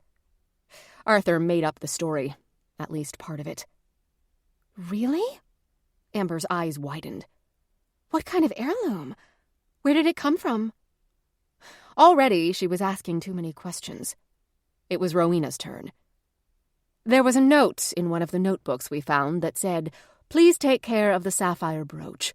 It was smuggled from Belgium just before the war," or something of that nature. All we know is that there is an important piece of jewelry that we want to find, and it had to be hidden in one of the pieces from the estate sale. Wow. Amber sighed. And you don't know which piece? Rowena wanted to say, "Duh. No, we're just here for farts and giggles." But instead, she calmly replied, "That is correct. Do you have the inventory list from the estate sale?" Yes, I brought everything with me. Amber pulled out a file from her bag. But I don't know where to start. Do you have any idea what piece it might be in? Arthur was losing patience as well. "No, dear, we have no idea. What I think we need to do is track down all the buyers and check with them." It was sold in several groupings to a number of dealers. I can give you an inventory of all the items and who purchased them, but for anything sold to a distributor or agent, they would have to track down the pieces sold to their customers. I realize it's a laborious and tedious job, but I will use the resources of Millstone Enterprises to contact everyone. Amber handed over the file. Arthur thumbed through the pages. There had to be well over 100 entries. Many of those listed were agents who were spread across the country. "Thank you, dear. I am sure this will be extremely helpful." Rowena hoped that was a hint for Amber to scram. She and Arthur had a lot of work ahead of them. There was an uncomfortable silence in the room. Arthur stood, followed by Rowena. Amber was still a bit slow on the uptake. She knew it was time to go, but getting the bum's rush was a little surprising. She was expecting a slower, more congenial exit. Let me know if you have any questions. Rowena was so close on her heels that Amber thought Rowena was going to lift her from the floor and toss her out the door. Rowena couldn't open the door fast enough. "Thank you for coming, Amber. Always nice to see you." She thought she would vomit. Chapter 11. Buffalo, New York. Jerry Thompson got off the plane at Buffalo Niagara International Airport. He remembered the last time he was there. He had been chasing someone who was trying to cross into Canada, pretending to be a tourist at Niagara Falls. It was almost pathetic. The guy he had been chasing showed up at one of the observation areas at the falls, wearing a yellow slicker and carrying a suitcase. Who brings a suitcase to Niagara Falls? Unless you're on a honeymoon and checking in at a hotel, it looks a bit conspicuous. Now, back in Buffalo, he was on a mission for his boss. As Thompson saw things, the whole world was spinning out of control. Bad for the world, but good for his business. A lot of his colleagues had moved into cybersecurity. But as long as there were human beings on the planet, there would be embezzlement, extramarital affairs, and assorted other reasons why people would hire a private detective to investigate something or other. His first stop was the car rental agency, after which he would head to the Curtis. Arthur had been good enough to book him a room charged to Millstone Enterprises. It would be far easier to find Colette Petroff if they were under the same roof. Before Jerry left for Buffalo, Arthur sent him a photo of Colette, making his job even easier. He simply needed to be cagey, a talent that any good private detective had to have. Jerry had an excellent record of finding difficult-to-locate individuals. He pulled in front of the hotel, and a young man bounced out of the front door. "Checking in, sir?" Yes, thanks.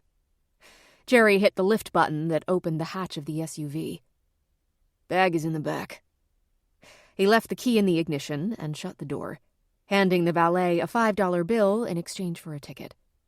A bellman arrived with a cart and followed him to the registration desk. Jerry signed in under his real name. No point in hiding his identity. As far as anyone was concerned, he worked for Millstone Enterprises and was there on business. But when he was scouting for information, he would use one of his aliases, John Tatum or Jacob Taylor. He even had business cards in each of those names, which included a cell number to a burner phone, just in case someone had to get in touch with him. Perhaps because they remembered something, saw something, or heard something. He eyed the type of name tag the employees were wearing. He could have one made with his name and one for Colette Petrov. His scheme was to impersonate an employee of the hotel and claim he found her badge in one of the elevators. It was an idea in progress. It would depend on what working attire or uniforms were at his disposal. In most hotels, there is a closet of uniforms for staff to change into, should one get dirty or ripped during working hours. For the most part, employees were responsible for the care and cleaning of their uniforms, but sometimes a backup was necessary. He figured it would take him a little over a day to get acquainted with the hotel and its inner workings. That would be relatively simple. If the assumption that this was the same Colette he was seeking was true, finding her at the hotel should not prove all that difficult. He phoned Arthur. Landed. We'll be scoping out the place tomorrow. I have a guy working on some fake employee badges. What do you mean? Arthur wondered what that had to do with anything. I sneaked a photo of the bellman's employee badge when I was checking in. My guy in Queens said he can have them to me by tomorrow afternoon. If all goes well, I should have something for you tomorrow, provided she is the one you are looking for. Arthur listened intently. Look, I don't care how you get the job done, but it sounds like you have things under control. Don't I always, boss? Jerry was testing out the comfort level of the bed. Right. Let me know as soon as you hear or find anything. Arthur hung up in his usual manner. Blunt. Jerry grabbed the remote and turned on the TV. Then he ordered a club sandwich from room service.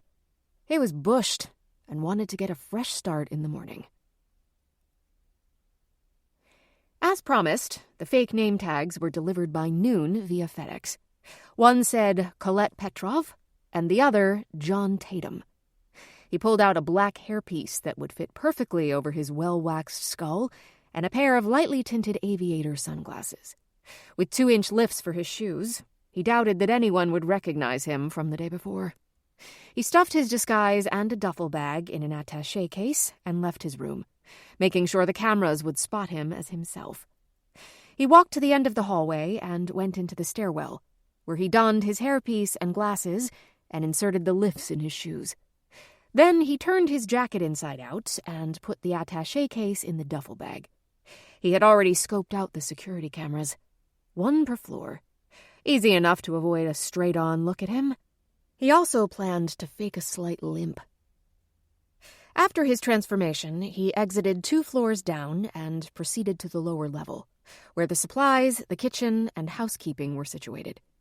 There was so much hustle and bustle that no one took notice of him. He walked up to what appeared to be the youngest, most junior person around.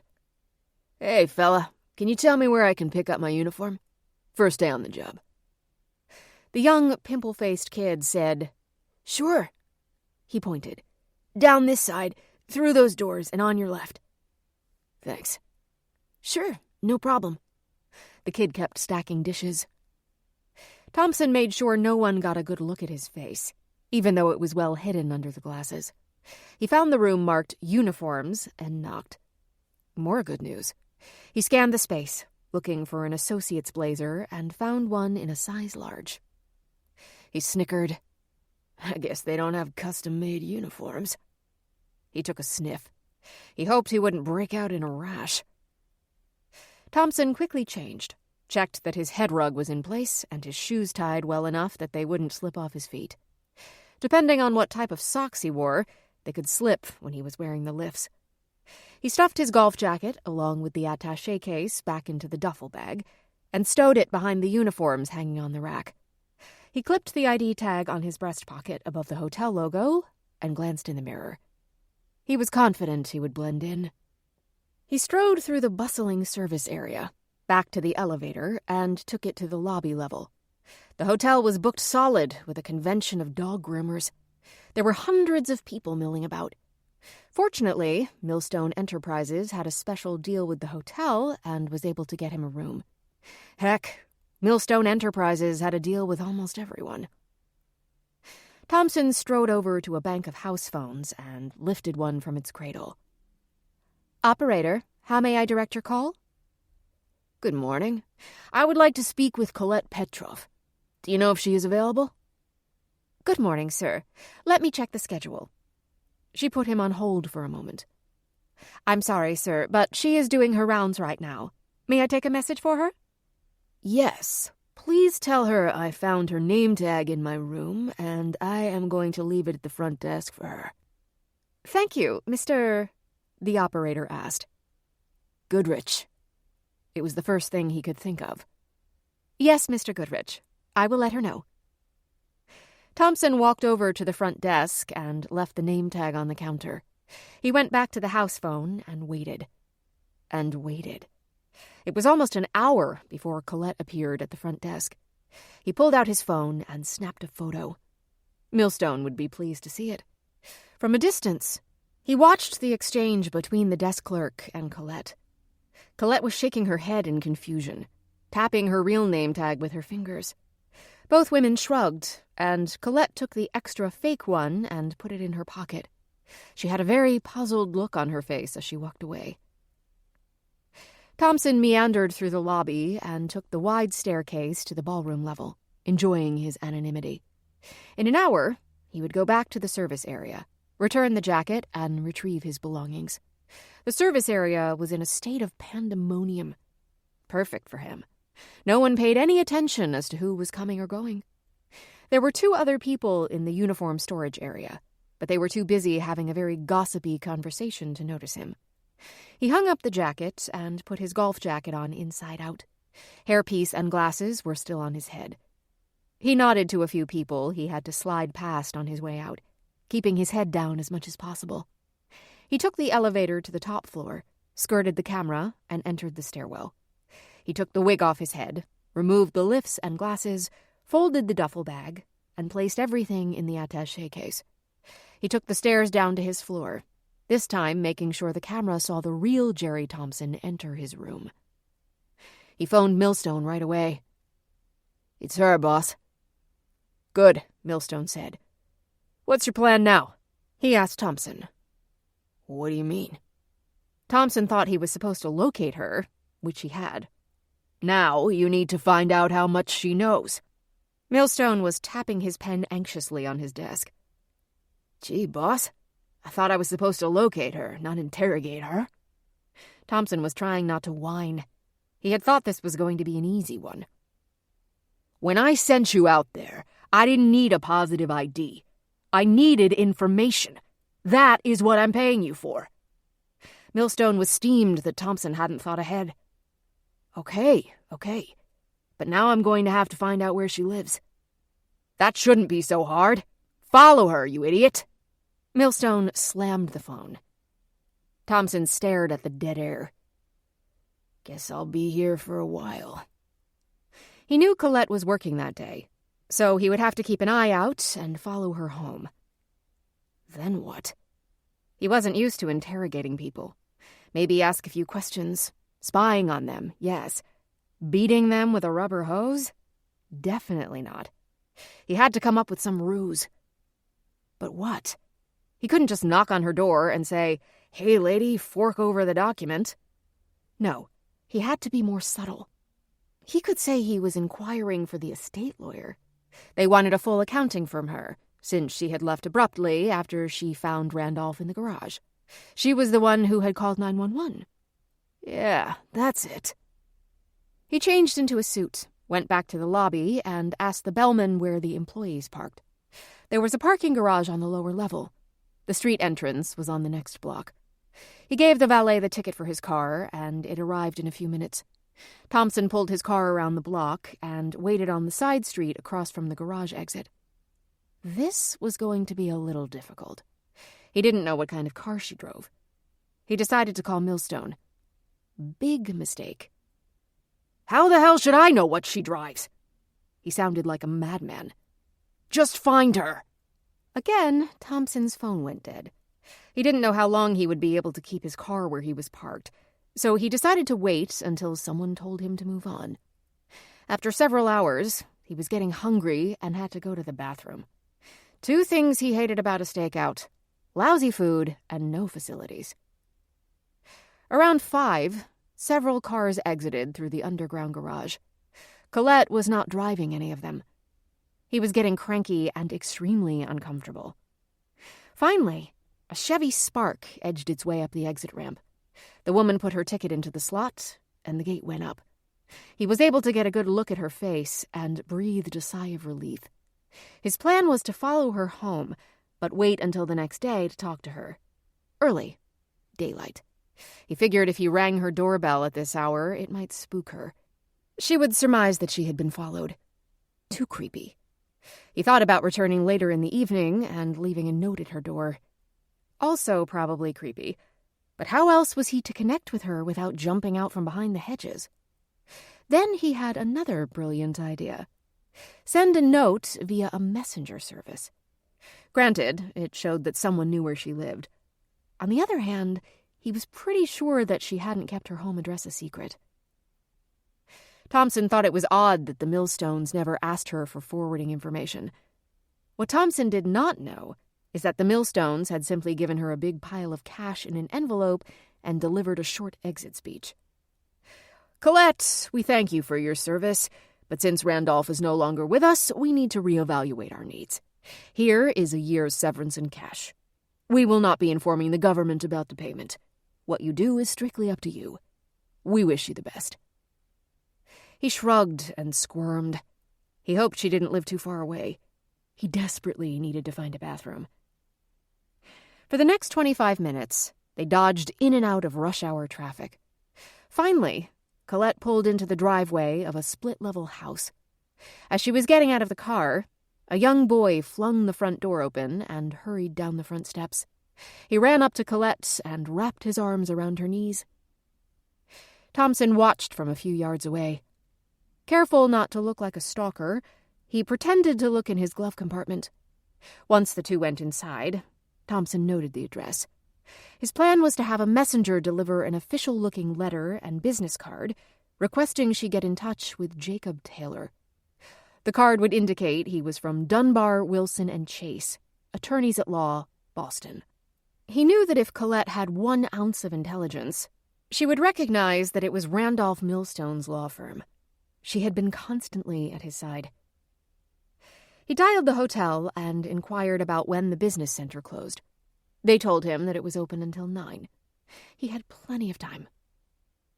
On his way back to the hotel, Thompson stopped at Target, used their bathroom facilities, and purchased a small package of linen paper with matching envelopes and cardstock. He hustled to his room, pulled out his laptop, and opened the publisher program. He began to create a heading that looked official. Dunbar, Wilson, and Chase, attorneys at law. He included their address, but used his burner phone number. He typed out a letter introducing himself as Jacob Taylor. "Ms. Petrov, this is to inform you that Mr. Jacob Taylor, representing Dunbar, Wilson, and Chase, attorneys at law, need to speak with you in order to ascertain Mr. Randolph Millstone's state of mind prior to his heart attack. We are asking in order to have the final reading of the will, blah, blah, blah. Mr. Taylor will be in town for 2 days. Please contact him as soon as possible. Thank you for your cooperation, yada, yada, yada." Thompson saved the letter to his flash drive. Then he created business cards using the same font and information and put that on the flash drive as well. He grabbed the bag with the paper, envelopes, and cardstock and left his room. The hotel was a flurry of dog groomers coming and going to meetings, dinners, cocktail parties. He inched his way to the business center, which was also crowded with people. All he could do was wait his turn. He recognized the pimply-faced kid from the kitchen, bussing tables strewn with discarded glasses and plates. This would be a test of how well Thompson had disguised himself. The kid walked right past him. Not a blink. Not a second look. Thompson was happy he hadn't lost his touch. It had been a long time since he had gone on a job that required a wig and glasses. Mostly, he had to meet people face to face, ask a few questions, and was done. But this Millstone thing was a little dicey. Thompson thought about how wound up Millstone had been the last few times on the phone. What did he have to be so freaked out about? Heck, the old dude had beaucoup bucks and a hot young wife. Then it hit him. Maybe Millstone was being blackmailed. But for what? In spite of his predilection for mystery, Thompson decided this one he'd better stay clear of. He would do his job. Period. The real reason behind Millstone's wanting to locate Colette Petrov and have her interrogated was none of his business. By the time he had finished his project and gotten back to his room, it was after 10. He called the concierge and asked for a messenger service first thing in the morning. The letter needed to be delivered between 7 and 7:30. If the messenger missed her, it would have to wait another day, unless someone from Colette's house would phone Colette at work and tell her that a messenger had delivered something. It was a chance he had to take. It had to look legit, not desperate. Let Millstone steam if he had to. This assignment was getting a bit shady. Shadier than usual. His normal routine was tracking down disgruntled ex-employees who had sticky fingers when they had left the employ of Millstone Enterprise. One numbskull didn't think anyone would notice a missing tractor from one of their home improvement supply centers. He simply drove it off into the sunset. He was pretty crafty, though. 2 days before, he rented a U-Haul and parked it on a side street. He pulled the tractor up the planks, into the truck, closed the back, jumped in the cab, and drove from Arlington, Texas to Boise, Idaho, where he met up with a man who fenced stolen goods. He had heard of jewelry fences before, but tractors? That was a new one on Thompson. When he caught up with the tractor bandit, he discovered that the FBI had been looking into a black market farm machine ring operating in the Midwest. Who knew? Thompson folded the phony letter, placed the card inside the official-looking envelope, and brought it down to the concierge. Identified subject? Check. Informed employer? Check. Found residence? Check. Initiated contact? Check. It had been a long but productive day. He was about to call Millstone, but he knew that Arthur would probably be in a foul mood. Nope. The yelling could wait until morning. Chapter 12. Buffalo, New York. Colette Petrov had been born in New York City, specifically in the Howard Beach section of Queens, 30 years earlier. Her parents were originally from Moldova. Her father worked in fiberglass manufacturing, and her mother was a nurse. When Colette was in high school, the family moved to a small town outside Boston. They wanted to be closer to other family members, but the main reason for moving was to escape from the crime that was spreading throughout all the boroughs of New York City. With his experience in working in fiberglass, Colette's father found work at a boatyard, and nurses were in high demand everywhere. When Colette graduated from high school, she went to a state college and studied business management. She hoped to work her way up as an executive at a big company in one of the big, beautiful, shiny new buildings in Boston. She dreamed of meeting a nice guy, not the kind who hung around in Howard Beach. Many of them were thugs or wannabe wise guys. After she graduated, she took a job at a small printing company, though she realized from the start that it was not where she wanted to spend her career.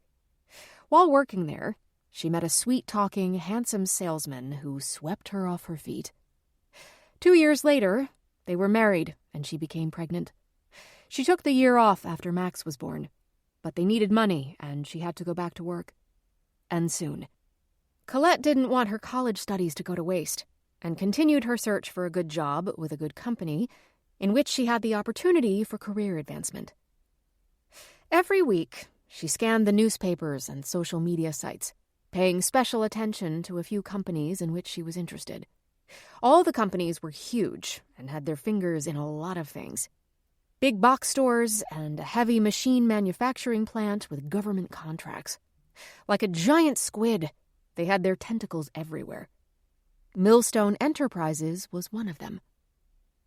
She continued to check their websites for job postings and spotted one for a manor concierge.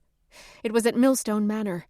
Her education and experience matched the job description. It entailed maintaining the household schedule, coordinating the staff, ordering groceries and supplies, and helping to organize dinner parties and other social/business events. When she interviewed for the job, there appeared to be a big difference as to what was expected. When Randolph saw her qualifications, he thought Colette could serve as his personal assistant at home. She could be his girl Friday. His heart condition had slowed him down, and he no longer wanted to make daily trips to the office. There was no reason why he had to, either. With all the technology available, it would be relatively easy to set up a working office in the house. Until his health began to deteriorate, he had been vehemently opposed to bringing work home, let alone having to work in the home. Things were stressful enough, and his doctors cautioned him to take life a little bit easier. He finally acquiesced and turned the library into his personal office. With an assistant at home, he could easily handle the day-to-day management of Millstone Enterprises. On the other hand, Rowena had a different opinion of what this person's job should be. Rowena's take on the position was that its occupant should report to her, since she was married to Randolph's son and Randolph was a widower. To her way of thinking, that made Rowena the lady of the house, charged with its running. But Randolph reminded her, in no uncertain terms, that he, not she, was still the head of the house, the family, and the business. It was his way or the highway.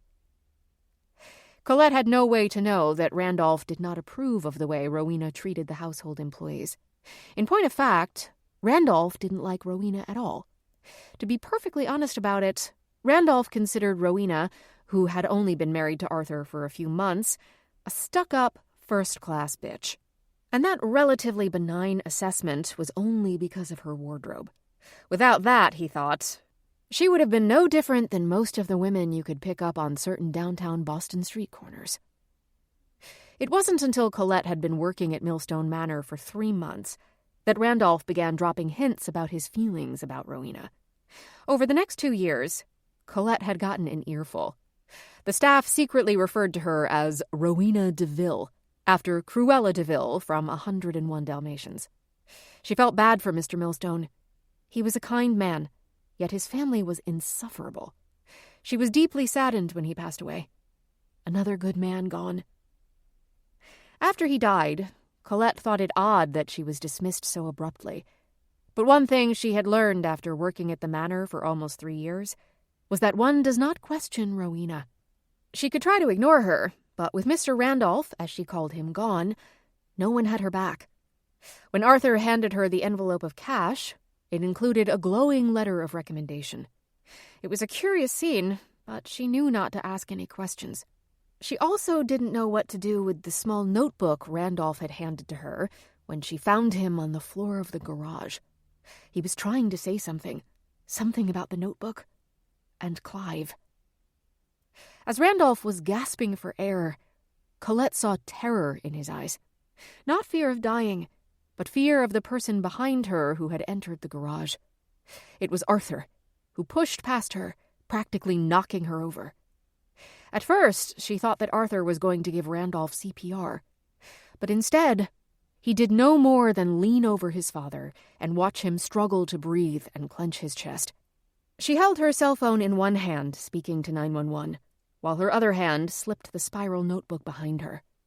Whatever was in it, she was certain that it was something Randolph didn't want Arthur to know about. Arthur made a contrived effort to check Randolph's pulse. An excruciating 10 minutes went by before the paramedics arrived.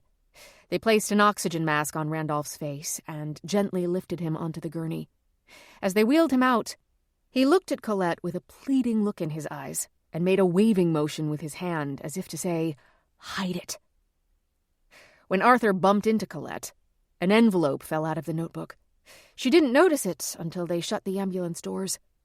She bent down to pick it up as Arthur came back into the garage, yelling all sorts of expletives at her, finishing with, "Get out! Meet me in the drawing room tomorrow morning."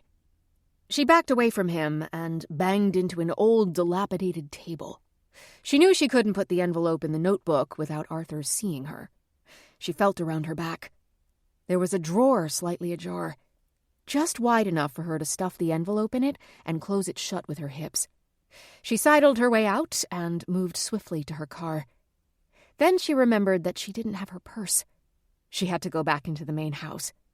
She shoved the notebook under the passenger seat and thought she might be able to return to the garage and retrieve the envelope. But when she got inside the house, the staff was a hot mess. Crying, questions, more crying. "Everyone, listen, please. Mr. Randolph is on his way to the hospital. I don't have any more information than that. We've been dismissed for the day, except for Chef and Kate. I do not know where Mr. and Mrs. Millstone will be having dinner, so I suggest you stand by. Please, everyone else, go home, be with your families, and say a prayer for Mr. Randolph." Colette always referred to the senior member of the family as Mr. Randolph. He wanted her to call him by his first name, but she didn't think it respectful enough. So they both settled on a combination of the two, something they do in the South. Arthur and Rowena were Mr. and Mrs. Millstone to everyone. There was nothing casual when it came to the two of them. Though they earned no respect from the staff, they insisted on the outward trappings of it. When Colette got to her car, she noticed the garage door had been closed and latched. It wouldn't be feasible for her to get in there now, and she had promised her son, Max, that she would be home in time for an early dinner. Later that evening, she brought the notebook into her house and began flipping through the pages. There were lists with dates and amounts. Nothing else. She wondered what it meant, but she wasn't about to investigate either. She decided to keep it safe until someone came asking for it. Maybe that would happen when Mr. Randolph awakened. She hoped it would be soon. The next day, she obediently arrived in the drawing room. She was anxious to hear how Randolph was doing. Arthur entered the room, Rowena on his heels, and without showing an ounce of grief, blankly announced that his father had died in the hospital during the night. Not a tear, not a quiver. They say people grieve in their own way. Colette doubted that Arthur was capable of grieving, nor was he capable of feeling. Before Colette could express her condolences, Arthur and Rowena dismissed her. Permanently. He handed her an envelope, giving her more or less explicit instructions to take the money and run. They practically carried her out the door. She knew then that getting back into the garage would be impossible. She fretted about not being able to recover the envelope she had stashed in the drawer of the table in the garage. But she certainly wasn't about to announce that she had a notebook that Mr. Randolph had given her. Much less that she had stuck an envelope with some sort of document in it in a piece of furniture. She knew for sure she had to keep it safe. But for how long? She had no idea. Maybe forever. As she pulled into the driveway of the house she rented, Colette wondered how she was going to break the news to Max. They had to move away. Though $50,000 was a lot of money, it wouldn't last long. Colette needed to find another job somewhere, and soon. She phoned her sister in Buffalo and explained that her boss had died and she had been fired. Her sister, Irina, gladly extended an invitation for Colette and Max to come live with her.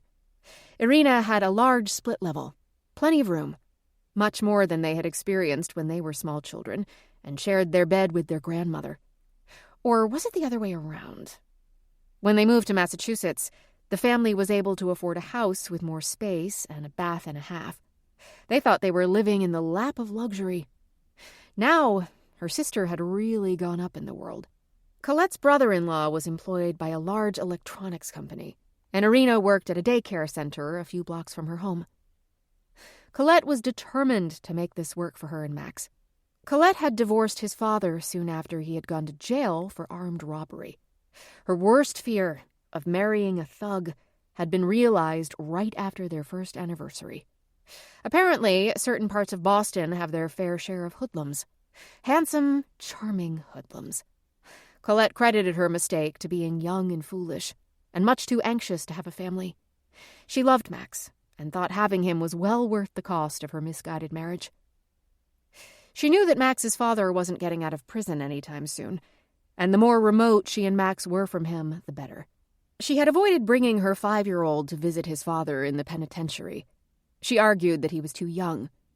Now she had the perfect excuse. Thankfully, Max never asked about his father. Max had still been a toddler when his father was hauled away. Moving to Buffalo would be a fresh start for both him and Colette. Within a few weeks of her abrupt departure from the Millstone household, she and Max were unpacking boxes in the lower level of Irina's house in Williamsville, around 15 miles outside Buffalo. Colette quickly found a job as head of housekeeping at the Curtis, a 5-star hotel. The letter of recommendation worked like a charm. It was a glowing reference from the Millstone family, and the hotel knew exactly what sort of company Millstone Enterprises was. They were renowned throughout New York State, as well as New England. Colette thought that perhaps Randolph was watching over her from the other side. The hours were from 8:30 to 4:30. She mostly sat at her desk, arranging schedules and making sure the guests were well accommodated. Extra towels? No problem. A robe? Absolutely. She kept track of all the supplies and orders. It was a well-oiled operation, and everyone seemed nice. Nice enough that she enjoyed going to work each and every morning. Not having to cope with Rowena was like drawing a fresh breath of air after escaping a smoke-filled room. About 6 weeks after they had settled in, Colette was helping Max get ready for school when the doorbell rang. It was a messenger with an envelope for Colette Petroff. She signed for it and eyed it suspiciously. "Open it up, Mama," Max exclaimed. Okay. Colette walked back into the kitchen, where she found a letter opener in the designated junk drawer. She stared at the piece of paper. Her hands began to tremble. "What is it, Mama?" Max looked inquisitively at her. "Nothing, sweetheart. Someone sent a special letter, that's all." "But what is it?" Max was becoming insistent. "Nothing important. Work stuff. Now you go with Aunt Renee. I'll see you after school." She kissed him on the head, picked up her keys, and walked to her car. She started the engine and reread the letter. She didn't recognize the name Jacob Taylor. She knew Clive Dunbar and David Wilson, but not Jacob Taylor. Maybe he was new. But what should she tell him? She was worried about the notebook. What if he asked for it? If so, she would only speak directly to Clive. Colette wasn't a suspicious person by nature, but she had seen a great deal of nastiness in the Millstone house. Arthur and Rowena were not nice people. She decided that she would call Mr. Taylor during her break at work and find out what he wanted from her. Meanwhile, Thompson, a.k.a. Taylor, was waiting in his hotel room to get the call. Hours went by. Nothing. He called the messenger service, and the person who answered confirmed that the letter had been hand-delivered to Ms. Petroff. What was taking her so long? He knew he would get a major tongue-lashing from Arthur if he didn't have any information soon. He was certain that Arthur was wearing out the carpet in his office, huffing and puffing.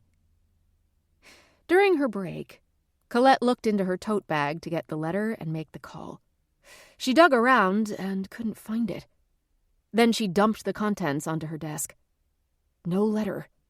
Then she remembered that she had left it stuck to the visor of her car. It would take too long to go to her car, so she decided to phone the law office instead. Perhaps they could give her Mr. Taylor's cell phone number. She still had the main number in her contact list. Things had been hectic since Mr. Randolph's passing and her swift dismissal. Then there was the packing. Through the transition, it hadn't occurred to her to delete phone numbers she no longer had any reason to use. At that moment, she was grateful. She pressed the green call dot on her phone. As the phone rang on the other end, she thought about how upset she was that Arthur and Rowena hadn't had a proper funeral for Randolph. They were going to plan a memorial sometime in the future. It was obvious to Colette she was not going to be invited. And knowing Rowena, the memorial service would be by invitation only. She snapped out of her reverie when the receptionist answered. "Dunbar, Wilson & Chase, how may I direct your call?" Hello, this is Colette Petrov. Hello, Colette. How are you? The receptionist remembered that Colette had worked for Randolph Millstone for 3 years and phoned often to speak to Clive. I'm very well, thank you. May I speak to Jacob Taylor? I'm sorry, who did you ask for? The receptionist queried. Jacob Taylor? Colette hesitated. There's no Jacob Taylor here, Colette. Are you sure you have the right number? I'm sure. The card said Dunbar, Wilson, and Chase, but I left it in my car, and I still had your office number in my contact list. What about Mr. Dunbar? Is he available? No, I'm sorry, he's away on business, and then he's going to take a short vacation. Can I take a message for you? Colette gave the phone an odd look. No Jacob Taylor? No, that's all right. I'll try again next week. Thank you. Bye. Bye, Colette. Colette had a bad feeling about this. Yesterday, someone had said they found her employee badge, which wasn't missing, and now a letter from someone who doesn't exist. Her fight-or-flight instinct was firing off signals. Again. The first time was when she had been dismissed from her position with Millstone Enterprises. Arthur and Rowena had made it abundantly clear that Colette should disappear as soon as possible. Now she was wondering if it was time to disappear again. Chapter 13. Boston, Massachusetts. Millstone Manor. If someone had taken Arthur's blood pressure at that moment, they would have called the paramedics. He was shrieking at the top of his lungs. What do you mean you haven't made contact? He snapped his fingers at Rowena to pour him another scotch. Rowena stretched her long legs and sashayed to the console, where Arthur kept his single malt scotches, bourbons, and cognacs. He held up 3 fingers, indicating how much liquor to pour. The equivalent of 3 fingers wrapped around the glass. Rowena laughed to herself. If he means his, I'll have to use 4 of mine. Arthur could barely control his rage. You are supposed to find out if she signed it. Does she know what it was and where it might be? It shouldn't be this hard. You had better speak to her in person by tomorrow, or I'll be on my way out there and you'll be on your way out. Do I make myself clear? Rowena handed him the tumbler of scotch. Maybe that would calm him down. Rowena couldn't understand why Arthur was so exasperated of late. Yes, several months before Randolph died, he had told Arthur to start making other plans. What Randolph meant was that they were going to have to move out of the mansion into a place of their own, for one. The other, Rowena suspected, was that Arthur might find himself no longer a part of Millstone Enterprises. If Randolph decided to cut Arthur out of his will, or at least to leave him something much smaller than the family fortune, something both she and Arthur feared he might do, Arthur would be left up the proverbial creek without a paddle. Rowena knew that Randolph had been aware of Arthur's past gambling problems, and that they were possibly becoming a problem once more. Perhaps Randolph had been planning to put Arthur on a tight leash. Rowena figured that Arthur was probably seriously in debt. Just how seriously was the question. Judging from how Arthur was behaving, he probably owed a staggering amount, requiring that he inherit more than a token amount if he were to avoid serious repercussions. One thing she knew for certain, the people Arthur was dealing with were not nice people. On more than one occasion, Rowena had walked into Arthur's study as he was writing out checks to himself. One evening, before he got home from the office, she went through the drawers of his desk and found the checkbook. Rowena was surprised he hadn't locked it away. Perhaps he thought no one would be rummaging around in his desk, or he had simply forgotten to lock it. Lately, he had been hitting the booze in large quantities, so it wasn't totally surprising that he might have forgotten. But there it was for her to get a good peek. It appeared he was siphoning off money in dribs and drabs. Checks for a few $1,000s every other week or so. Nothing that would set off any alarms. Heck, a few $1,000s would just about cover one day of Rowena's purchases. But now things seemed to be escalating to disturbing heights. Rowena watched Arthur guzzle the scotch. That's when she started putting it together. She figured Arthur had gotten deep into debt and that Randolph had found out. Randolph had bailed him out once, but he had warned him that it was the first, last, and only time it would happen. For a while, it appeared that Arthur had kicked the habit, but Rowena was sure that appearances were deceptive, especially after she got a glimpse of the checkbook. No one else realized that he had gone back to gambling. It seems that after placing a few small bets, he started winning. The more he won, the more he gambled, until he started to lose. Then the more he lost, the more he gambled.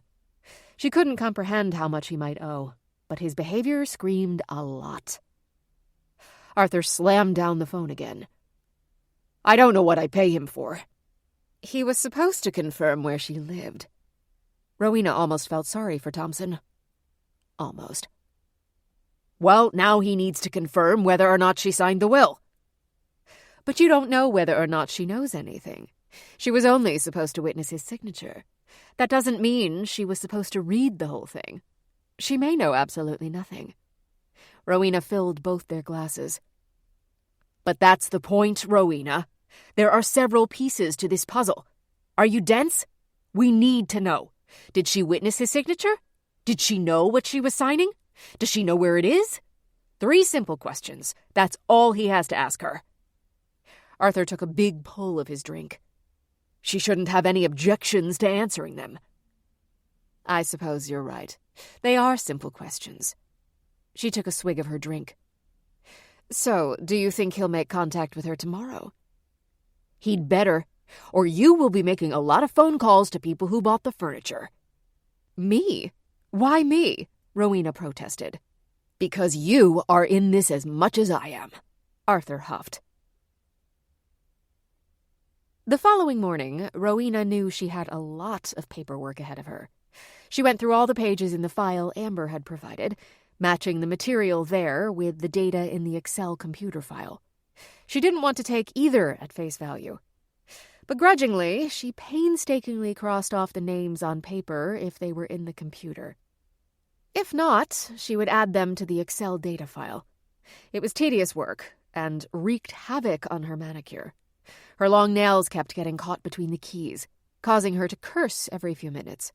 She had been working on the task for hours, but it was the only way to consolidate and organize the information. She also cursed Amber, because much of the information had not been entered into the computer file as it should have been, creating more work for Rowena. She understood why Arthur didn't want anyone from his office getting involved. There were already too many loose ends. They didn't need curious eyes producing problems, should they decide to do some sleuthing on their own. The Millstone estate was too visible. They couldn't take any chances.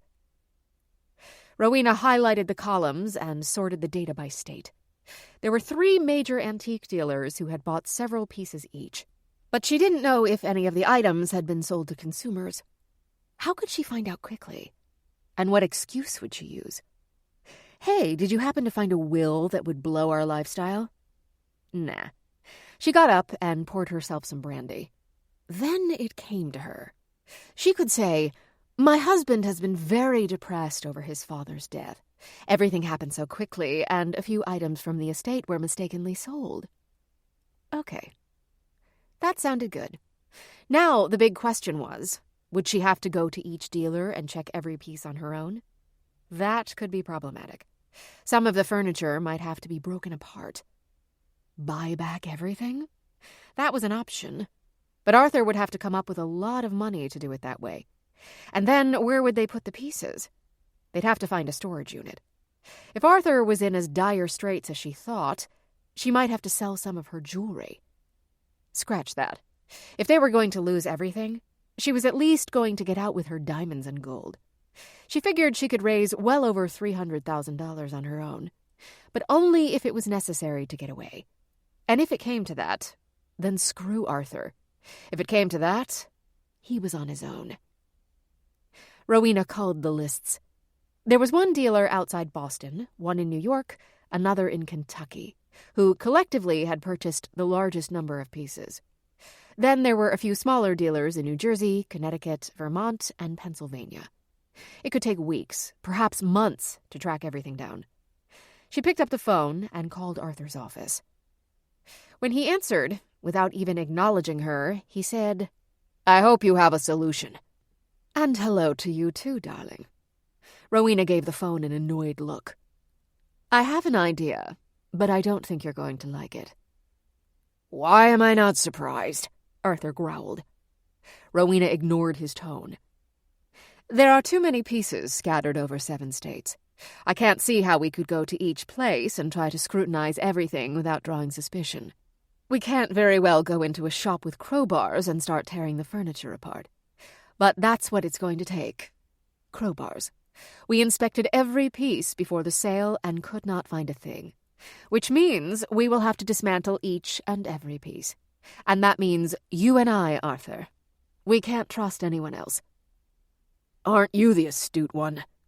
Arthur continued to bully her. "Listen, Arthur. I've been working on this all morning. We need to contact all the dealers and buy everything back. Put it in a large storage unit and take every piece apart." Silence. She could hear the clinking of a glass. Arthur was probably pouring himself a drink. "Arthur, did you hear me?" "Yes, dear. Buy it all back. Put it in storage. Pry each piece apart." His voice was unusually calm. "Well, what do you think?" Rowena was getting impatient. "Do it. Let's just get this over with." "Really? You want me to go ahead?" Rowena wasn't sure if Arthur was of sound mind, and wanted to be absolutely sure she had heard what she had heard. "Yes, do it. I'm still waiting to hear from Thompson. If he doesn't make contact with that woman today, I am going to have someone else take care of it." "Okay, Arthur. Just be careful." Rowena actually sounded like she cared. Well, sort of. But only to the extent that it would affect her if the plan went horribly wrong. Arthur hung up without saying another word. In point of fact, they could have everything sent back to the estate. There surely was enough room in one of the outer buildings, but that would draw attention. No, it had to be off the property. She checked for nearby facilities and found a storage facility with enough space several miles away. Close enough to be convenient, far enough for no one to notice. They had to be careful. Rowena made a list of the dealers she would contact first. Arthur didn't mention how they would pay for any of it, so she assumed it would be covered by Millstone Enterprises. And that is what she would tell the dealers. Let everyone fight for payment later. Right now, that was not her concern, and likely never would be. Paying people, that is. Getting the furniture was the only thing she cared about. With that in mind, she began making phone calls. The first dealer, in Kentucky, would be open later that day. The second one was in New York. She made the plea that her husband was very depressed over losing his father and regretted selling everything in haste, and would it be possible to purchase them back? She actually got some sympathy from her little boo-hoo story. Fortunately, it had only been a matter of weeks since the dealer had actually received the pieces, so the pieces were still in the original crates. They hadn't begun to process them, so returning them shouldn't be an issue. One down. To expedite the transfer, Rowena planned to rent a truck or two to pick up the items. She tried to make the transaction and shipping as seamless as possible. They would have enough to deal with once all the furniture was in the storage unit. The next call she made was to the dealer in Kentucky. If she could reach the others quickly, she could do one big sweep and have the furniture back in less than a week. She would also give the truck drivers a cash incentive. It occurred to her to give the dealers a cash incentive also. After another dozen phone calls, she had secured almost every piece. The financial inducement made the dealers quite amenable. The transactions were swift. She was rather pleased with her display of business savvy. There was only one piece that had found its way to a consumer, the Louis XIV sideboard. She thought she could probably persuade the new owners to sell it back to her, but the dealer wasn't keen on giving Rowena the buyer's personal information. She'd deal with that later. Besides, she had personally checked that particular item before the estate sale. She was certain the will was not hidden there. Of course, Arthur would have a conniption fit, but he would have to give her credit. She had done a remarkable job. At least for the moment, Arthur should be in a better frame of mind. Chapter 14. Buffalo, New York. Thompson was getting nervous.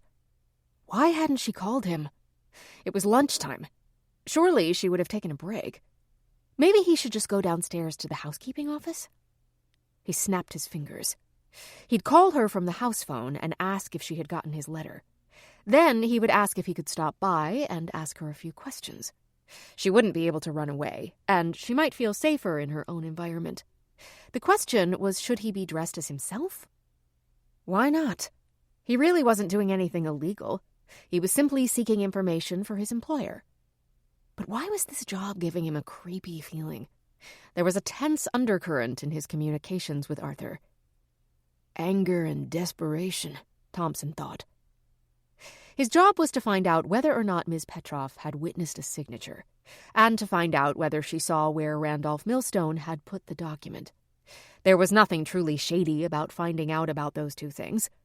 But the subterfuge he had used involved more deceit than was usual in his investigations, and therefore seemed shadier.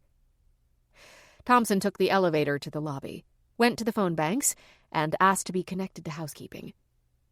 A woman answered. Housekeeping, Colette speaking. How may I help you? Hello, Colette. This is Jacob Taylor from Dunbar, Wilson and Chase. I believe a letter was delivered to your home this morning, he half-asked. Colette's heart started to pound. She didn't know who it was who was pretending to be from Dunbar, Wilson and Chase, but she was going to find out. She might be naive when it came to men, but when it came to life in general, she was pretty savvy. Yes, Mr. Taylor. My apologies for not calling you sooner. We have had a busy day this morning. A lot of people checking out and in. You mentioned something about Mr. Millstone? What is it that you need from me? Do you have a few moments to sit down with me? If it isn't any trouble, I could come to your office. I won't take up much of your time. Colette put him on mute and looked over her cubicle. There was a lull in the confusion, and she had a lunch break coming up. Are you close to the Curtis? Colette thought she heard familiar music in the background, the music they played in the hotel lobby. Then she checked the caller ID and saw the call was coming from an internal line. It was not from the cell number on the card. Yes, actually. I'm right down the street. I could meet you in 10 minutes. He'd stop in the men's room to kill some time. There is an employee cafeteria on the mezzanine level, but you have to take the service elevator from the kitchen. I'll figure it out. How will I recognize you? Colette asked. Thompson stopped for a moment. He knew what she looked like, but she didn't know what he looked like, and he wasn't about to tell her either. Conversely, he didn't know that she knew he was a fraud. They each thought they had the upper hand. He gathered himself. I'm wearing a gray jacket with black pants. I'm bald with black framed glasses. All right, Mr. Taylor. I will sit close to the elevator door. See you soon. Colette called the front desk immediately. It was the same music she had heard in the background when she was on the phone with Taylor, or whatever his name really was. She was taken aback that he was already in the building. Now she was really on her guard. She stood and leaned over the barricade that separated her desk area from her coworker. Dottie, got a few minutes? What do you need? Dottie answered. I need for someone to come with me to the cafeteria. Dottie chuckled. Can't find your way. No, just come with me and I'll tell you. Like now. She yanked her head in the direction of the elevator. Okay. Dottie grabbed her purse and met up with Colette at the elevator. What's going on? I don't know yet, but someone who claims to be with my previous employer's law firm wants to talk to me. What do you mean, claims? Dottie asked. Someone sent a letter to my sister's house, where I'm staying with my son. The letter said he was from the law firm and had some questions for me. But I left his card in my car, so I phoned the law office directly. When I asked for him, they told me there was no one by that name working there. Geez, so? So he just called me, from a house phone. He wants to meet me in the cafeteria to ask me some questions.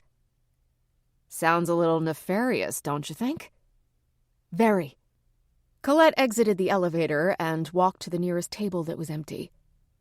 Go sit at another table and just keep an eye on us, without looking like you're on a stakeout. Growing up, Colette had watched a lot of crime dramas and used the jargon often. Roger that, Dottie joked. I'll be right over there. With my camera. Colette gave her a look. Relax. I'm a primo stealth photographer. Dottie gave her a wink. Please, I'm nervous enough. I don't want to know about any of your dark secrets. At least not right now. The elevator door opened, and the self-described, bald, black-rimmed glasses man stepped out. He recognized Colette immediately, but he pretended to look around. Colette seemed to cringe when he approached her. Was it her imagination, or was she being paranoid? Colette? The man asked. Yes. Hello, she replied evenly. Did you have the opportunity to read my letter? Yes, briefly. As I mentioned, we were terribly busy this morning. I glanced at it in my car, but didn't have time to read it carefully.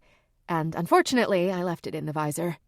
Her thought trailed off to, and I called the office and you don't exist. Even though she didn't say it, the words were floating in her head. Taylor, or whatever his real name was, shook her hand and sat down across from her at the small square table. Colette laced her fingers together and placed them on the table. She sat up tall. What can I help you with, Mr. Taylor? You were present when Mr. Randolph Millstone passed away, correct? Yes, that is correct. Did Mr. Millstone ask you to witness papers at some time before he died? Colette sat up even taller. Yes, he did. About 2, maybe 3 weeks earlier. And what was on those papers? Did you read them? No. I was only told to witness his signature, and that I be present when he signed it. That's all he instructed me to do. There was no reason for me to read the document. Do you know where that document was kept? I do not, but I would think it would be in his safe. That was where he kept all the important documents. Colette remained calm, but her mind flashed to the envelope. The envelope she had not been able to retrieve from the drawer in which she had hidden it. Then to the small spiral book under her passenger seat. She cocked her head. She had to pay attention and not give him too much information. She wanted to find out who this man really was and why he was asking her these questions. Apparently, the document in question was not in his safe. I really don't know what to tell you, Mr. Taylor. This time she couldn't help but emphasize Taylor. It occurred to her that he hadn't asked about the notebook, and she was not about to offer any information about it either. Just so I can close this case, you affirm that you did, in fact, witness a signature of Mr. Randolph Millstone on a document, but you do not know the nature of said document. That is correct. Colette looked him straight in the eye. Something wasn't right with any of this. Well, thank you for your time, Ms. Petrov. If you should think of anything, please call me. Have a good afternoon. Taylor got up, extended his hand for a shake, turned, and waited for the elevator. To Colette, it seemed like an eternity. As soon as Taylor, or whatever his name was, disappeared into the elevator, she nodded at Dottie. The two women hurried to catch the next car. Colette wanted to follow him as far as she could without being noticed. She and Dottie entered the lobby and watched Taylor walk to the guest elevators. Colette thought he might be staying at the hotel. Colette told Dottie to watch the elevator light and see if she could tell on which floor he got off. Meanwhile, Colette walked over to the front desk. Hi, Eddie. Do we have a Jacob Taylor registered here? Eddie scrolled through the database. No Jacob Taylor. Colette stood there, thinking for a moment, when Dottie dashed over. The elevator stopped on the 4th floor, then continued up to 8. Eddie, can you check who is registered on those 2 floors? Eddie ran down several names that didn't sound familiar. Then Eddie came to a Jerry Thompson, who was with the Millstone Group. Colette gripped the counter. Why would that man lie to her? Something was terribly wrong. She needed to find Clive Dunbar. Dottie, can you cover for me? Colette asked in haste, not waiting for an answer. She sped back to her cubicle and dialed Clive's office number again. Again, the same cordial receptionist answered. Dunbar, Wilson and Chase, how may I direct your call? Hi, it's Colette again.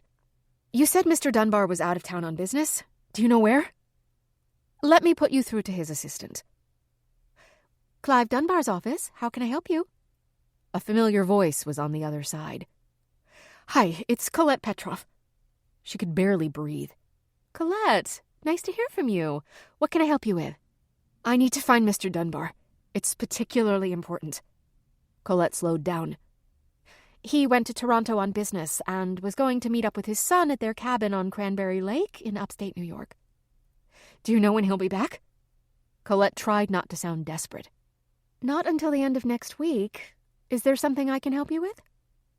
I don't think so, but thank you. Please tell him I called. I have the same cell number. Colette gave it to the assistant just in case. Thanks very much. Colette grabbed her purse and made a beeline to the employee parking garage. She zoomed out and proceeded to Max's school.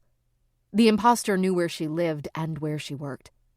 Colette tried to keep her wits about her, not knowing what kind of danger they were in. She phoned the school to let them know she was picking him up. Family emergency was her reason. Colette remained calm when she arrived at Max's school. She explained that they were going on another adventure. For how long? Max was curious. Just a few days? Colette hoped it would only be a few days before she tracked Clive Dunbar down. If memory served her, she had a rough idea as to where his cabin was located. She had certainly helped Randolph plan a few trips there, but she didn't have Clive's cell number. She thought about calling the office again and asking for it, but right now she wasn't sure whom to trust. That could have saved her a lot of trouble, but she had to move and move fast. Think. How many cabins could there be on Cranberry Lake? She would soon find out. When they got back to Irina's house, Colette helped Max pack a small bag with 3 days' worth of clothing and a few games. She threw a few things together for herself and left her sister a note. Had an emergency to deal with. Nothing terrible, but had to leave town for a couple of days. We'll call later. Love, C. Confident she had not been followed, she packed up the car with a small cooler filled with water and juice boxes. On her way out of town, she stopped at a large bookstore and purchased a spiral-bound road atlas. She also let Max pick out a book. Since she wasn't sure of the exact location of the cabin, once she got there, she would need something that showed the area and the terrain. Sitting in the car, she opened the atlas and saw it would take the better part of 5 hours to get to Cranberry Lake. She would have to wing it the rest of the way. Colette and Max had been on the road for almost 4 hours. It was getting late, and they were both hungry. Colette decided to stop for the night and get a fresh start in the morning. She pulled out her phone and searched for a decent motel. There were several national chains outside Watertown. From there, it would be another hour to Cranberry Lake. They would get up early, have breakfast, and get back on the road. It would be much better to navigate in daylight. Plus, she needed to rest and regroup. The last 24 hours had been alarming. They pulled into the parking lot of a Courtyard by Marriott and dragged their bags into the lobby. Checking in was no problem, and there was a nice family restaurant several yards across the parking lot. Colette took it as a good sign. Max was always excited when they would go out for a meal. It wasn't that often, so it was a big treat when it happened. Colette was happy that Max was in good spirits. She had been concerned he wouldn't do well with another shuffle. He had been quite fine with the move to Buffalo. His aunt, uncle, and cousin were a loving family and welcomed them with open arms. Colette thought Max was a well-adjusted boy with a positive temperament. He was happy and bright, with a kind, sweet disposition. Colette thanked her lucky stars for that. And today, he was all in for an adventure. As long as she could remain calm and make it appear that this was totally normal, Max would respond to her mood. She prayed she had the strength and asked St. Jude, the saint of hopeless causes and miracles, to intervene. And anyone else who might be listening.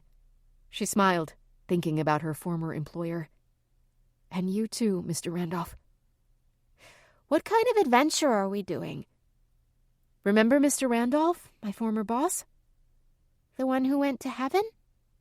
He looked at her with puppy dog eyes. Colette smiled.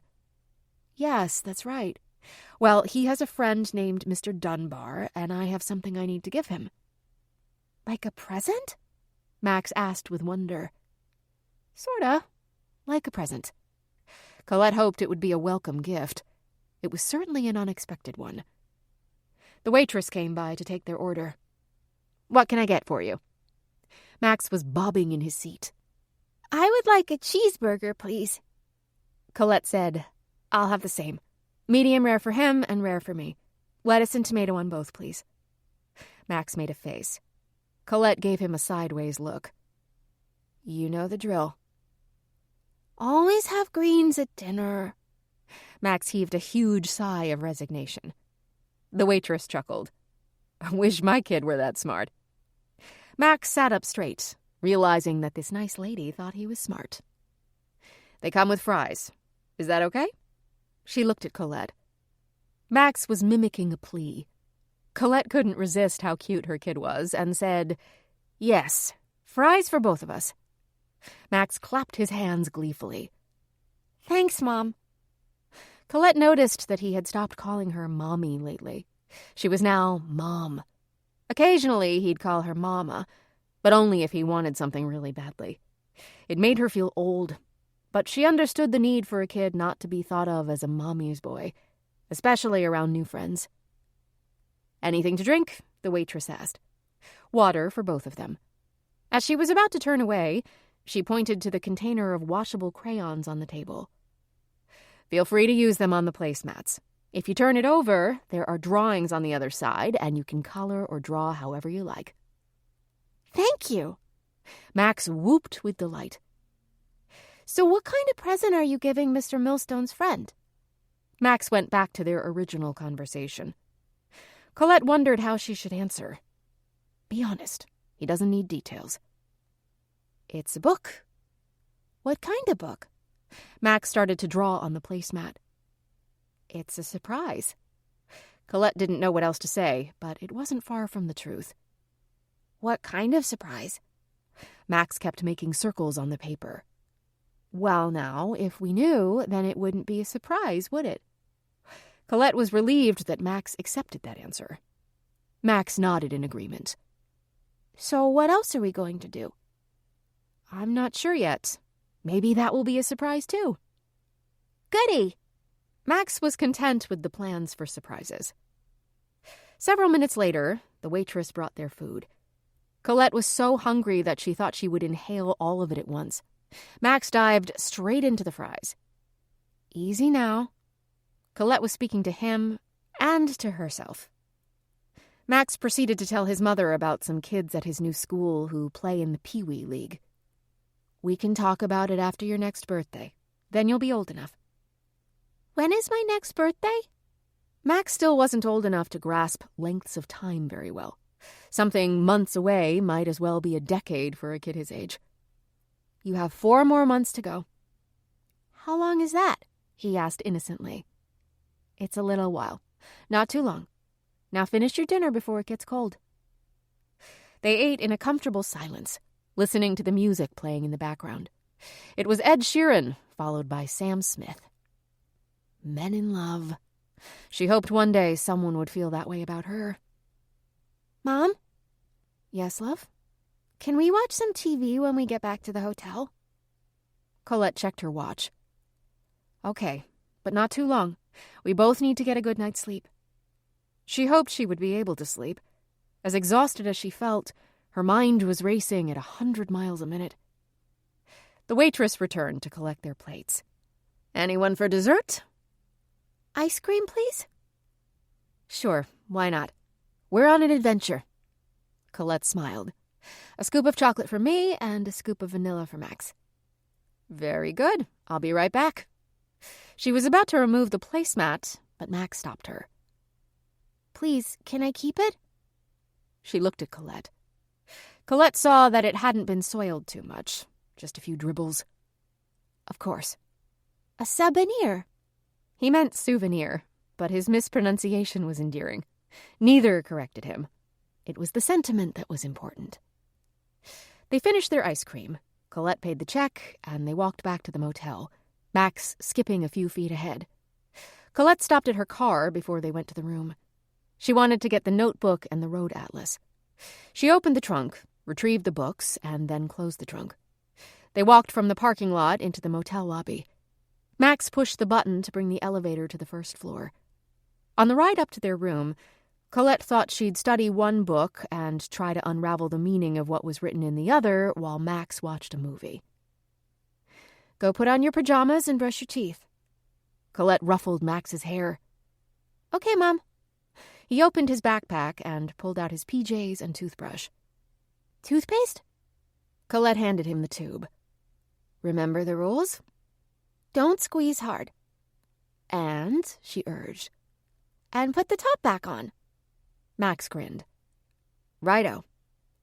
Max marched into the bathroom. He could barely reach the sink, but he wasn't going to say anything to his mother. He wanted her to think he was a big boy. He struggled to reach the faucet, but he was determined, much like his mother. He climbed onto the lid of the toilet seat and reached over. One twist, and a big splash of water came out and hit the sink with so much force, it splashed all over his pajama shirt. He tried not to panic. He didn't want to upset his mother, but he knew that if he tried anything less than the truth, it would make her sad. "Mom!" Max yelled.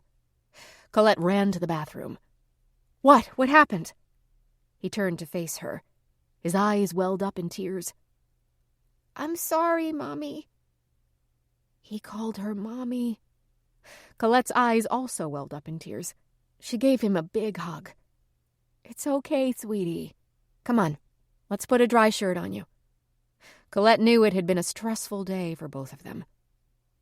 Colette picked out one of the Toy Story movies for him to watch. He had probably seen it a half-dozen times, but he always wanted more. Colette tucked him into the bed next to hers. She was glad they had a double room. She knew she would be up for at least another hour mapping out her route for the next day. Once she got to Cranberry Lake, she would stop at a local market or gas station and ask if someone could direct her to Clive Dunbar's cabin. She thought about her approach and did a personal inventory. She was a slender, attractive woman in her late 20s. She was dressed well and had a small son with her. Truly, no one would think she was menacing in any way.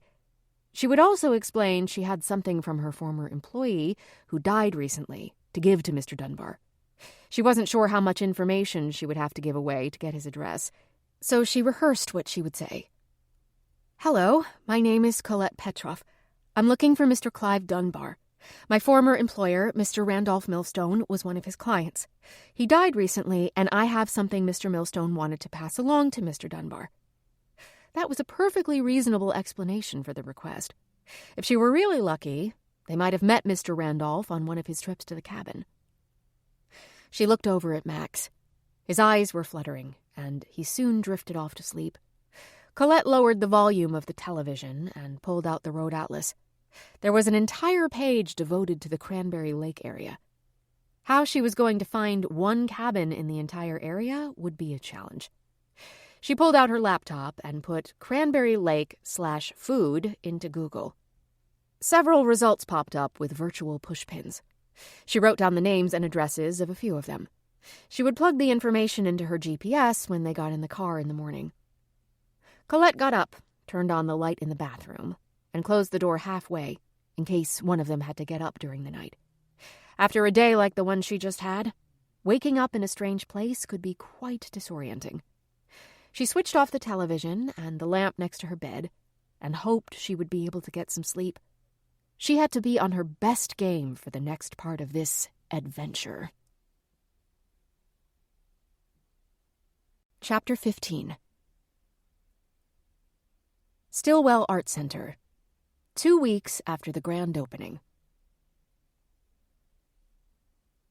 The ebb and flow of attendance was still hard to predict. There was a huge turnout on the opening weekend, which is normally the case, and the following weekend was also bustling. New place, new stuff to see, new stuff to buy. The center hours were 11 to 7 Wednesday and Thursday, 10 to 10 Friday and Saturday, and noon to 5 on Sunday. The shops were at liberty to make their own hours, but Ellie encouraged them to be open when there was a regular flow of people. She knew she had to find more support staff for the busier hours, but they hadn't been open long enough to figure out exactly what those hours would be.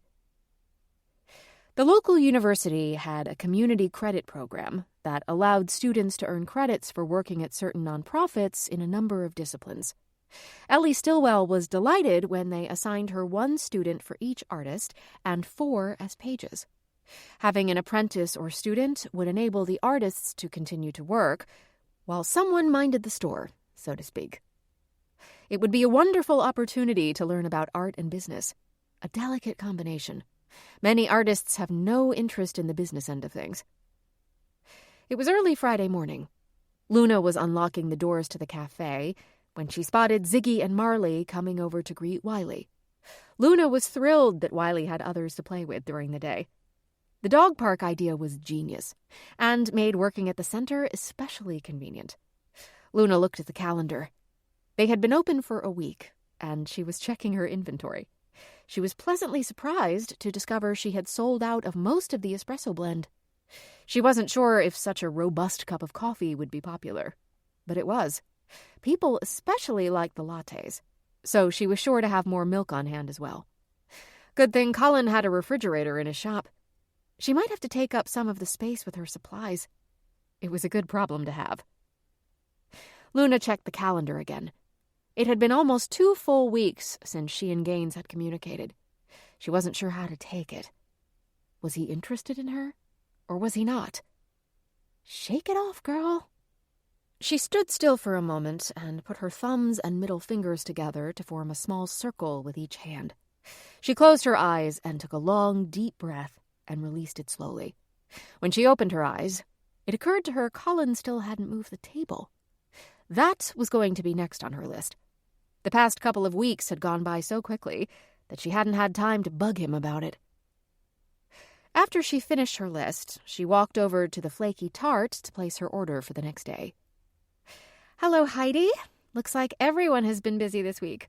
"You ain't kidding," Heidi called back from behind the counter. "What can I do for you?" "I'm going to need more scones for tomorrow. At least 2 dozen. A dozen blueberry muffins and a dozen crumb cake muffins."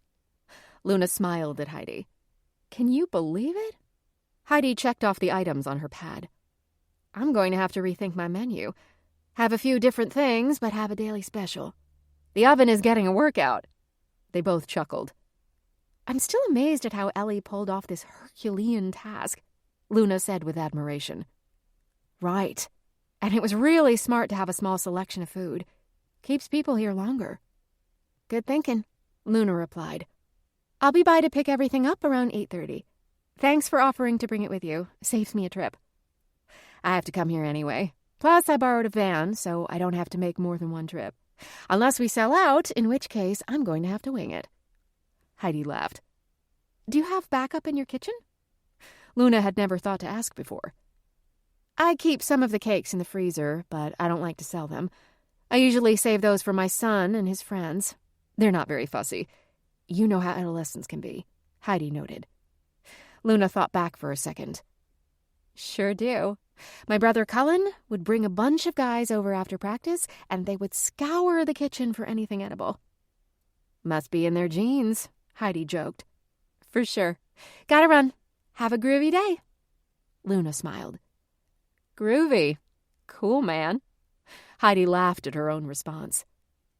Luna checked the time. Cullen should be opening his shop shortly. She was preparing to pounce on him about the table when he walked in with his hands in the air. I know, Luna snickered. "You promised, and I have been a very good sister not nagging you about it." She pouted in fun. "You are correct." Cullen gave her a kiss on the cheek. Luna returned the gesture they had long established since they were in college. "Want to give a look now?" "We have an hour before the center opens. Let's do it." Luna clapped her hands in excitement. "I'll go turn on the coffee machine and be right back." Luna buzzed into the cafe and checked the machine. Full. Clicked the switches to the on position. Everything was ready for the first customer. But just in case someone came looking for her while she was next door, She put up a tie-dyed sign with an arrow pointing to Colin's shop. The cafe was also on the honor system. Luna scurried back to Colin's workshop. She was excited and anxious at the same time. She knew there was something about that table, and now she was about to prove it. She began to slip on a pair of cotton gloves. Colin gave her an odd look. "What are those for?" "I don't want to leave any fingerprints," she said slyly. "You're kidding, right?" Colin gave her another odd look. "Kinda. I was hoping I could get one more week out of this manicure. I get them so rarely." Luna held up her fingers. "See? Pretty, eh?" "Very." Colin never noticed things like that on his sister. Other women, yes. Luna, not so much. He figured if she wanted him to notice something, she would be quick to bring it to his attention. Not that he wasn't aware of his sister's good looks, but it was more her aura that he appreciated and took notice of. He had to admit she looked stunning the night of the opening. Maybe it was the marshal who had inspired that glow. He smiled. "What?" Luna eyed him. "Nothing." "Yeah, right. Spill." Luna nudged him. "When you mentioned your manicure, I recalled how pretty you looked at the opening." He gave her a sideways glance. "Well, thank you, Colin. You looked rather handsome yourself. Us Bodmans clean up real good." Luna snickered. Colin wondered if he should ask her about Gaines and if she had heard from him. Then he thought she would have told him if she had. But then, maybe not. He took a chance. "Have you heard from the marshal?" Luna didn't bat an eye. "Nope." She went to one end of the table. "Come on, move your hiney." All right. Colin made a face and went to the opposite side of the table. "Ready?" "Yes!" She was practically screaming. 1, 2, 3. They slid the table far enough away for Colin to get around to the side where the drawer was jammed. He tried to pull it loose, but it didn't budge. "Hand me that putty knife." He pointed to the wall where all the tools were neatly stored. Luna grabbed the smallest one and passed it across the table to Colin. He began to wriggle it between the drawer and the table. Whoever closed this the last time gave it quite a shove. Colin bent down and peeked under the table. "I think maybe you should get underneath, so when I can get this blasted knife in the slat, you can push while I pull." Luna twisted the bottom of her skirt and tied it in a knot. She grabbed a shop towel and put it on the floor and clambered to the spot. "Glad you swept," she muttered mockingly from under the table. Colin kept trying to wedge the knife. "I need a hammer." "Get it yourself," Luna grumbled. "I'm not budging."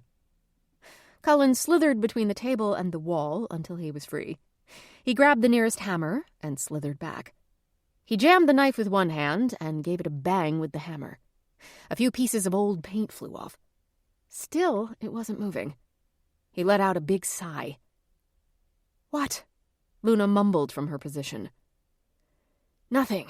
I need a crowbar." Colin already knew he wasn't going to get any cooperation from his sister, and slithered once again to the tool rack, and back again to the stubborn drawer. "Okay, I'm going to pull it out with this. Better get out from under there just in case this whole thing falls apart." Luna made disgruntled sounds as her head reappeared. She stood and brushed the dust off her hair. "I'm going to push the table toward you, so move away from it," Colin instructed her. "I need some room to get leverage." He shook his head. "I've never had this much trouble with a piece of furniture, ever. This had better be worth it." "Maybe it's a treasure map." Luna's eyes lit up, like those of a child whose favorite uncle has just walked in holding a package. "Just as I said, it's probably an old grocery list." Colin put one foot on the leg of the table and began to pull at the drawer with the crowbar. With a loud crack, the front of the drawer came off, but it still left the rest of the drawer stuck to the table. "Hand me a flashlight, please." "Aren't you Mr. Bossy today?" Luna kidded as she reached for the torch. Colin shot a beam into the dark space. He peered inside, then reached inside. He gently tugged at the paper he had seen. It was an envelope with a name written in cursive on the front. "Huh," Colin muttered. An envelope. It just says Clive. Wonder who he is. He turned it over in his hand. Give me that thing. Luna reached halfway across the table, practically climbing on top of it. She snatched it out of Cullen's hand. We have to open it. Wait, maybe we should try to find out who Clive is first. Oh yeah, that will be a breeze. I'm sure there are only a couple million of them in the United States. You're the psychic. Maybe you can figure it out. Cullen was really razzing his sister by then. Oh, shut it, you. I told you there was something about this table. See? She waved the envelope at him. Maybe the name of the owner is within the contents of this envelope, she mused. Maybe. Maybe we should have someone other than us open it, Cullen suggested. Why? Luna asked with a smirk. Finders keepers. Oh no, Missy, that's my table. She reached in her pocket and pulled out 2 single-dollar bills and placed them on the table. Here you go. The table now belongs to me. She folded her arms to indicate the conversation on the subject was over. It was technically hers. Cullen looked pensive. I bought this table at an auction with a few other pieces. Luna acknowledged him. Yeah, it was a bulk sale. You had to buy the entire contents of the container. Correct, but I bought it from a dealer who bought it from someone else. So the real owner of this envelope may be looking for it, Luna insisted. We may very well be doing someone a favor. I seriously doubt it. If they shoved it in this junky old piece of furniture, chances are they aren't missing it. Okay, but I'm still opening it. Aren't you the least bit curious? Luna looked at him wide-eyed. Of course I am, Cullen admitted. Luna tilted her head to the side. I'm going to go get Chi-Chi. Then there will be 3 of us witnessing the unveiling. Cullen finished her sentence. Of the secret grocery shopping list. Ha! Luna barked. Wiley echoed her. Come on, pal. Let's go get Chi-Chi. Luna placed the envelope on the table. Don't go away. Cullen smiled. He had to hand it to her. She was right. There was something about that table. And now they would soon find out what it was. A short time later, Luna reappeared with Chi-Chi, Wiley wagging his tail. He was as fond of Chi-Chi as she was of him. In her melodious voice, she asked, "And what is the big commotion all about?" Luna pointed to the table and the envelope. We found this. It was inside a drawer that was jammed shut. Why don't you open it? Maybe it is important, Chi-Chi offered. See? I told you, Luna teased her brother. She took the putty knife and used it as a letter opener. Her hands were shaking as she unfolded the paper and began reading out loud. I, Randolph Millstone, of Millstone Manor, in the state of Massachusetts, do hereby declare this my last will and testament and revoke all previous wills and codicils. She stopped abruptly and handed it to Cullen. Do you think it's real? Cullen looked at the last sheet where a signature appeared as well as a witness to his signature. The signature is legible. He placed the letter on the table. The room went quiet. Randolph Millstone, the bazillionaire? Luna said softly. Huh. Didn't he pass away a couple of months ago? She pulled out her phone and entered his name in the search bar of her internet browser. Within a few seconds, several news websites appeared with headlines, "Billionaire Millstone of Millstone Enterprises dead at 87. Luna leaned against the table. Chi-Chi was the next to speak. Do you suppose this is the real last one, and that there may have been others before? She pointed to the sentence about revoking all previous wills. What should we do? Luna looked at Chi-Chi and Cullen. Contact the family? Cullen suggested. Luna picked up the will and began to read it. I'm not so sure about that. She continued to scan the pages. It looks like Mr. Millstone is leaving his fortune to various charities. There is nothing in here indicating that any money goes to family members. So what do we do? Cullen asked. Luna's face lit up. I just happen to know someone in law enforcement. Perhaps he can advise us.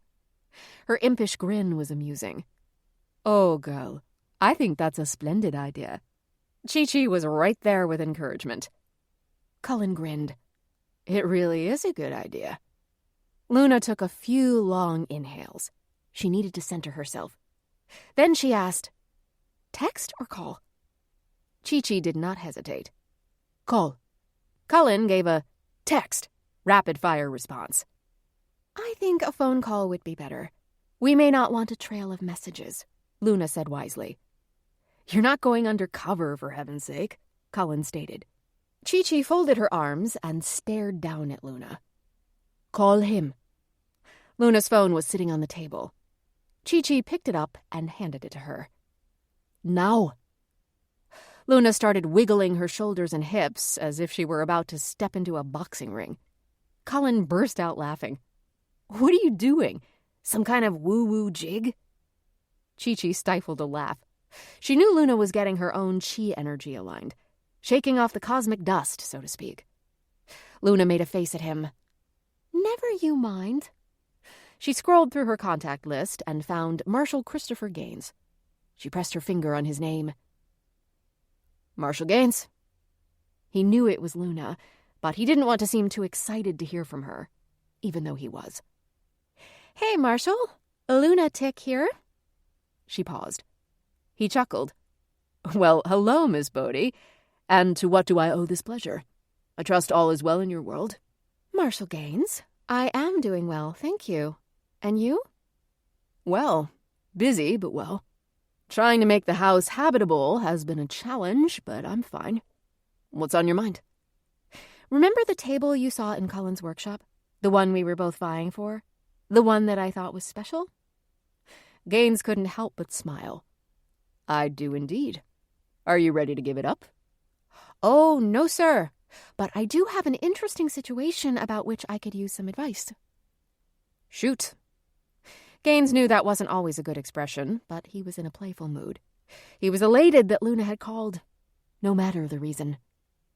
As if reading his mind, Luna broke in with, "That's not a very good word for a marshal to be using, is it?"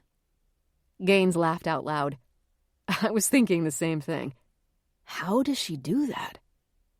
"I knew that," Luna thought to herself, and smiled. Chi-Chi gave her a long wink. She could feel the warm energy coming off Luna from her end of the conversation.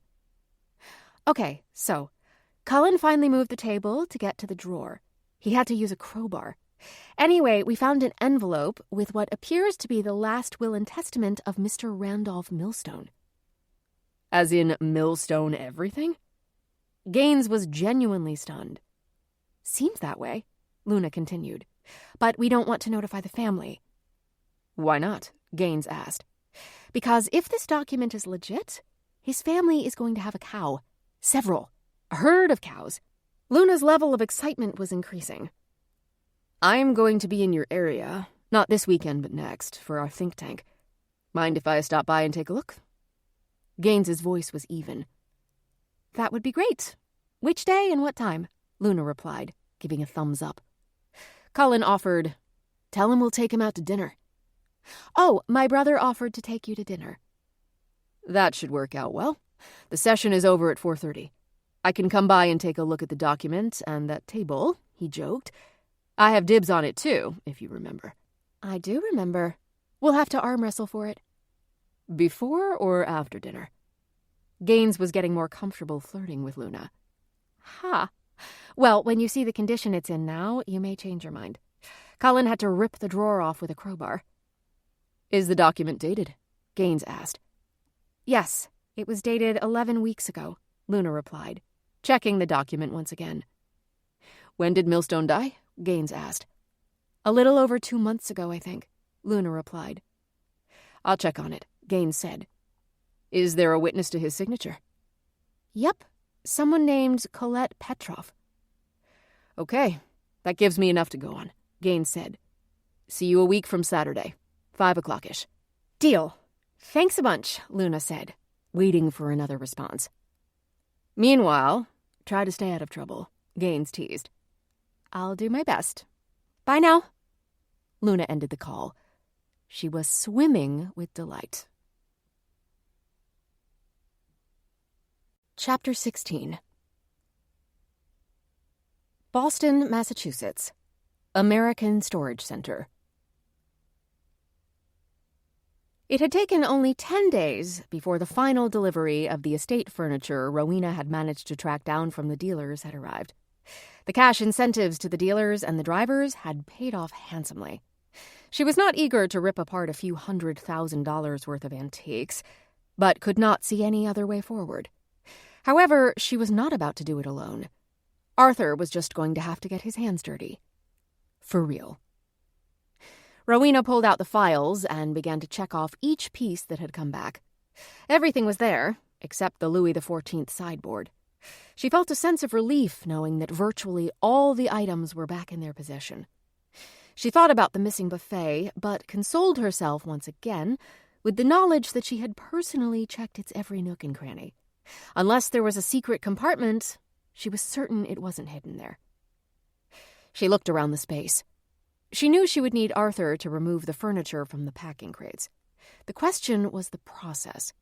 Should they uncrate everything first, or should they do one at a time? She'd let Arthur decide how to use his atrophied muscles. Too bad he was so out of shape. But she wasn't about to hurt any of her own body parts, yanking off the wood that protected the contents. There were over 40 pieces of furniture that needed to be dismantled. Doing it all could take days. Too bad for Arthur. He wouldn't be able to spend so much time at his club in his days and weeks ahead. Not if he wanted to secure his future. And hers, of course. Rowena was satisfied that they had completed Stage 2 of their plan by getting the furniture back. Phase 1 had been locating it. Phase 3 would be tearing it apart. If they were lucky, they would find the will right away and be able to sell the pieces that had remained intact. She took one last look of the project that lay ahead, shook her head, pulled down the overhead door, padlocked the unit, and drove back to the mansion. The first thing that came to mind was that she had absolutely nothing to wear for the job at hand. She certainly wasn't going to ruin any of her Gucci jogging outfits. Not that she ever jogged, but that was beside the point.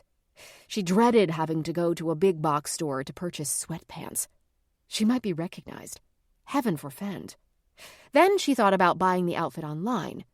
It might take a day or two to arrive, but she couldn't risk the embarrassment of being seen shopping for such plebeian things.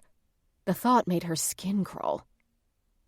When she got back to the house, she immediately went to Arthur's study and opened the cabinet where he kept his computer.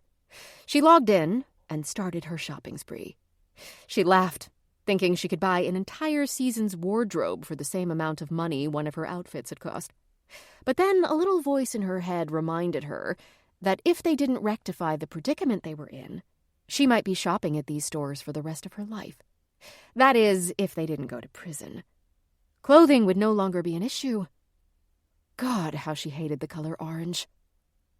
She purchased 5 pairs of sweatpants, t-shirts, and sweatshirts, 2 pairs of sneakers, and a half-dozen work gloves. She groaned thinking about her hair, so she added 2 baseball caps to her online shopping cart. When she checked out, it said that the items would be delivered the day after next. Good enough. She felt safe now that the goods were back in her and Arthur's possession. As the website promised, Rowena's new wardrobe arrived in 2 days. It was time she and Arthur got down to the next phase.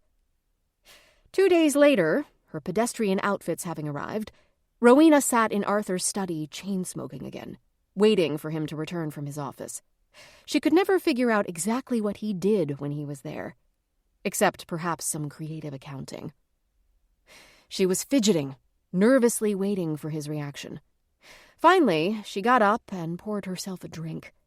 She glanced at the antique clock, the position of whose hands indicated that it was 3:30. Who cares? She knew he would have a fit when he saw the job that lay ahead of them. Well, too bad. He was the one who had got himself into this mess in the first place. She had warned him to stay on his father's good side, to be nicer to the staff and Colette. Arthur had taken for granted that his father would continue to look fondly upon him no matter how often he screwed up. Since he hadn't asked his father to bail him out in a long time, Arthur assumed that his father had no idea that Arthur had found other means by which to access the family fortune. His arrogance was incomprehensible. But then again, Arthur had been spoiled and entitled his entire life. An arrogant child who had never been forced to grow up. Rowena settled back into one of the large, overstuffed leather chairs and waited for the eruption that would soon follow. As things turned out, she wasn't very far off in her prediction. Arthur clumped into the room and slammed the door behind him. "You counted everything? Are they all there?" he asked in his most obnoxious voice. "Yes, darling. All but the Louis XIV. And I told you I practically picked that piece apart before it was sold. So let's please not get into any squabbles. We need to get to work." Rowena felt the effects of the scotch and was feeling a little more relaxed. She truly didn't want to get into it with him just then. "When do you propose we begin your resolution to our issue?" "As soon as you change your clothes." Rowena eyed him up and down. "What do you mean?" Obviously, it hadn't occurred to Arthur that he might be getting his hands dirty, much less his expensive clothes. "Arthur, do you have any idea how dusty and filthy those places are? And the work involved?" Rowena thought he truly had no clue. Arthur took in a big breath, walked to the console, and poured himself a drink. Instead of sitting behind his massive desk, he took the chair next to where Rowena was sitting. He took a few sips. "Look, I know I've been a bit of a jerk, but this could kill us." "Do you know for sure that he changed his will?" Rowena kept hoping all of this was just an overreaction from Arthur, and that maybe Randolph had simply made a few adjustments, added a few bequests and the like, not the total disinheriting that Arthur feared. Arthur kept his temper. "Rowena, we need to know exactly what he changed. Remember, he more than hinted we were going to have to move. He wanted to sell this place." Arthur made a grand sweep with the hand holding the tumbler. Rowena sighed. "Okay, let's get this show on the road. You're going to have to pick out something else besides that Brioni suit you're wearing. Maybe there is something in the gardening shed." Rowena got up. "I'll go check. Meet you upstairs." Rowena left Arthur to finish his drink and ponder what was ahead. She went through the rear kitchen door that led to the outside facility area where the garden shed stood. It contained all of the equipment necessary to maintain the 20 acres of land on which the manor sat. She stepped around a small tractor and a few different lawn and leaf machines and reached the built-in cabinets on the far wall. She opened the doors one by one. Fertilizer, gravel, weed killer, mulch. Finally, overalls. She plucked a pair from the hook. They looked a little worse for wear. She held them up and took a sniff. At least they were clean. Not that it mattered. They looked large enough for Arthur's growing girth. She folded them up and put them in a plastic bag. She didn't want any of the remaining staff to see what she was carrying. As she returned to the kitchen, one of the maids stopped her. "Hello, Mrs. Millstone. Is there something I can help you with?" Rowena resisted the temptation to scream at her. Instead, she smiled and said, "No, thank you," and kept on walking, hoping she didn't pique anyone's curiosity. It was a rare occasion for Rowena to enter the kitchen, let alone use the rear door. "Just checking to see what herbs were left over." "Is there something in particular you were in need of?" The maid kept pushing, but not with any agenda. She simply wanted to be sure Rowena's needs were being handled. Heaven forfend if they weren't. Rowena decided to expand on the ruse. "I saw a wonderful cocktail with fresh mint. I was hoping there was some left." Such bull. "Oh, I could have that taken care of for you, Mrs. Millstone." "It's fine. I needed a breath of fresh air anyway." Rowena lied her way out of the kitchen. She hurried up to Arthur's bedroom suite. He was standing in the dressing room in his boxers. Rowena almost gagged. Not a pretty sight. What the heck has happened to him in the past 3 years? He turned 60 and went to pot. She thought about all the men his age and older who looked terrific. Denzel Washington, Kevin Costner, Richard Gere. And then there was Bruce Springsteen. He was older than Arthur and could play a 3-hour concert. How did I go so wrong? Duh. The money, of course. "Here, try this on." She handed him the overalls. He took them cautiously, as if they were contaminated. What am I supposed to wear underneath? He sounded like a child. For heaven's sake, Arthur, a shirt. I'm sure you have one that you won't mind tossing into the trash later. How cold or warm is it in that place? Arthur was referring to the storage unit. I'm sure we'll both be working up a sweat, so find something lightweight. She started opening drawers, hoping to find something appropriate. The only thing she came up with were his golf shirts. Pick one of these. Arthur grabbed the first one he put his hands on. Rowena knew he wasn't happy about any of this. I told the kitchen we wouldn't be having dinner here tonight. Well, what are we supposed to eat then? Arthur struggled with the brass buttons on the side of the overalls. Rowena wanted to say, "Doesn't look like you need to eat anything for a long time." But she suggested picking up sandwiches at the gourmet kitchen instead. Call them so we don't have to wait. I'll have pastrami with Swiss cheese and mustard on rye. Arthur tried to suck in his stomach. And don't forget the pickles. Rowena dialed the local shop and placed their order. A big fat sandwich for the blowhard. And a spinach salad for me. Arthur looked at himself in the mirror. He looked like the guy in that show from the 1960s, Green Acres. He didn't know what to think, except that this was going to be a long night. Rowena excused herself to change into her polyester blend of who knows what that was labeled Made in China. She was surprised it didn't have a warning sign saying to keep away from an open flame. With the number of cigarettes she was smoking lately, that could be a problem. She remembered there was a fire extinguisher at the storage unit. She pulled on a pair of baggy pants and a t-shirt and tied a sweatshirt around her waist. She pulled a brush through her hair, lamenting the $150 she had spent on a blowout a few days before. She pulled it back behind her ears and slapped on one of the baseball caps. She wanted to cry. It was odd. She couldn't remember the last time she had actually cried.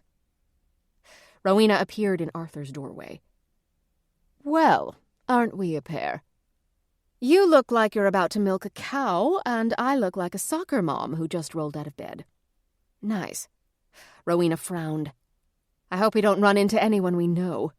Oh, heck, the gourmet kitchen. I'll have to wear a raincoat over this. Ugh, my hair. No one has ever seen me in a baseball cap." Rowena, will you please stop chattering? I'll call them and ask them to deliver it to the car. I'll give the guy a big enough tip, he won't notice you're a Red Sox fan. At least you didn't buy a Yankees cap. What are you talking about? Rowena had no idea the Yankees and Red Sox were sworn rivals. Nothing. Arthur didn't want to talk anymore. What he really wanted was a stiff drink and a cigar. But he was driving. It would be horrible if he got pulled over, especially looking the way the two of them did. Ready? He looked at Rowena. No, but I'll do it anyway. The cheap sneaker squeaked when she turned around. She was sorry she hadn't sprung for the $1,200 pair of Dior high tops. Chapter 17. Cranberry Lake, Cobblestone Hill.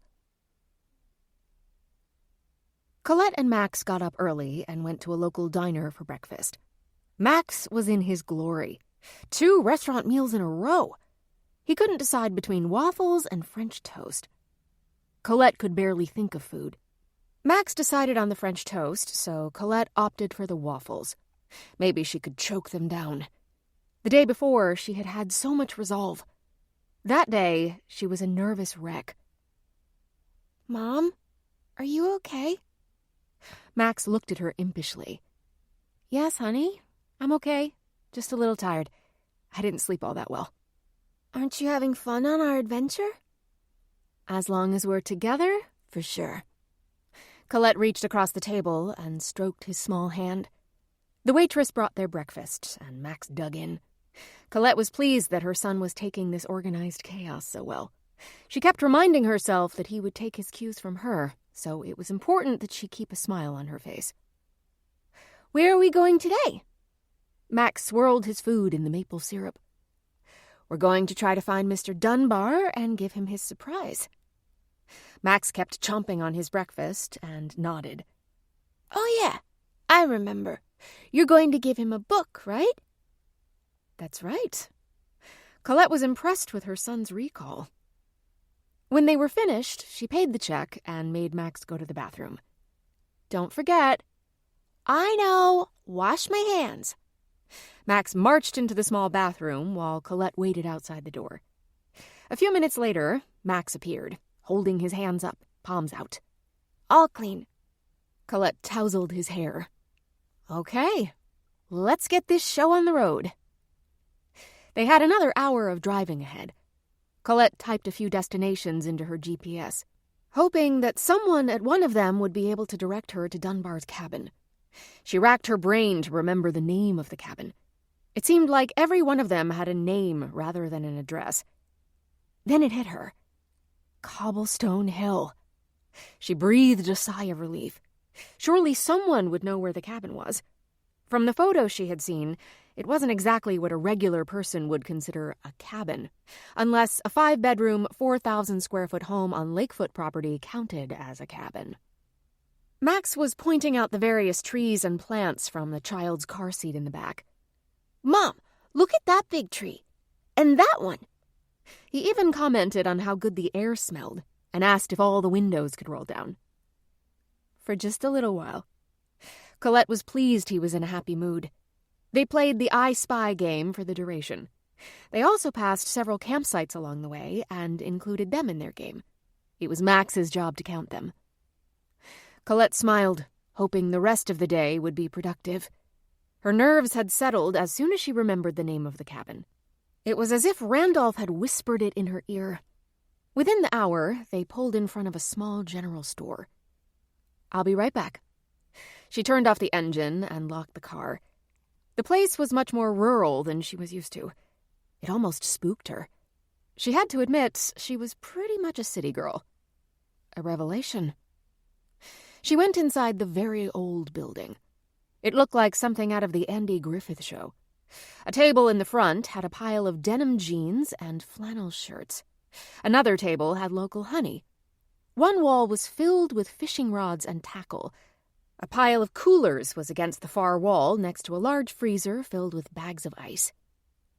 A skinny man with leathery skin and wearing a straw cowboy hat was hunched over the counter. "Can I help you, miss?" "Hello, I am looking for Cobblestone Hill. Mr. Clive Dunbar's place? Can you direct me?" "Sure can. I have a delivery I have to make there in a bit. I can show you." "Oh, I don't want to put you out of your way." "No trouble, miss. I'll be heading over as soon as I pack up my truck." "Thank you. I have my son in the car, so I'll wait outside." "Sure thing, miss." He tipped his hat and handed her 2 apples. "Be right out." "What do I owe you?"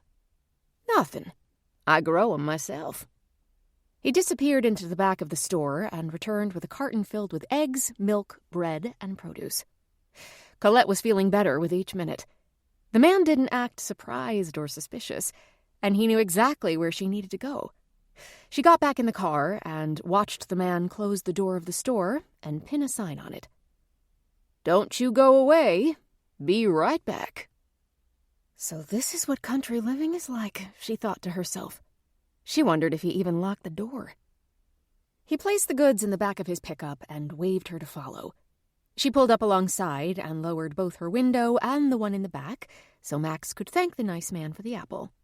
"Thank you, sir." He waved the apple. The man tipped his hat again and hopped into the cab of the truck. They tore through the gravel and back onto the highway.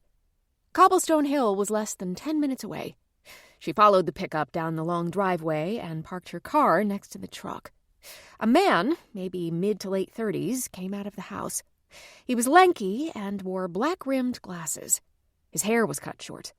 He could almost pass for a geek. "Hey, Elmer," the man waved. "Logan," Elmer acknowledged in return. "Here, let me get that." Logan took the big box from the man and looked over at Colette. "Hello?" Colette got out of the car. "Hello, I'm Colette Petroff. I used to work for Mr. Randolph Millstone. I'm looking for Clive Dunbar. He was Mr. Millstone's lawyer." "Yes, of course. Is he expecting you?" Logan asked. No, I'm afraid not. Logan smiled. I'm sure it's fine. There isn't a whole lot to do up here except scare the fish. Dad is on the porch pretending to tie flies. He had a nice, easy manner about him, much like his father, from what Colette remembered. Elmer jumped back into his truck without saying another word. He tipped his hat to Colette. Thank you very much. She waved at him and turned toward Logan. I have my son with me. She nodded toward the back seat of the car. Logan bent over to look inside. Hey, dude. Max looked at his mother for approval before he said anything. She nodded. Hey, I'm Max. I'm Logan. Nice to meet you. Colette opened the rear passenger door, unbuckled Max, and helped him out. He took her hand. Right this way. Logan walked to the side of the massive house. Calling it a cabin was just short of absurd. It looked more like a lodge with vertical gray wood siding and colossal stonework. No wonder they called it Cobblestone Hill. The entry area had a large walk-in pantry on one side and a big laundry room on the other.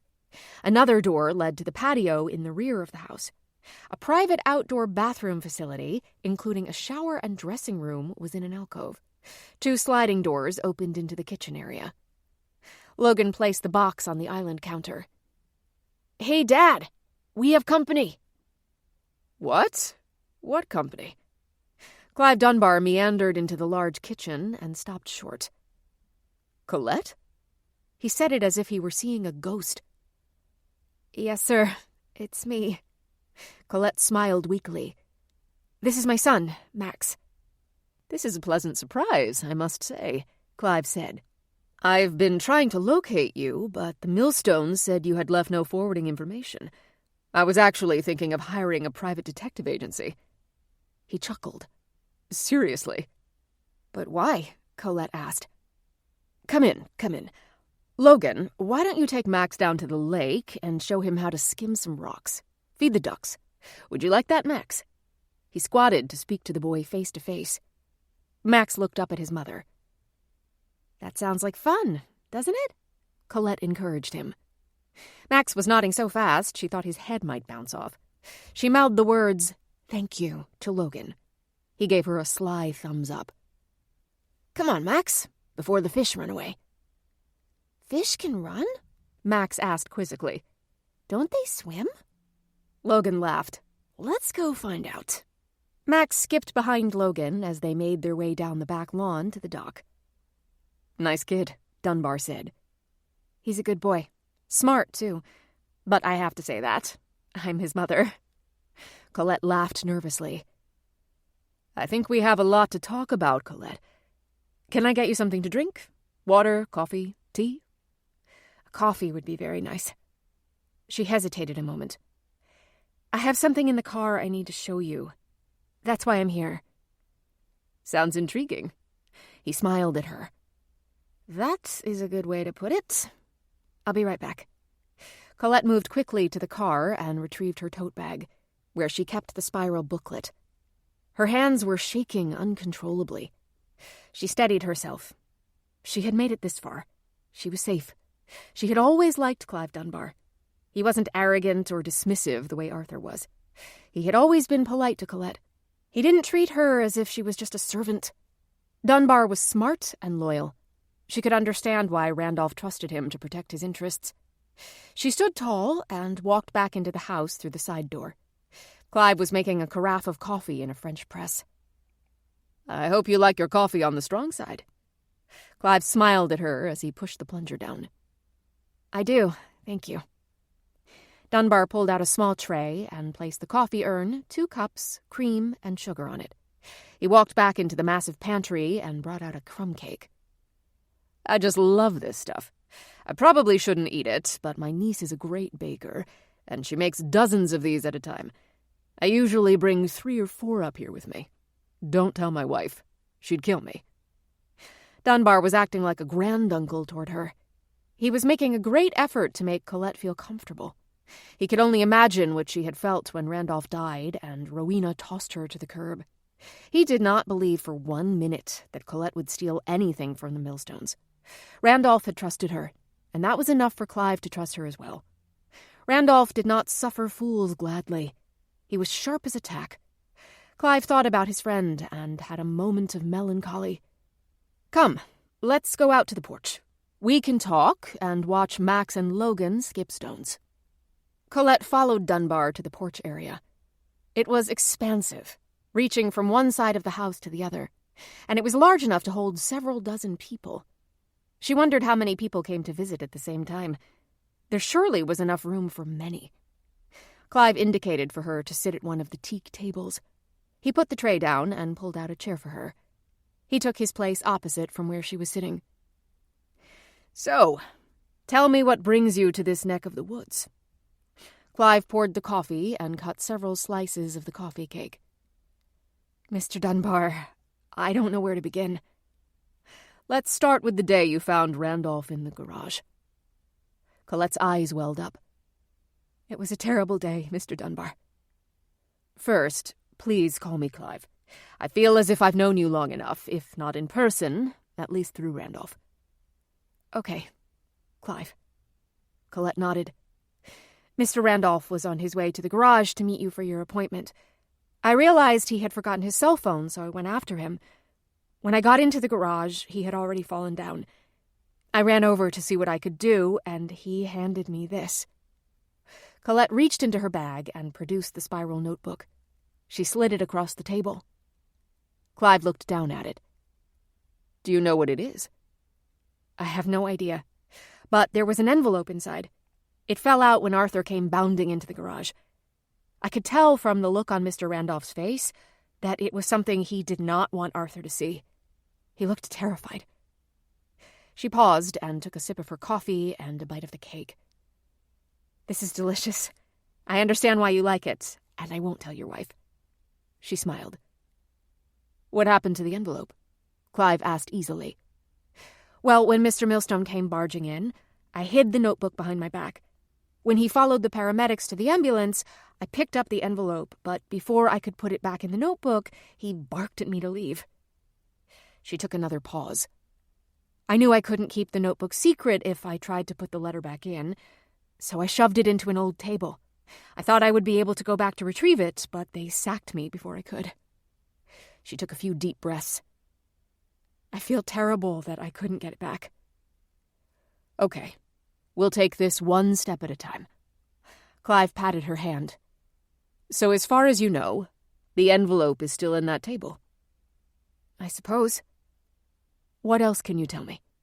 Clive gently nudged her. "A very strange thing happened the other day when I was at work. A man claiming to be a Jacob Taylor got in touch with me. He sent me a letter with your law firm's name on it, with a business card." "Jacob Taylor?" Clive asked curiously. "Yes. A letter was delivered to my sister's house asking that I call him to set up an appointment. The thing is, I left his letter in my car, and it was going to take too long to get it. I still had your office number on my cell phone, so I called it directly, and Abigail told me there was no Jacob Taylor at your firm." "That much I know is true," Clive assured her. "So who is he?" Colette asked. "I don't know. Did you meet with him?" "Yes, after I knew he wasn't who he said he was, I was curious.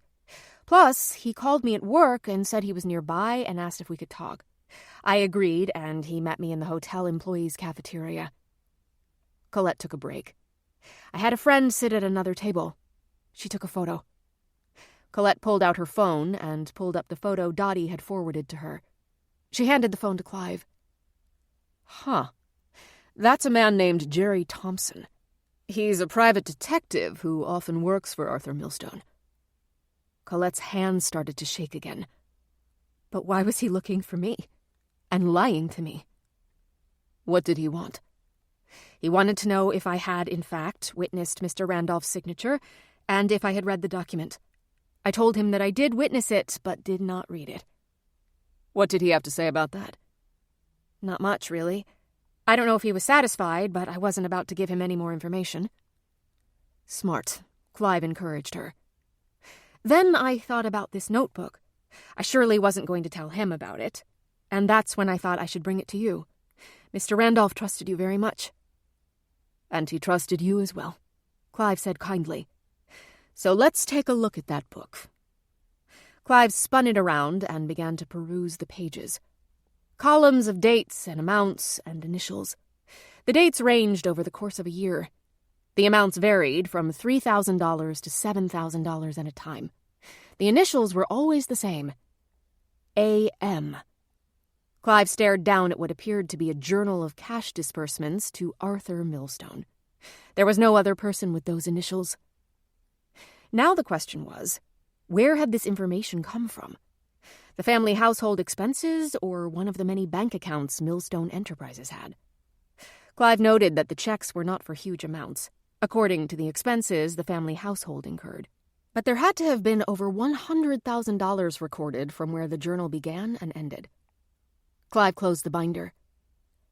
I cannot thank you enough for bringing this to me.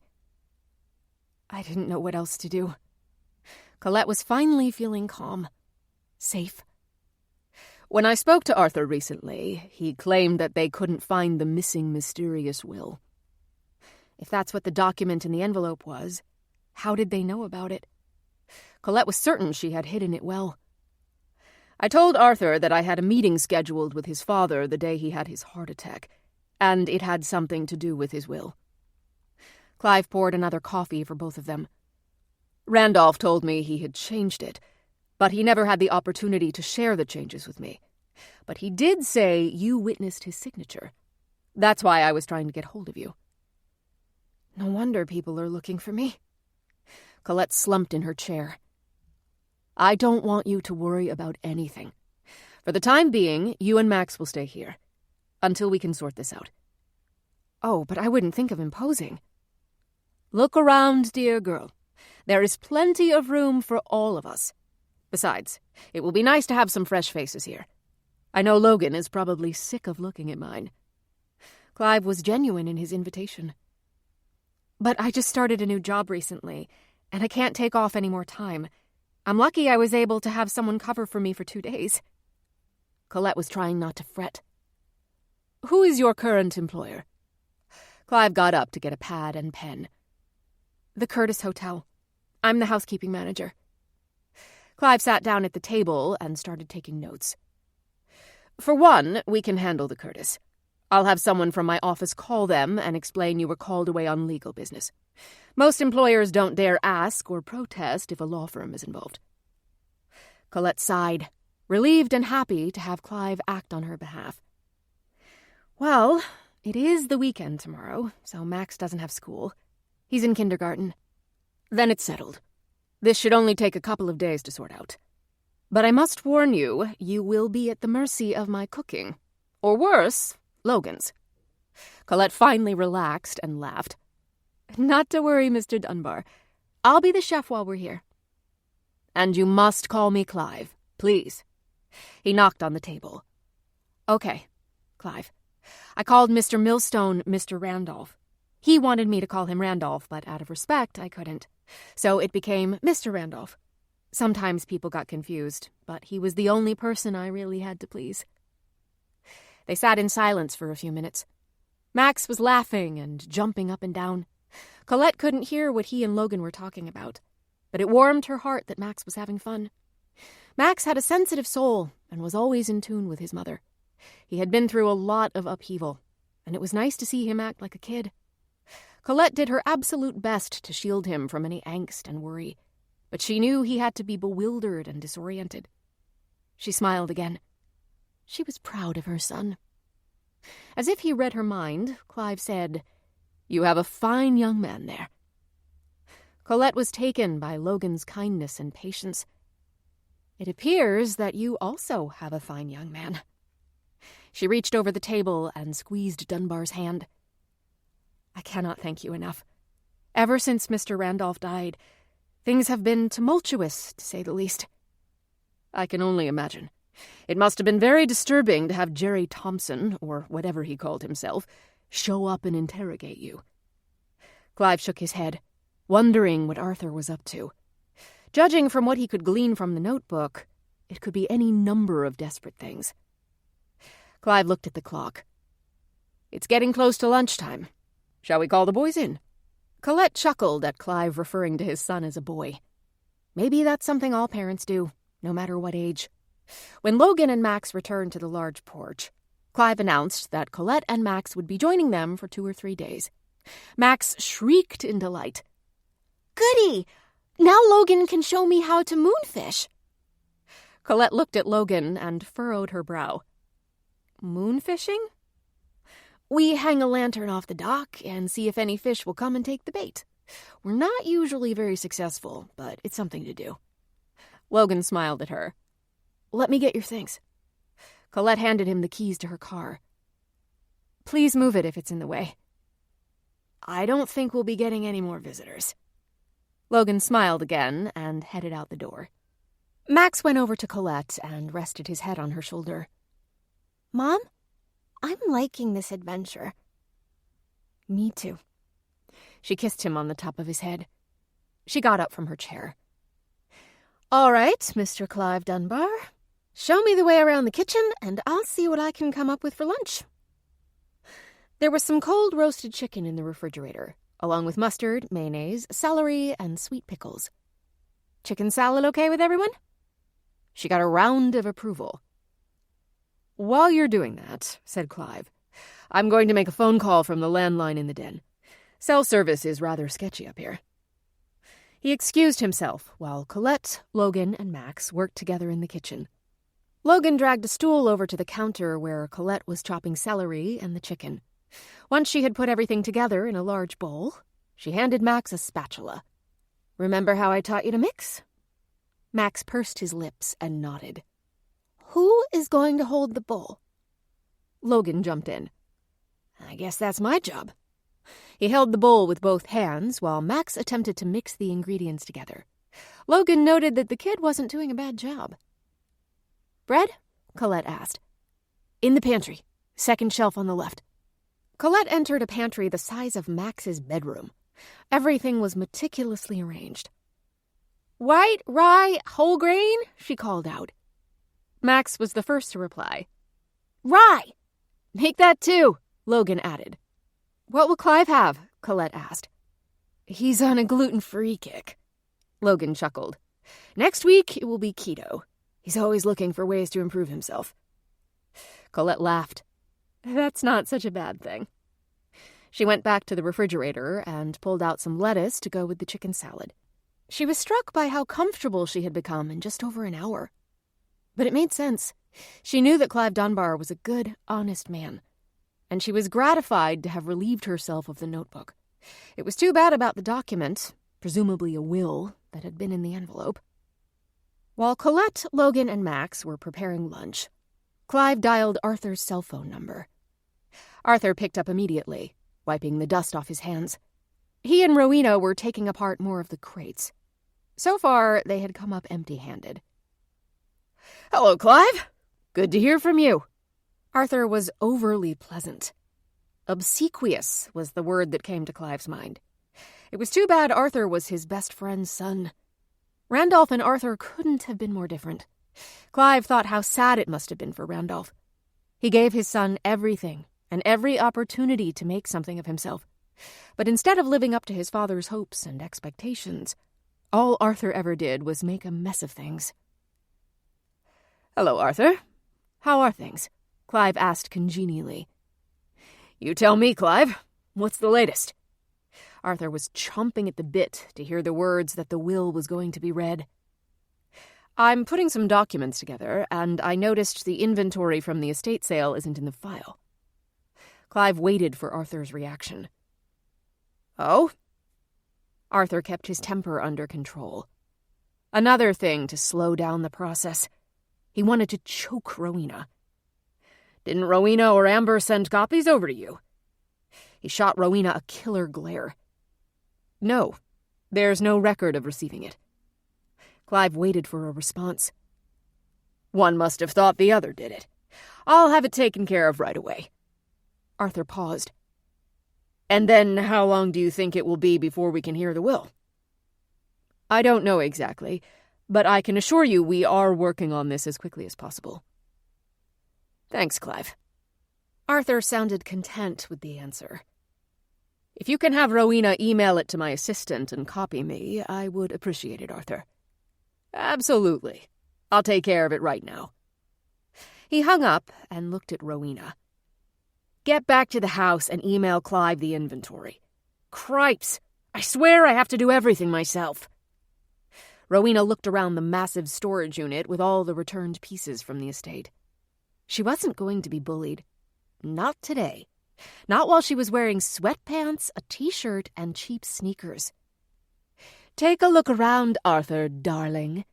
None of this would be here if I hadn't arranged for it to be. Zip it, Rowena. Get back to the house and email the information to Clive. He sounded like he was coming around. Maybe we won't have to chip away at any more Chippendales. Oh, goody. Rowena pulled off her work gloves and tossed them on top of one of the crates. She had been dying for a cigarette, but was concerned the place would go up in smoke. She slipped on her raincoat. Heaven forfend that anyone see her dressed the way she was. Rowena made it back to the manor without seeing anyone. She went to Arthur's study and pulled up the Excel spreadsheet. That was when she noticed the second tab at the bottom of the Excel workbook. It said salvage. It hadn't occurred to her to check that list. All those items had been sold to someone in bulk. It was the contents of the garage and one of the sheds. Mostly old, dilapidated items. There was only one entry. It was to a salvage company in Pennsylvania. She hesitated for a moment, then shrugged. Why on earth would Randolph hide something in an old piece of furniture? Surely he wouldn't. Rowena pulled up her email account and sent the file to Dunbar and his assistant. That ought to speed things up. If only. She hurried back to the storage unit to continue with the millstone demolition derby with Arthur. It made her sick to rip such works of art apart. Not that any of it was her style. She had to be honest. It was more the monetary value than anything else that appealed to her sense of value. Once she and Arthur were done, none of it would be worth a plugged nickel. Maybe for kindling, but that was it. Arthur was pulling another crate apart. Well? Well, what? Rowena yapped back. Did you send it? What do you think I did? Obviously, I wasn't getting my hair done. She shook her head in disgust and continued to pry the front off the drawers of a Hepplewhite inlaid mahogany writing desk. If Randolph were still alive, he would surely have had a heart attack witnessing the destruction occurring there. Rowena tossed the small crowbar into the corner. Can we finish this later? Arthur gave her the stink eye. She needed no other response. She opened a bottle of Fiji water and took a gulp. It was going to be another long haul. Chapter 18. Cranberry Lake, Saturday evening. Colette was busy preparing dinner for Clive, Logan, and Max. She felt amazingly comfortable navigating her way around the Viking appliances. There was a pork tenderloin in the freezer that she was able to defrost. Potatoes, green beans, and salad would finish off the meal. Logan was the first to enter the kitchen. Something smells phenomenal. A special blend of seasonings, Colette said over her shoulder. Something my mother taught me, mixing the right herbs together. Logan opened the oven door to take a peek. And roasted potatoes. Yes, and salad and green beans. Impressive. I don't think my dad and I have eaten this well before. I always try to have a well-balanced meal for Max. He knows he has to have something green at dinner. Looks like you have that covered. Logan nodded in the direction of the large salad bowl. Colette smiled. I cannot tell you how much I appreciate your father's invitation. I was getting very nervous, especially when I found out that the man claiming to be Jacob Taylor wasn't really a lawyer with your dad's firm. Don't worry. Dad will get to the bottom of all this. Max came skipping into the room. Mom, look what Mr. Dunbar taught me. He proudly held up a tangled fishing fly. He's getting the hang of it, Clive said, as he walked into the kitchen behind him. My word! Something in here smells delicious. Colette smiled. I hope you like what I prepared. If it tastes anything like it smells, I think we have a winner. Colette wiped her hands on a dish towel. I realized I need to charge my phone. Not that it will do you much good up here. As I mentioned, we have terrible service. I understand, but it's in the red zone now.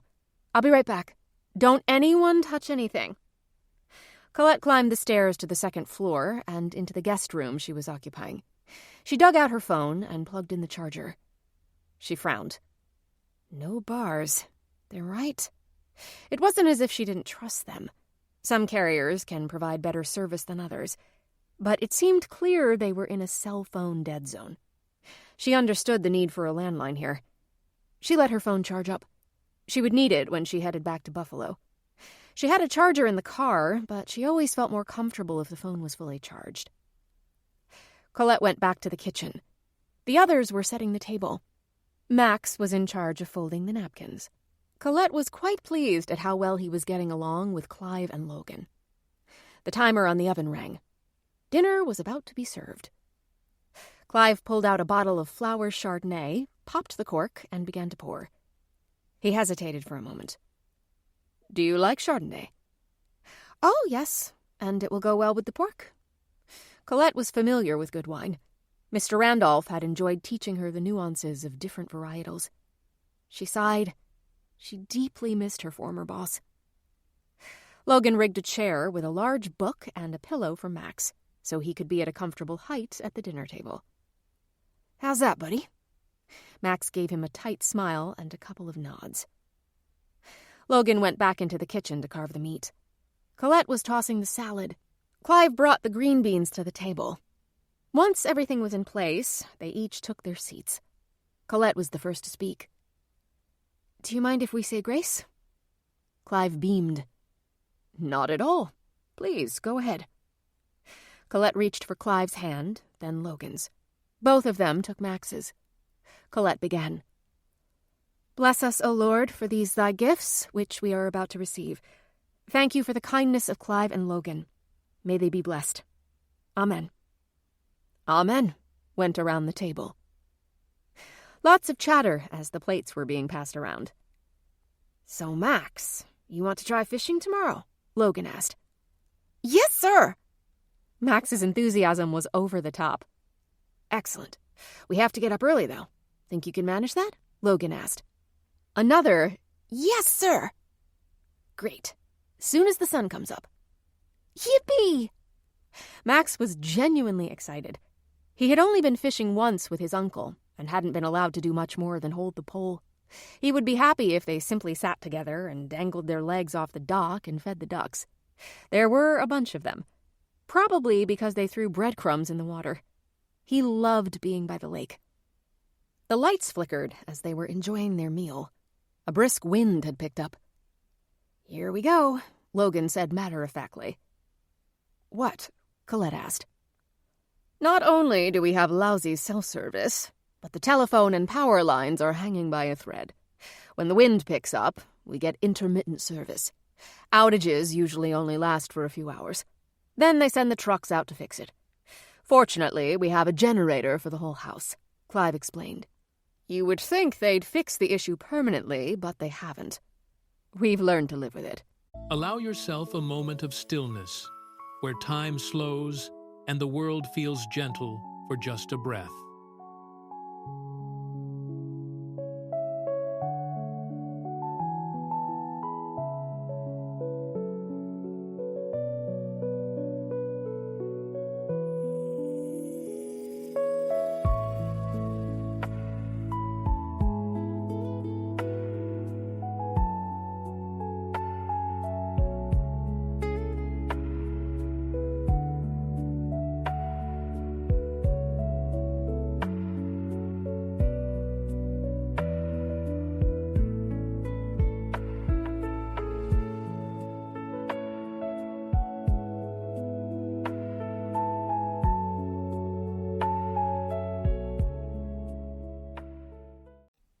It occurred to Colette she should get in touch with her sister and let her know she and Max were okay.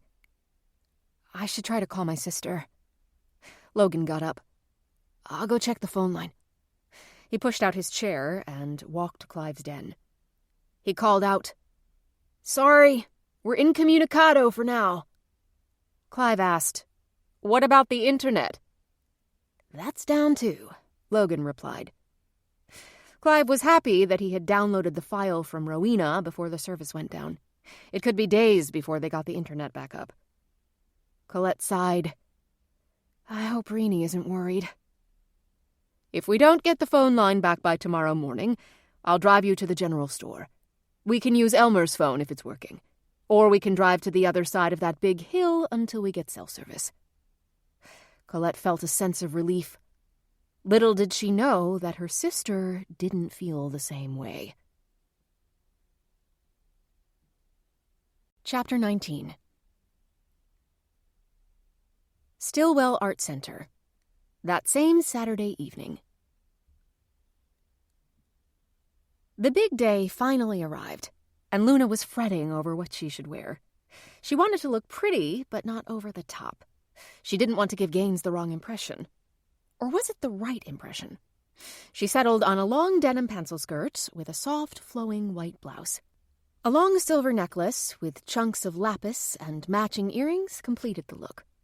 Hair? Loose, flowing down her shoulders. She applied some makeup, blush, and lipstick. She took a good peek in the mirror. Powerfully feminine. Exactly the look she was going for. She wanted to erase from his mind the memory of her crawling under the table. Fat chance. Little did she know he had been taking copious mental notes about her. Not exactly delicate, yet girlish at the same time. The juxtaposition was endearing. She packed a little makeup bag in case she needed to do any touch-ups at the end of the day. She wanted to look fresh for the evening. She dabbed a little Santal perfume on her wrists. It had a subtle, woodsy fragrance. She was happy she had gotten off the patchouli kick years ago. How had she been able to stomach it was still a mystery. She recalled the time when Cullen came into her bedroom and literally gagged. What is that? He sneezed several times. Then it dawned on her. She was drowning in patchouli. Apparently, after a while, you can't smell what you're wearing. She had never touched it again after that. Luna was counting the hours. Not only was she excited about seeing Gaines again, but she was also curious as to what they should do with the will. If it was, in fact, real. She and Cullen decided they would bring Gaines to the Chestnut, where everything is grown locally. Even though he had the restaurants at the Biltmore at his disposal, something quaint with crafted food and drinks seemed appropriate. She also decided to invite Chi-Chi. Luna had a feeling Cullen had a soft spot for her, but she knew that Cullen would never admit it. He was unusually shy when it came to women. Luna would tease him and say, "Not every girl is as nutty as I am." Although that was a hard one to prove. As far as Cullen was concerned, women were enigmas. He'd had his fair share of broken hearts, although none seemed to haunt him like most people. He could never understand carrying a torch after a breakup. Sure, for a little while, but some people carried it forever, refusing to move on with their lives. Such a waste. The day seemed endless. She must have checked the clock every 5 minutes. Why is it when you're waiting for something, the time seems to drag on forever? She was happy to see Chi-Chi's beautiful face as she moved across the courtyard. Luna wished she could move the way Chi-Chi did. She always appeared to be gliding. Sanu. Chi-Chi bowed to Luna. Luna said, Sanu, in return. My, aren't you looking quite lovely this evening? Chi-Chi's melodious voice rang like soft, low-pitched wind chimes. I am sure the Marshal will be very impressed with your aura tonight. Chi-Chi took both of Luna's hands in hers. Please try to keep it working this evening. Whatever do you mean? Luna looked at her with a pout. I know you are standing on a cliff. Should I jump? Should I run the other way? Chi-Chi had hit the nail on the head. Oh, Chi-Chi, I do like him very much, but he lives so far away. Luna frowned. Oh, don't you be silly. It's 2 hours. You must learn to relax and go with it, wherever it takes you. Luna chuckled. You sound like me. I suppose I should take my own advice. Now that is what I am talking about. You are so lovely. He seems like a genuinely nice man. Good looking, too. Chi-Chi was still holding onto Luna's hands and started rocking them back and forth. "Good girl. Get your chi going. So says Chi-Chi." They laughed and hugged. "Oh my gosh, here he comes now." Luna stepped back and waved him in. "Marshall, so nice to see you." He leaned in to kiss her on the cheek and missed, causing their noses to smash into each other. Awkward, but funny. They both laughed. Gaines was first to regroup. "Let's try this again. Aim for the right one, as in opposite of left." Luna couldn't help but giggle. "Great. Kissing instructions. How lame is that?" Chi-Chi gave her a wide-eyed look. Luna took the cue. "Okay, Marshall, on 3. Ready? 1, 2, 3. This time, their lips landed in the right place. Chi-Chi clapped her hands wildly. "That was some kind of negotiation." Gaines chortled. "Yes, we will need to plan these things ahead of time." Luna was feeling much more confident and enjoyed being a bit flirtatious. Chi-Chi stroked the back of Luna's hand and winked at her. "Sorry I came empty-handed this time," Gaines said sincerely. "You brought yourself." Luna felt like a schoolgirl, but she decided to take Chi-Chi's and her own advice. Go with it. "I mean, you came here to do us a favor." Uh-oh. Luna was backing off again. "I came here because you asked my advice, and I said I would help. Let's not call it a favor, okay? Friends do things for each other. Right? Chi-Chi, help me out here." "You are most absolutely right, Marshall. This is what friends do for each other. So let us get down to business." Chi-Chi had a rascally look in her eyes. "I'm sure Colin is waiting for us." Luna appeared to be frozen in place. She was processing everything that had happened in the past 4 minutes. Chi-Chi gave her another wide-eyed look. This time, Luna thought Chi-Chi's eyes would pop right out of her head. Chi-Chi turned and gave a nod. "Come on." Luna slid the large glass door shut and put up her sign with an arrow saying, "Next door." The 3 of them followed each other to Colin's space and made their way to the back room. Colin was waiting with the envelope. Gaines shook his hand. "Good to see you, man." "Same here." Colin smiled. "So let's see this mysterious document." Luna removed the pages inside the envelope and spread them on the ramshackle table. "Look." Focusing on the first line, Gaines read the pages carefully and reread them again out loud. "I, Randolph Millstone, of Millstone Manor, in the state of Massachusetts, do hereby declare this is my last will and testament and revoke all previous wills and codicils." Then he checked the signatures. "I'm going to have to find out who represented Millstone. That should be easy enough. I'll call the main number." Luna was already searching for the number in the search engine on her phone. "Here it is. It's 617-555-4500. Gaines punched the number, then realized it was a Saturday. They were closed. This might have to wait until Monday. Luna started to pace the floor. "I guess we have no other choice, do we?" "Doesn't appear so." Gaines looked at the signatures again. "Looks legit, but we won't know until we find the lawyer." Luna hated waiting for anything, but she knew there was little to be done at the moment. The only thing that was under her control was enjoying dinner, and that she was sure about. Colin, Luna, Gaines, and Chi-Chi climbed into Colin's SUV, everyone chatting a mile a minute about what they were going to order for dinner. "You guys are confusing me." Gaines chuckled. "Colin, you had me going for the lamb, but now Chi-Chi tells me the brisket is excellent." "Let's not forget they have specials, too," Luna chimed in. "You're killing me," Gaines groaned. Several minutes later, they arrived at the restaurant and were greeted by the owners. "Dinner with the Bodmans! Nice to see all of you." Gaines shot Luna a look. "Do you know every restaurateur in the country?" "You say that as if it were a bad thing." Luna gave him an elbow. "Just kidding," Gaines shot back.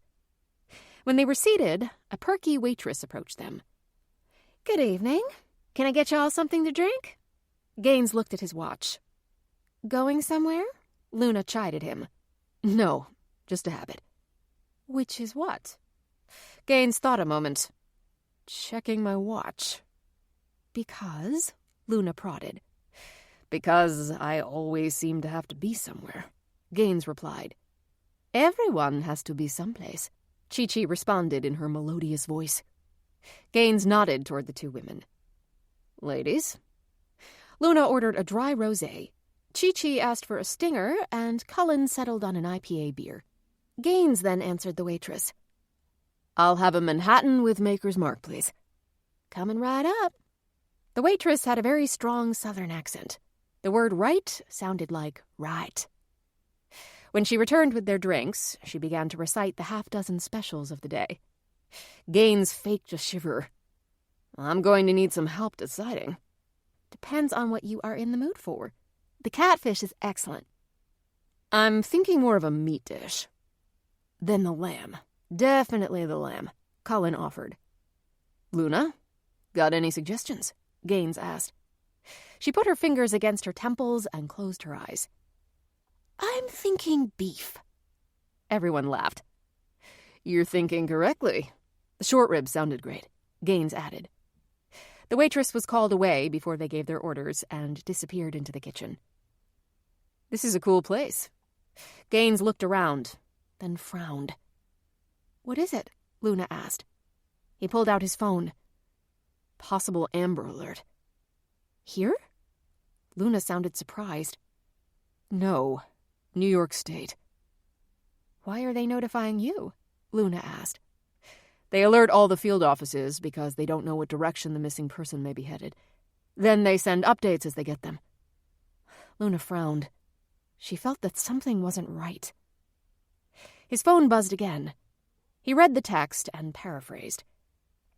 A woman called in that her sister and nephew took off yesterday, but did not leave any information. A man went to her house last night asking for her, but the sister did not recognize the man. They've only been gone for 24 hours, so she'll file a formal missing child report in the morning. This was a heads up. Luna tried to relax, but she couldn't.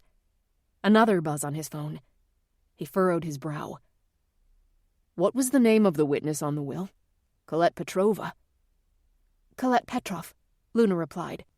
Well, guess who is missing? Gaines leaned back in his chair. Oh my, that is not good, Chi-Chi said softly. What do you mean? Luna was aghast. Looks like Colette is on the run with her son. Her sister said she left yesterday, but didn't say where she was going and hasn't heard from her. It's been over 24 hours. But why would she be on the run? Luna looked perplexed. Your guess is as good as mine, Gaines answered. Do you think it has anything to do with the will? Luna asked. Beats me, but I wouldn't be surprised. Luna bit her lower lip. Do you think it possible that the Millstones are looking for her? If they have any idea about that will, they probably are.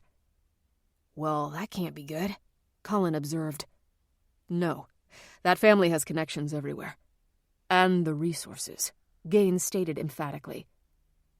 I wish we had the name of the lawyer, Luna mused. I'll see what my resources can find out. Meanwhile, keep that document under lock and key. It's in my tote. Luna patted the bag hanging off her knee. Not such a good idea. It really should be locked up. Luna, let's put it in the safe in my shop, Chi-Chi offered. And I have a lot of security. Luna had to admit Chi-Chi was right. Chi-Chi had more security than the cafe. Probably more than any of the other shops. Chi-Chi had tens of thousands of dollars worth of jewelry. Cullen had a small safe, but not the camera load of silver and stone. Cullen didn't think it was necessary for his space. Since most of his work required 2 people, or a hand truck to handle the merchandise. Hard to slip an armoire or a buffet table out the door without someone noticing. Sounds like a good plan. We'll go back after dinner, Gaines declared. Really? I think it will be okay until tomorrow, no? Luna offered. All eyes went to Luna. What? Speaking of security systems, isn't your inner alarm going off or something? Gaines was half joking. Again, Comedy Central. Luna smirked. You don't think I can keep this secure for one night? It's been in that table for over a month. Do I have to pull out my badge and pull rank on you? Gaines stifled a grin. Oh, and now you're going to use your law enforcement on me? Luna bit her lip, trying not to smile. Gaines shook his head. Cullen jumped in. See what I have to deal with every single day? Luna looked at Chi-Chi and pouted. They're picking on me. Chi-Chi patted her hand. Now, lovey. We all have your best interests at heart. Well, it's not like I'm going anywhere with it except home. Luna slouched in her chair. We have to go back so everyone can pick up their cars anyway. It won't take more than a couple of minutes. Cullen became insistent. Right, Chi-Chi? That is correct, Cullen. Chi-Chi put down her fork and turned to him. I think you and I must take charge of the situation. Luna tried to kick Chi-Chi, but hit Gaines's leg instead. Ouch! What was that for? Luna gave him a blank look. I have no idea what you're talking about, Marshal Gaines. As she took a sip of her wine, the waitress returned from wherever she had been to take their orders. There was a lot of jovial commotion going around the table, people changing their minds when they heard what the other was ordering. It was hard for the waitress to keep up. All right, y'all. Y'all sound like my kids. I come here to get away from them. Everyone stopped suddenly and burst out laughing. Chi-Chi looked at the waitress sympathetically. Don't you mind them. They are allowed out only once a month. She said it with such a straight face, the waitress blinked several times until it hit her. Ha! Funny. See? Comedy Central. Luna gestured around the table with both of her arms, imitating the women on Let's Make a Deal or The Price is Right. The waitress stood there, tapping her pen. Y'all need a few minutes? Suggestions? What if we order a few salads to share? Luna asked the others. All agreed. Pear salad, beet salad. Luna placed her order. Pappardelle, trout for Cullen, shrimp and grits for Gaines, and squash vindaloo for Chi-Chi. It was a gastronomic adventure. The conversation was lively. Sports, recent movies, and who was binge-watching what coming up. Gaines gave them updates on his renovation. The evening passed quickly, just the opposite of the excruciating wait Luna had had during the day. They ordered a couple of desserts to share, decaf and tea. Colin told the waitress in advance that he should get the bill, no matter what. Badge or no badge? She shrugged. Whatever you say, Chief. The busboy cleared the table while everyone let out a few groans and did a couple of stretches. As they were getting up from the table, Gaines turned to Cullen. That was terrific. Thanks. I really appreciate it. Are you kidding? You're practically family. Cullen slapped him on the back, and Luna almost fell over. They walked to the SUV slowly, each of them moaning about how good the food was and how much they had overeaten. But I'd do it again in a heartbeat. Although, if I keep eating like this, I may not have one, Gaines joked. Next time you're in town, Cullen added quickly, knowing how Luna was sweet on Gaines. I'll be here until Monday. If we're finished early, I'll swing on by tomorrow, Gaines said casually. Luna's legs were getting rubbery again, and it wasn't from one glass of wine. Was it her imagination, or did she really feel a strong pull between the two of them? Chi-Chi picked up on Luna's wobble and linked her arm through Luna's. That was something girlfriends did. Help each other stand up tall and move forward. It was more than a metaphor. That night, it was literal. Luna put her head on Chi-Chi's shoulder as they sauntered to the SUV. 15 minutes later, they were pulling into Stillwell's parking lot. All four got out and headed to the rear entrance of Silver and Stone. Chi-Chi pushed a bunch of buttons that released the outer door. Then another keypad to enter the small office that opened up to the showroom.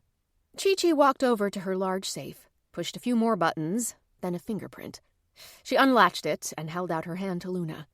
Luna obediently handed Chi-Chi the envelope. Happy now, everyone? Luna muttered. It was a resounding yes from the others. On their way out, Chi-Chi locked everything in their path. They said their goodnights. And there it was, the awkward moment. Gaines took the lead. He placed his hands on Luna's shoulders. "Incoming. Right side." Luna thought she was going to faint. A peck on the cheek. Mission accomplished. You okay driving home? Cullen is giving me a lift, but thanks. Luna was good at acting nonchalant, even when she wasn't feeling it. Gaines gave her a short salute. He gave Chi-Chi a kiss on the cheek as well and shook Cullen's hand. "Thanks again, men. A pleasure." Chapter 20. Boston. American Storage Center. Late Saturday night. Rowena slumped against the wall, covered in sawdust and splinters. Arthur looked like he had been in a brawl with a china cabinet. The storage area was piled high with shattered furniture, strips of paint, and broken hinges. It was a terribly expensive pile of kindling. Arthur wiped his brow on his sleeve. Rowena looked over at him. He, too, sagged in defeat.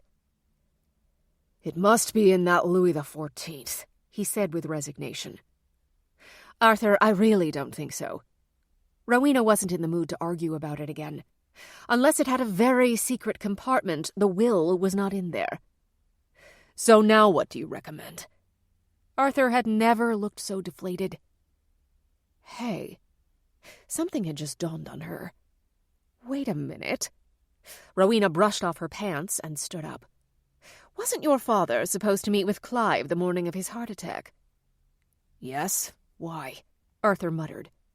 "And wasn't he in the garage when he fell?" Rowena's voice took on a note of excitement. "Yes, Rowena. Everyone knows he was in the garage when he fell. What's your point?" He sounded rather weary.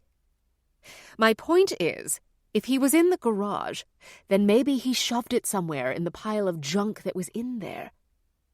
Rowena pulled out the printed copy from the sale. "Dang. What is it now?" Arthur was exhausted and annoyed. "There was another tab at the bottom of the file. I didn't pay any attention to it because all the salvaged items were listed, so I didn't print out the second page." "Again, I ask, what's your point?" "My point is that I am going back to the house and track down the guy who bought the contents of the garage." Rowena had a sudden burst of energy. "Come on." She held out her hand and hoisted Arthur to his feet. He looked around at the mammoth pile of destroyed antiques.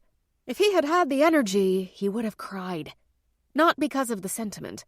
It was because of the money. Indeed, it was almost certainly the most expensive pile of firewood in all of New England. Perhaps all of America. "Now that we've ruined all this, what do you propose to do with it?" Arthur didn't have the energy to think. "Let's not worry about that right now. We rent on a month-to-month basis. This stuff can sit here until we find the guy who bought the contents of the garage." "And where do you propose we put said contents if or when we locate them?" Arthur was picking flecks of paint off his pants.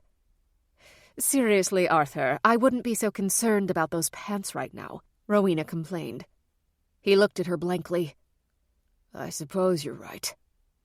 "Arthur, do not fade on me now. I think we may be at the end of this wild goose chase soon. Let's go!" She was just a few decibels from shouting. Rowena locked the unit and broke every traffic violation on the books, hurtling past stop signs, clipping corners, driving over people's lawns. The yee-haw wild ride broke Arthur's spell. He started to shriek. "Rowena! Watch out! What are you doing? Are you out of your mind? Slow down! Rowena, stop!" The final turn into the enormous driveway was coming up. Arthur buried his head in his hands as she careened past the stone lions at the gate. She missed them by millimeters. If the car had had one more coat of paint on it, it would have been scraped off by the statues. Arthur was relieved the gates were open, or they would be a tangled mess of wrought iron, sawdust, and metal. The car came to a screeching halt. Rowena jumped out of the driver's side, while Arthur sat for a moment to regain his composure.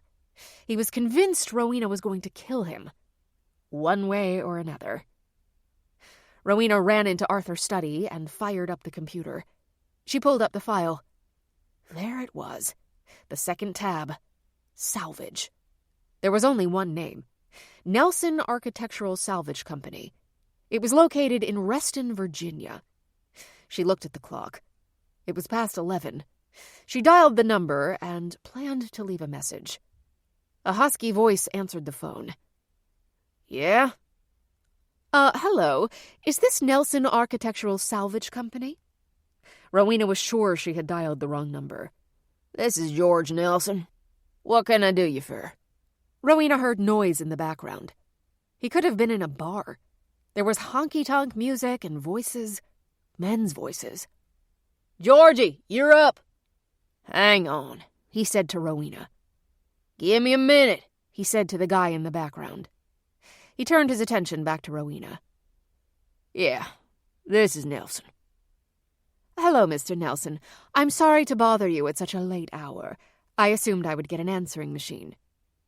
You can lose customers if you ain't available all the time. His accent was thick. I suppose you're right. I'll be brief. My name is Rowena Millstone.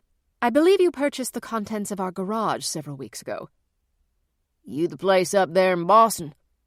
Yes, that's us. Anyway, I was wondering if you still had any of the items.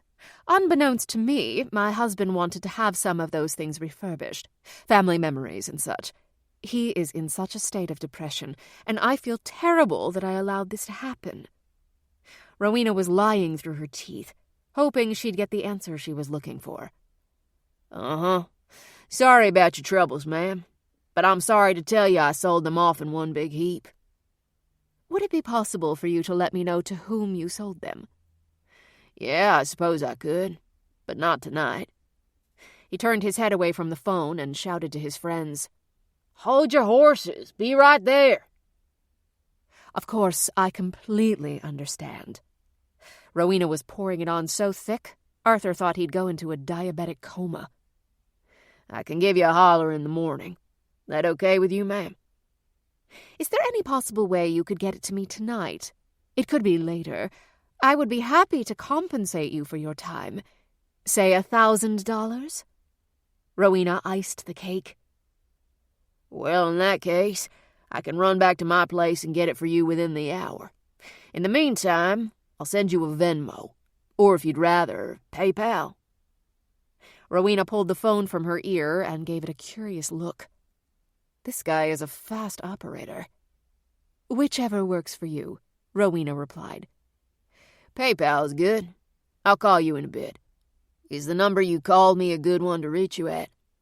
Yes, 617-555-1954, Rowena answered. Seriously? Well, I'll be darned. That's the year of my birthday. Ooh-wee. Ain't that some kind of coinky-dink? Rowena was getting impatient. Happy birthday, Mr. Nelson. Well, no, it ain't my birthday today, ma'am. It's the year I was born. Rowena's head was going to explode. Rowena started to respond. No, I didn't mean... Oh, never mind. Yes, whatever you called it. Coinky-dink. When two things happen at the same time. Get it? I do, Mr. Nelson. I'll send that payment over to you as soon as you send the request. She was not in the mood for a game of wits, especially with someone who was totally lacking the equipment to play the game. She gave him her email address to send the PayPal invoice. Right. I'll get that info to you ASAP. Just before he ended the call, Rowena heard him say to his friends, Gotta run, guys. I'm about to make myself a sweet grand. Drinks on me. There was cheering. Then the line went dead. Rowena looked up at the weary Arthur. How do you like me now? Better than I did 10 minutes ago. He walked over to the credenza and poured 2 triple shots of scotch. He downed half of his before he turned to Rowena. Here, you earned this. It was Arthur's most expensive scotch. The richness of chocolate-covered oranges, malt, and oak fetched a mere $5,000 a bottle for the Macallan 30-year-old elixir. Yes, I certainly did. Let's hope it will get us what we want. She raised her glass in the air. Cheers. Arthur finished his in one more gulp. Such a waste of good scotch. Not the slightest opportunity for the palate to enjoy the smoothness of the blend. Rowena sipped hers. I'm going to take a shower. This guy is going to be a while. Although I'll bet there is a PayPal invoice waiting for me to deal with. She set the glass down and went back to the computer. Bingo. And there it is. You think he doesn't trust us? Do you think we should trust him? Arthur asked in return. It's a gamble I'm willing to take. She hesitated, but couldn't resist. Come on, Arthur. Since when did you ever walk away from a sure thing? He shot her a vile look. Don't start, Rowena. I was close to being in a better mood. Fine. I'm going upstairs. I'll leave my phone here in case he calls while I'm cleaning up my act. I might want to do the same. I'm not exactly tidy myself. Cranberry Lake, Cobblestone Hill, Saturday night. After dinner was over, everyone helped clear the dishes and wash and dry the pots and pans. The kitchen was spotless by the time they were done. Not only haven't we eaten this well, but I don't remember the last time the place looked this good. Clive glanced around the room. Let's go sit out on the porch for a bit. I will have to get Max ready for bed, Colette said. All right, then after he's tucked in. We have kind of a tradition here. Every night after dinner, Logan and I sit on the back porch and listen to the crickets. Not because they sound good, but because there isn't much else to do up here at night. Oh, but it's so beautiful. Tranquil, Colette replied. And that's the point.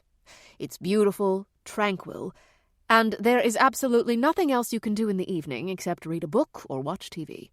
But you can do that anywhere. It's not often you can simply sit and listen to the crickets. Clive poured himself a glass of port. Would you like one? Yes, thank you. Colette felt the weight of the world lifting off her shoulders. I'll be right back. She motioned for Max. Say goodnight to Mr. Dunbar and Logan. Max put out his hand. Very nice to meet you, Mr. Dunbar. Thank you for inviting us. He turned to Logan. And it is very nice to meet you, too. Such a grown-up. Colette put her hands on his shoulders. She was proud of her little man. When they went into Max's guest room, he sat on the bed and eyed the space. It wasn't a typical cabin. The walls were paneled in wood, as expected, but with a more updated spin. The planks were 3 inches high and 4 feet long, alternating colors from light gray to tans and charcoal. The planks started at the floor and ran halfway up the wall. The effect was a rustic look without the heaviness. The rest of the walls were painted white, with light gray wood beams spanning the ceiling. Max lay down with his hands folded behind his head. Mom? Yes, Max? I think this is the most beautiful room I have ever slept in my whole life. He sat up and bounced a little on the bed. I know. It's a beautiful place. Colette pulled out a pair of pajamas for him, his little dop kit and a pair of sleeper socks, the kind that had the anti-skid bottoms. Sometimes they'd get stuck on the sheets, but it was better to have something on your feet when you got out of bed, and kids and slippers don't usually find each other. The slippers end up having a lonely life under the bed until a stray sock or another slipper gets abandoned. Mom? Yes? Do you think we could stay here a while longer? Max rolled over and propped himself on his elbows. Oh, sweetie, I think Mr. Dunbar has been a most gracious host. I do not want to overstay our welcome, and I will have to get back to work, and you have to go to school. He heaved a dramatic sigh. I know. Then he jumped up. But do you think we could come back and visit? Colette appreciated her son's enthusiasm and didn't want to ruin his mood, but she had no expectations of a future invitation. That would be nice, wouldn't it? And she thought to herself, it would be nice. Logan seems like a very nice man.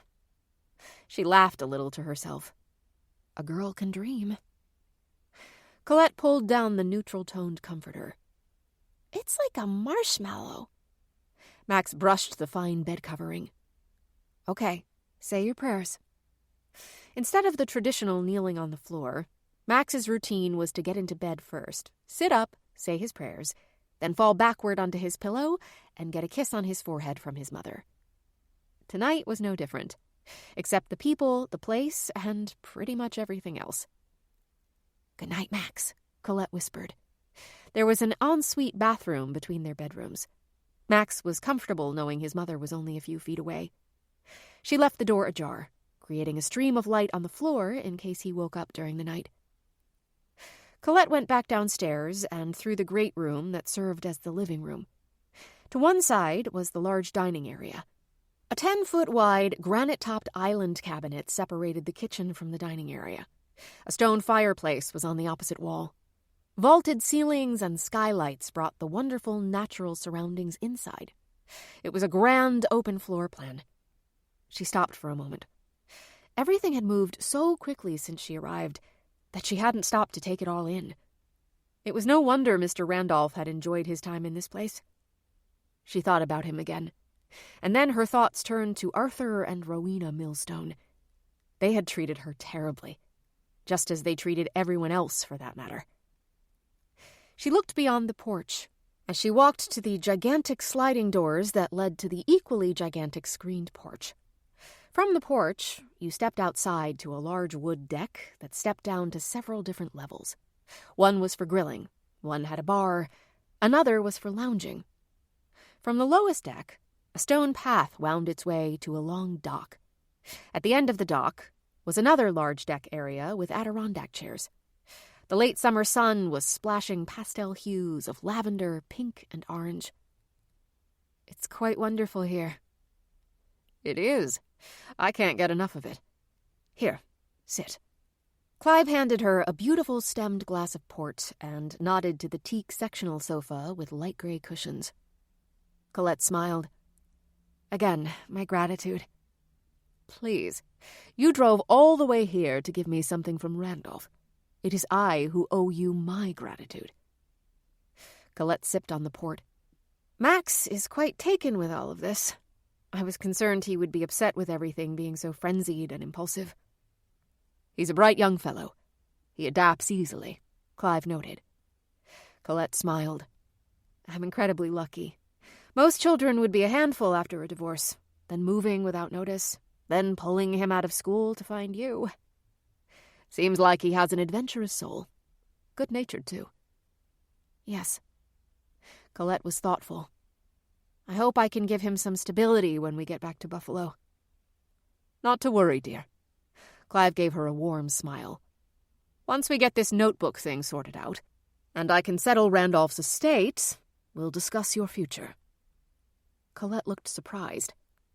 "My future?" "Yes, and Max's." Clive had some important information to share with Colette, and was weighing when it would be appropriate to say something to her about it. It could wait. At least a few days. "I don't understand." Colette looked worried. "Don't be concerned. I'd like to know what your plans are, your career ambitions, your wish list for life." "You have been truly kind to me." "Randolph was very fond of you. He once told me that you were more respectful and caring than his son and that shrew Rowena. Sorry, I shouldn't call people names." Colette had a devilish look in her eye. "I can tell you something. The staff used to sing the song from 101 Dalmatians." Colette sang the first line. "Rowena DeVille, Rowena DeVille." Clive burst out laughing. "Now that is funny. Wait until I tell Logan. Better yet, you can tell him." "Where is he?" "Trying to figure out how to get an internet connection. He's a little less comfortable than I am without it. At least for a day or so. People need to unplug once in a while." "Yes, I remember Mr. Randolph said, before his heart condition got worse, that he wouldn't allow any business to be conducted in the home. I don't know how he was able to build such an incredible business without working around the clock." "Well, that's just it," Clive went on to explain. "When Randolph was younger, his father badgered him about taking over the family business, which, by the way, was nowhere near as huge as it is today. Don't misunderstand. Millstone Enterprises was worth several $1 million when Randolph was in his early 20s. But he went on to prove himself to his father and expanded the company into what it is today. I still don't understand. Colette looked perplexed. The first 40 years of his marriage, he was a workaholic. Back then, there was no internet, no digital communications. He had to spend most of his time at the office, traveling or on the telephone. In 1969, when Arthur was 12, his mother developed a serious drinking and drug issue, unbeknownst to most. The drinking was obvious, but her addiction to Valium and amphetamines resulted in a horrendous death. Valium and amphetamines? Colette looked shocked and surprised. Yes. Amphetamines to get her out of bed after a night of drinking and barbiturates. She was a disaster waiting to happen. Oh my goodness. I had no idea. No one ever spoke of it. Probably because everyone felt responsible. It wasn't a secret, but no one had the courage to speak up. People looked the other way, even when she would pass out in a chair during a dinner party. But it all came together in a horrendous climax when Gloria died of an overdose. It was a long time ago. As I said, Arthur was only 12. Colette was still in a state of disbelief. Everyone felt guilty, except for Arthur. He was more peeved that his mother wasn't around to dote on him. I don't think he ever really mourned her, and he would have temper tantrums. People thought he was just acting out, but he had always been a brat, if you asked me. So after Gloria died, Randolph decided that family was more important, and he would make it his mission to be home for dinner every night. No phone calls, no business. He wanted to focus on Arthur. Colette murmured a hum.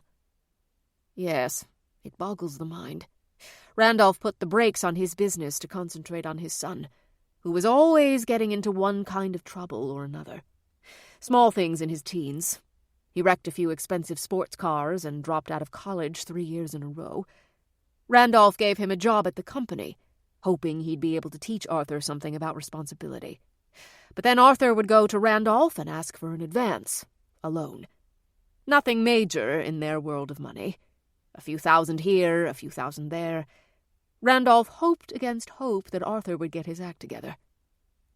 Clive paused, then gave a wry smile. One evening, after Randolph had bailed Arthur out of his gambling debt, he told me he thought maybe they had switched babies in the hospital, and he was given some hooligan's son instead of his own.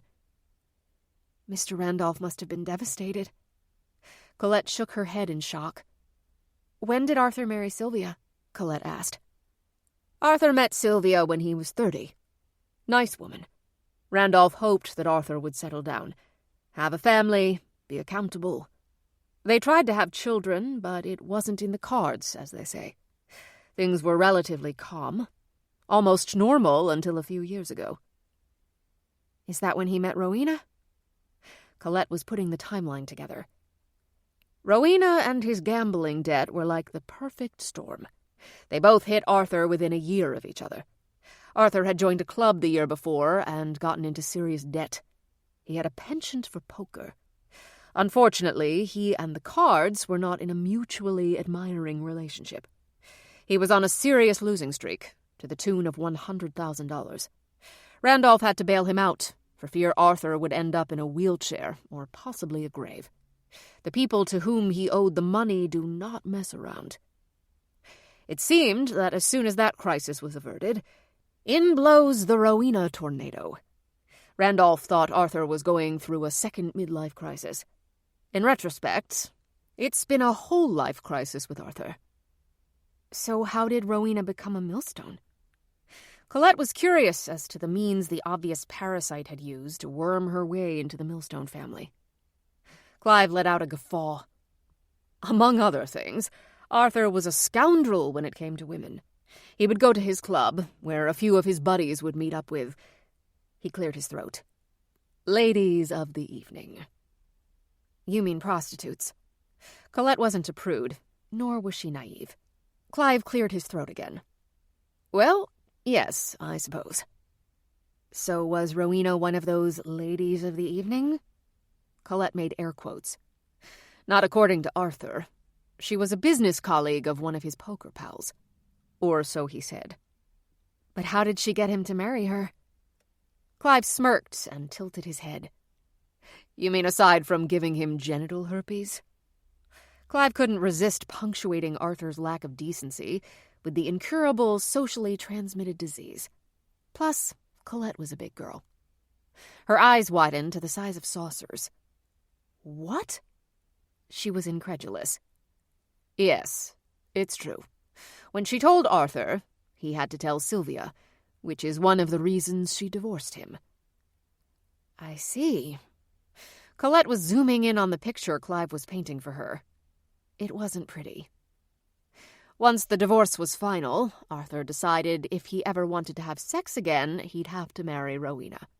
That is, if he didn't want to be a total snake and not tell his sexual partners. Apparently, he hadn't been practicing safe sex. Why start? He asked sarcastically. For the other person's safety? Colette was both amused and horrified. Wow. I often wondered why there was so much animosity between Rowena and Mr. Randolph. Randolph believed Rowena did it on purpose. She had a loaded pistol and waited for a good target. It was criminal, if you ask me, Clive added. So Arthur went along with it because he felt he had no other choice. Colette made it a statement, not a question. Correct. Listen, don't feel one iota of pity for him. He made that bed. No pun intended. Colette chuckled. This has been a highly informative conversation, sir. It explains a lot of things. There was always tension between Rowena and Arthur. A feeling of resentment, often hostility. Now it all makes sense. I always felt that was the reason for Randolph's heart condition. It was one disappointment or bailout after another. That's terrible. Arthur never showed any remorse for being a bounder, nor did he show any appreciation for his father. He acted as if bailing him out of his messes was what Randolph was supposed to do. Save his arse, each and every time. A sad, pathetic story. I always felt bad for Randolph. He lost his wife and blamed himself. He changed his life to focus on his family, which was the absolute right thing to do. But then he pampered Arthur to the point where Arthur acted like he was invincible. Spoiled rotten, if you ask me. Instead of being grateful and wanting to make his father proud, it was as if Arthur's mission was to take advantage of every situation. This is so much to absorb. Colette finished her port and proceeded to get up. I don't know if I am going to be able to sleep tonight. She smirked. Clive stood. Colette, I cannot tell you how much your courage means to me. You were quite brave to come here.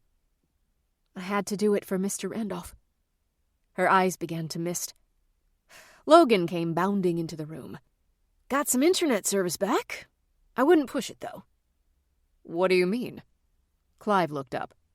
Don't download any movies, music, big files. It's like trying to thread a needle with a sausage. Colette chortled. That could be very messy. Logan snorted. He thought she was charming, and there was a lot more to learn about this attractive, enigmatic woman who had appeared on their doorstep a few hours earlier. He had heard her name mentioned in passing, but never had the opportunity to meet her. And she was far from ordinary looking. Logan surmised she was also very bright. She had to be, if she had been working for the Millstones. Either that, or she was a total idiot and liked to be bossed around. He was certain it was the former. Clive walked toward the kitchen. I don't plan on downloading anything tonight, but I am going to take a look at that file Rowena sent. Probably should do it now. I downloaded it before the lines went down, but in case I need to do any quick lookups, it would be hugely helpful. Thanks, Logan. Clive patted his son on the shoulder. Sure thing, Pop. I shall say good night to you both. Sleep well. He turned to Colette and gave her a fatherly hug. Good night. Thank you again. Logan looked at Colette. Are you ready for some shut-eye, or can I talk you into a cup of tea? Tea would be nice. After the story your father told me, I need something to soothe my mind. Coming right up. Take a seat. He pulled out one of the dining table chairs. Back in his den, Clive wiggled the mouse sitting next to the keyboard of his computer. The Excel file came up. Millstone Estate Sale Inventory. At the bottom, he saw the tab for salvage. One entry. George Nelson. He jotted down the phone number. Now, if only the phone service was working, he would leave a message for the man. He wondered if there was a way for him to make a phone call from his computer. Maybe Logan would know. He got up and went back to the living room area, where Logan and Colette were having a cup of tea. "Oh, good. You're still up." "Indeed I am. What's going on?" Logan asked. "Do you know how to place a phone call from the internet? Do we have Wi-Fi?" Logan laughed. "Sometimes. What are you trying to do?" "I've got the phone number of the guy who bought the contents of the garage." "It's a little late to be calling people, no?" Logan asked. "I want to leave a message. The sooner I can get in contact with this guy, the better." There was a sense of urgency in Clive's voice. "Let's check it out. There might be a way to place a call from the mobile phone through the internet. Let me go get it." Logan got up, went into the large side entry area, and pulled his cell phone from a shelf, where they usually left their cell phones next to a charging station. Since they didn't work well in the house, this way they could grab them on the way out. "Okay, let's give it a try. As long as we still have an internet connection, it may be possible." The three of them went into Clive's den. It also had a very modern, rustic look without being heavy. A small stone fireplace stood in the corner. Logan went through a few settings on his phone. Enable Wi-Fi calling. Click yes. The little hourglass on his phone was indicating there was something trying to connect. "What's the number?" Logan asked. Clive called out the digits. 540-555-3491, as Logan pressed the buttons on the phone. Much to his surprise, someone answered. "Yeah? Hello? Is this George Nelson?" "You got him." Logan gave the other two a strange look and shrugged. He handed the phone to his father. "Mr. Nelson, my name is Clive Dunbar. I'm sorry to be calling so late." "No problem. What can I do you for?" Clive wasn't sure if it was the connection or if Nelson had a wad of chewing tobacco in his mouth. "I represent the Millstone estate. I was wondering if you still had the contents of the garage in your possession." "That garage must have been something special. You're the second person to call about it tonight." Clive was stunned for a moment. "Oh, I see." He was almost sure the other person was either Rowena or Arthur. Who else would be looking for something from the estate? "May I ask who the first call was from?" "Geez, I don't know if she'd want me telling anybody." She. Clive was sure that it had to be Rowena. "I would make it worth your while, Mr. Nelson." "Funny thing, she said the same thing. Like I says before, must have been something special in the garage." "Let's just say there were some sentimental things that were discarded without notifying other members of the household." "Well, I reckon if you want to make it worth my while." Clive veered from anything sounding incriminating. "What I mean is that I realize your time is valuable, and I would want to compensate you for it. Whatever the woman gave you, I will double." Nelson thought for a moment. Should he jack up the price? Nah. Somebody might find out. Shouldn't look a gift horse in the mouth. What he did know is that he was about to be $3,000 richer than he was when he woke up that morning. "She sent $1,000 through PayPal." "And when was this?" Clive asked casually. "About an hour ago, I reckon." Okay. Clive was well aware the connection for either the phone or internet could go down any second. He had to get this negotiation over with as quickly as possible. "Can you send me a payment request now, Mr. Nelson? Here is my email address." Clive rattled it off to him. "Sure can. Love this here kind of technology. Makes getting paid and paying folks a lot easier." Clive was thinking, enough of the chitter-chatter, but he didn't want to push Mr. Nelson. He might sound like a bit of a hick, but he certainly wasn't clueless when it came to financial exchanges. "If you could do that now, I would appreciate it. We're having a bit of wind where I am, and the power lines keep cutting in and out." "You got it, Captain. One sec." Nelson didn't want to lose out on his windfall. In less than a minute, a ding on Clive's computer indicated an email had been received. He clicked on it, then to PayPal. In a few seconds, the money had been transferred to George Nelson.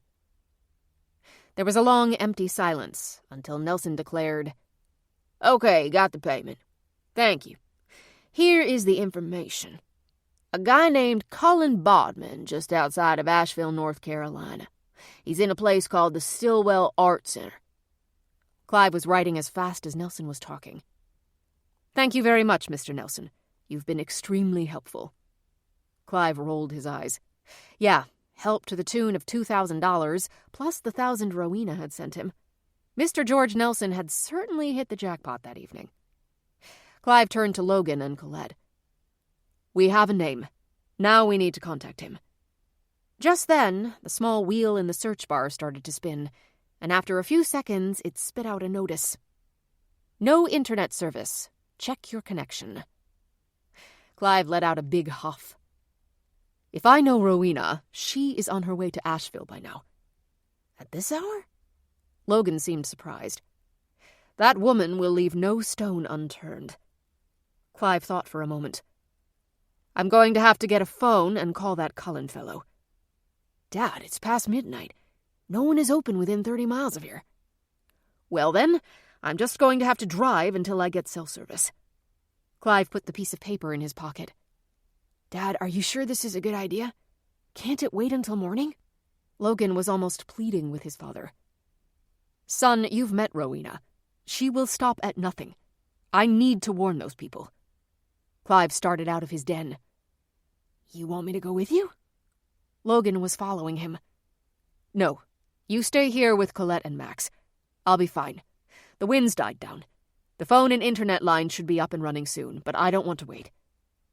Colette was almost in tears. Do you really have to do this now? My dear young woman, someone went to a lot of trouble to find you, where you worked and where you lived, and then he lied about who he was. Don't think for 1 minute that was the beginning or the end of this. The Millstones are desperate people, and if Arthur is in as much trouble as I suspect, they are beyond desperate, if there is such a thing. Colette was shaking. Logan put his arm around her shoulders. It's going to be okay. Dad can handle this. Logan looked at his father, hoping for a sign of encouragement. Clive gave a nod. None of us are in any danger here. It's the people in Asheville who need to be warned. Clive recalled the words of Winston Churchill when he was referring to Russia. It is a riddle wrapped in a mystery inside an enigma. But he was determined to sort it out, and as quickly as possible. Can't you call the police? Colette asked innocently. Yes, but there isn't much I could tell them. I think a desperate woman is going to Asheville to harass some people. I seriously doubt that would get their attention. No, warning these Bodman people is the best course of action right now. You sit tight. I should be back within the hour. I know I can get cell service once I get past the dead zone hill. So what are you going to do? Call the Bodmans and tell them what? I'm going to explain who I am and tell them to be on the lookout for Arthur or Rowena Millstone. I will advise him not to engage in any conversation or transactions until he and I have the opportunity for a person-to-person discussion. That sounds reasonable enough. Logan still had his arm around Colette's shoulder, and he had to admit that it felt good, even though he could feel her trembling. He walked her over to the sectional and wrapped a fleece throw around her. He looked over his shoulder. Good luck, Pop. As soon as Clive left, Colette began to sob. It had all been too much. She couldn't hold it together any longer. Logan poured her another port, grabbed a box of tissues, sat down, put his arm around her, and let her get it all out. She started to hiccup, and then she started to laugh. Oh my, this is so embarrassing. She blew her nose with gusto. I am so sorry. Another snort and blow. She wiped her face with several tissues. No need to apologize. It's been a roller coaster couple of months for you. Between losing Randolph, your job, having to move, and trying to find Dad, you've been on a rocky ride. He took another tissue and wiped her tears. You and your father have been so kind to us. She sniffled again. Logan took the balled-up tissues from her hand and gave her a few fresh ones. The waterworks seemed to be subsiding. "I'll go check on Max. You relax." He took the glass of port that had been sitting on the coffee table and handed it to her. Colette watched Logan leave the room and ascend the open staircase. Now that was the type of man she had been dreaming about. Kind, considerate, and competent. And good-looking, too. Logan peeked in on Max, making sure he didn't wake the lad. He was sound asleep, clutching the stuffed bear that lived in the guest room. It had been Logan's as a child. Max must have spotted it and decided to make friends. Logan smiled. He remembered how much comfort he had gotten from that bear when he was Max's age. No matter how safe you feel, there's always that threat of the boogeyman. Logan knew it would be years before Max realized that the real boogeymen are grown-ups behaving badly, not some spooky creature hiding under the bed. He went back to where Colette was sitting, unsure how close he should get. He wanted to comfort her, but wasn't sure how much comforting she required. He had to admit, it felt warm and peaceful having his arm around her. Then Colette made it easy for him. "Please, come sit next to me." She was wrapped up in the blanket, with only her hand poking out, holding the port. Logan smiled. He tucked in the loose parts of the blanket, making a cocoon for Colette. "How's that?" She sighed, tilting her head, and leaned back on the sofa. "Wonderful." Logan took the glass from her hand and sat next to her. She moved her head from the back of the sectional and placed it on his shoulder. She was asleep in a matter of minutes. It was past midnight when Clive finally made it around the big bend of the lake. His phone lit up with several bars, indicating he was within reach of a cell tower. He pulled to the side of the road and dialed Bodman Antiques Retro Restoration and Namaste Cafe. He checked the name quizzically. Namaste Cafe? That was a new one on him. It rang 3 times and got an outbound message. It was a man's voice. "You have reached the barn. Bodman Antiques Retro Restoration and Namaste Cafe. Please leave us a message and someone will get in touch with you as soon as possible." Then a woman's voice finished with a lilting, "Namaste." Clive was brief. "This is Clive Dunbar, attorney for the Millstone estate. Could you kindly return my call at your earliest convenience? Thank you." He left both phone numbers, his cell and landline. Just to be on the safe side, he forwarded his cell phone to his landline.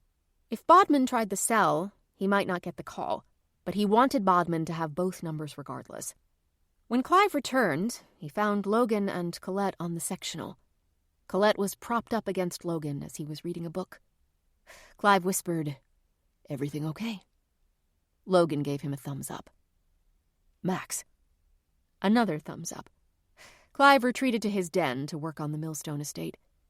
He knew there was a lot to be done, including deciphering the spiral-bound notebook, although he was relatively sure what the numbers represented. His task was to match it up with the other Millstone ledgers. That could take some serious forensic accounting. Chapter 21. Boston, Massachusetts. Millstone Manor. Rowena returned to Arthur's den wrapped in a Neiman Marcus cashmere robe. Her hair was wrapped in a matching turban. She lit a cigarette and took a long drag. "Did he call back?" "Yes, as soon as you went upstairs. Here's the information." Arthur slid the paper across the cocktail table. He still looked disheveled. "I thought you were going to clean up."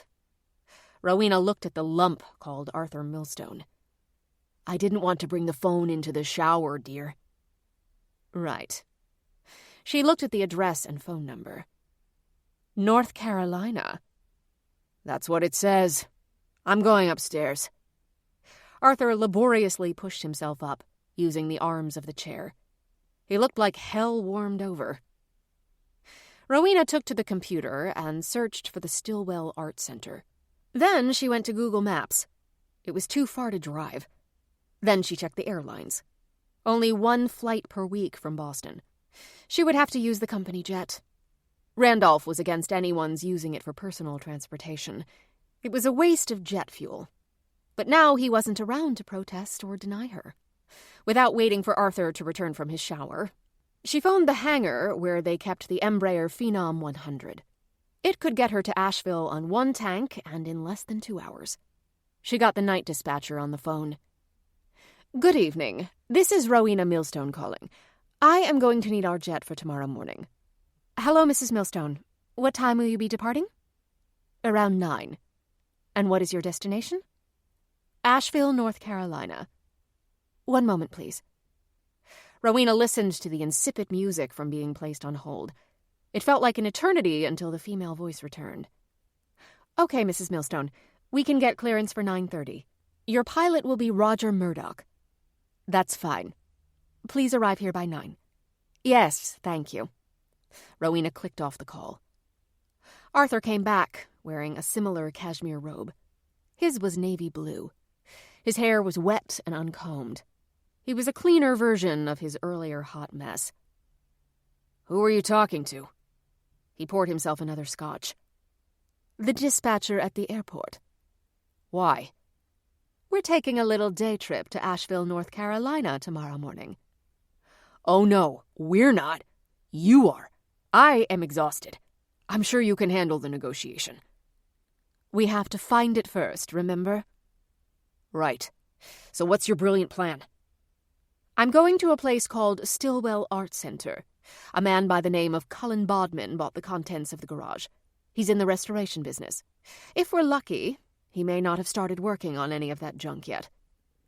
"And if we're not lucky, he found the will, and he's going to make the connection if you tell him who you really are." "Good point. I'll use some other name. I'll use Amber's. He's never met her, and I can use the same excuse we used on good old George Nelson. Except Amber is working on behalf of the Millstones." "But, as I said, he'll make the connection. Why don't you save yourself the trip and the jet fuel and just call the man?" "What am I going to say to him? Got a will I can burn?" "No. This requires some serious investigating." "Have it your way, Rowena. But I think you need to be anonymous at first and see if the junk is still there. Take a walk around. Feel it out." "Since when are you the patient one?"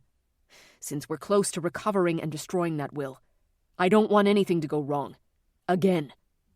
Okay. I'll be browsing, using an alias." "Now you're using your head." Arthur gulped his scotch. "I'm done. Good luck tomorrow. Keep me posted." He turned and shuffled out the door. He felt the foreboding threat to his well-being hanging over him like a cloud. Not a heart attack, but a severe beating from the people to whom he owed money. George Nelson could not believe his luck. Not only had he made a few grand selling the load of rubbish to that Bodman fella, he had just cleared another $2,000 from some guy and $1,000 from some lady. $3,000 in less than an hour. Heck, he was making doctor's wages. He wondered what was so special about that pile of junk. Maybe he should find out for himself. If he left immediately, he could be outside Asheville by sunup. But what then? Try to buy the stuff back from Bodman? Then try to sell it to the highest bidder? He had to think on that. He racked his brain to remember what could be so valuable in a broken-down table, brass headboard, splintered dresser with missing drawers, and a side table with a cracked leg. Was there something else he might have overlooked? As far as he could tell, there had been nothing worth anything in that garage. It would take a heck of a lot of days trying to reconstruct the rubble. He shrugged. Must be something important. He went back to the bar and asked his friend Leroy if he wanted to go for a joyride. He even insinuated there could be some more money in it for both of them. Leroy bought a 6-pack of beer from the bartender and jumped in the cab of George's pickup. They stopped at a drive-through burger joint. Leroy leaned over George and placed his order through the window. He stocked up on greasy, cheesy food, including several value meals, dessert, and milkshakes. "What are you feeding in there?" George spat at Leroy. "We don't know how long we're going to be, so I want to be sure we have provisions." George muttered something under his breath. "Sides, you got yourself some cash? What are you complaining about?" "Nothing." George pulled 2 $20 bills from his wallet. He got $1 back in change. I swear that's the most money I ever spent here. You got enough to feed a small army." Quit griping. Leroy sat back in his seat. Not sure what I should eat first, the fried chicken or the double cheeseburger. Eat the burger. Chicken ain't bad if it's room temp. George pulled up to the window to retrieve their food order. Y'all have a nice night, said the woman with orange hair and a gold front tooth who handed him the bag with their food in it. George grumbled, "It's gonna be a long one, that's for sure." Chapter 22. Stillwell Art Center. Sunday. It was the crack of dawn when George and Leroy pulled into the parking lot of the Stillwell Art Center. It was also the same time Jimmy Can-Do brought his work into the shop.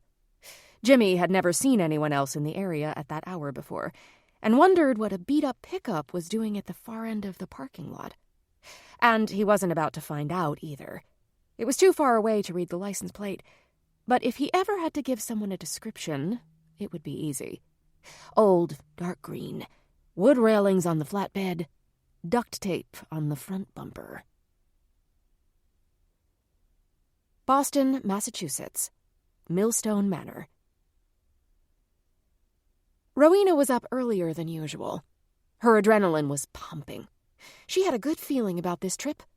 She'd take the company jet to Asheville and use a car service to take her to the Stillwell Art Center. Once she got there, she would browse, then casually pay Mr. Bodman a visit.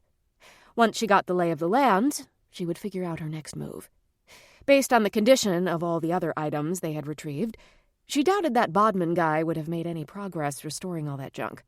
She also figured he hadn't found the will. Otherwise, he would have brought it to someone's attention. No, she was fairly sure the document that threatened her lifestyle was still hidden somewhere. As soon as she could locate the salvaged pieces, the sooner she could plan her next move. She wasn't exactly sure what that would be, but she was too close to success to worry about it at the moment. She had to believe that once she found the document, she could destroy it, and all the plans Randolph Millstone had made to terminate her cushy lifestyle. For most of her life, she had gotten everything she wanted, except herpes. Even now, she was not sure whether she had given it to Arthur or Arthur had given it to her. Either way, they were both contagious. Rowena chose an elegant white pantsuit, a white Prada satchel, Loren sandals by Gina, and a white Hermes enamel bracelet. Her hair was slicked back. There had been no time to get a professional blowout for her hair. Not that she couldn't do it herself. It was the principle of the thing as far as she was concerned. Her kind of principle. Why do something yourself when you can pay someone else to do it? The town car came around to the front of Millstone Manor, and the driver rang the bell for Rowena. She pulled on a pair of Versace sunglasses. She looked expensive. Almost intimidating. Nasty. Goes without saying. They arrived at Boston Logan Airport in plenty of time. Rowena checked in at the small office that accommodated the private and charter jets. It was so easy. Walk in, walk on. No regular people. No screaming kids. No security. Not that she was doing anything illegal. Not yet.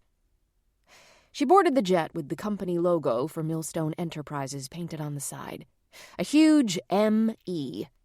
She chuckled when she saw it. It hadn't occurred to her before. It spelled me. Indeed it is. Just for me. Huh.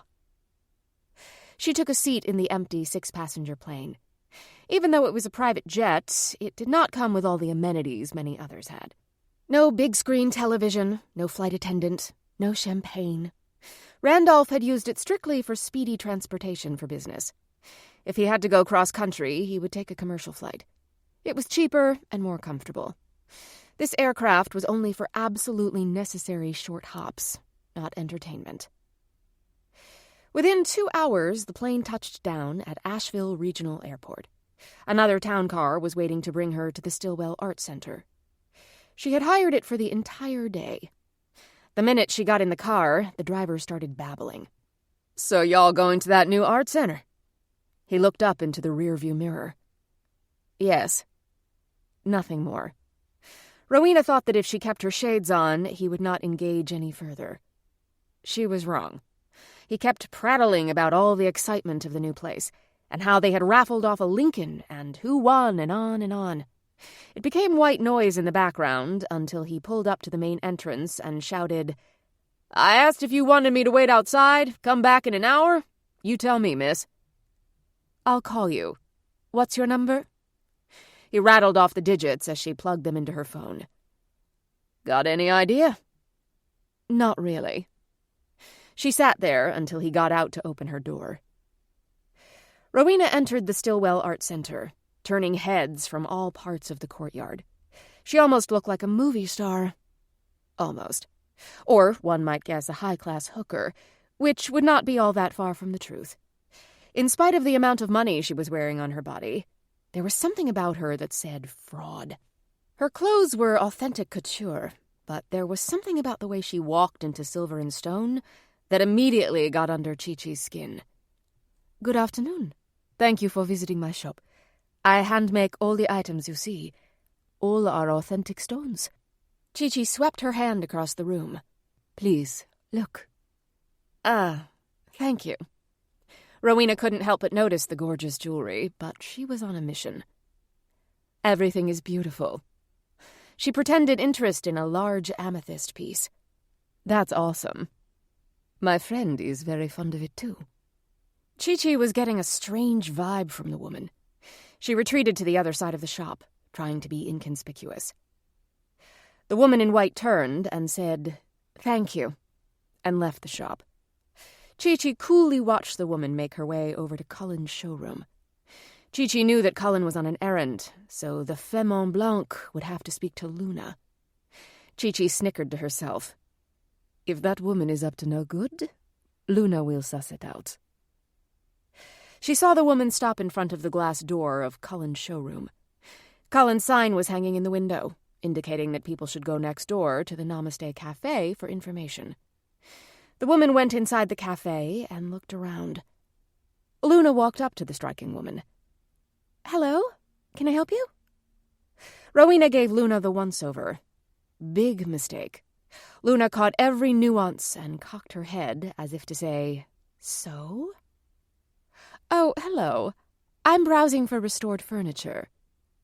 "Anything in particular?" Luna asked. Most people were much more specific. "I'm looking for a mid-century desk," or "I'm looking for a sideboard." Luna was immediately suspicious. "Oh, you know how it goes. You look around until something grabs your eye?" Rowena hadn't rehearsed her spiel. She didn't think she was going to have to go through a watchdog first. "My brother is running an errand. You are welcome to wait here. May I get you a cup of tea? Coffee?" Luna asked cordially. "Thank you. I'll have a cappuccino, please." Of course, Rowena would request something that took a little extra time. Not much, but just enough. She didn't even like cappuccino.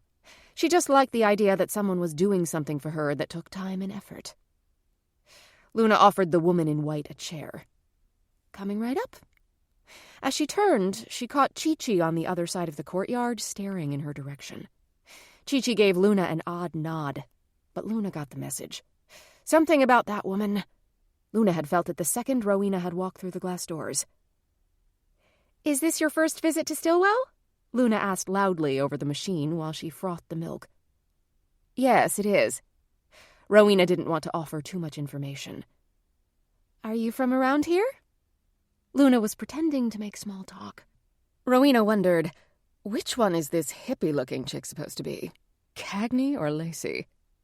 She almost laughed at her own joke. Luna caught the snicker. "Sorry, did you say something?" No, I thought I was going to cough." Quick save.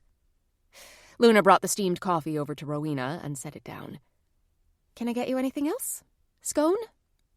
"No, thank you." Now Rowena was thinking, this one is more like Aurora Teagarden from the Hallmark Channel. Sweet, librarianish. Rowena's polar opposite. Luna decided to take the matter into her own hands and stood on the opposite side of the table from where Rowena was sitting. "So, I'm an artist. I do sketches." "Uh-huh." Rowena was trying to avoid chatty Kathy by blowing across the foam on top of her coffee. What's with people wanting to yak? Don't they have any friends? I couldn't help but notice your profile. Luna was about to go into her super charming mode. You have a very regal look. Rowena perked up at the compliment. No one had ever said that to her before. Regal. She liked it. Would you mind if I sketched you while you wait for Cullen? Rowena was flattered. No one had ever asked her that before either. Really? She was fascinated. Luna knew that anyone who would dress the way Rowena was dressed had a high opinion of themselves. Not that wearing expensive clothing meant a big ego. It was the idea that everything Rowena was wearing had a logo on it. "Look at how much money I spent," was spelled all over her clothing, from Gina to Hermes to Prada. And it wasn't that the workmanship didn't deserve a high price tag, but Luna sensed that Rowena did it for the sake of bragging, not because she had any appreciation for the quality of the clothing. It was just a feeling she had about the woman, that's all. I don't know how long Cullen will be. Maybe another half hour. That will give me enough time to do a rough sketch. Come over to the easel. Luna nodded to the other corner of the cafe. Make yourself comfortable. Luna turned the easel around so Rowena couldn't see what Luna was drawing. Luna realized she didn't know the woman's name. By the way, I'm Luna. Luna Bodhi Bodman.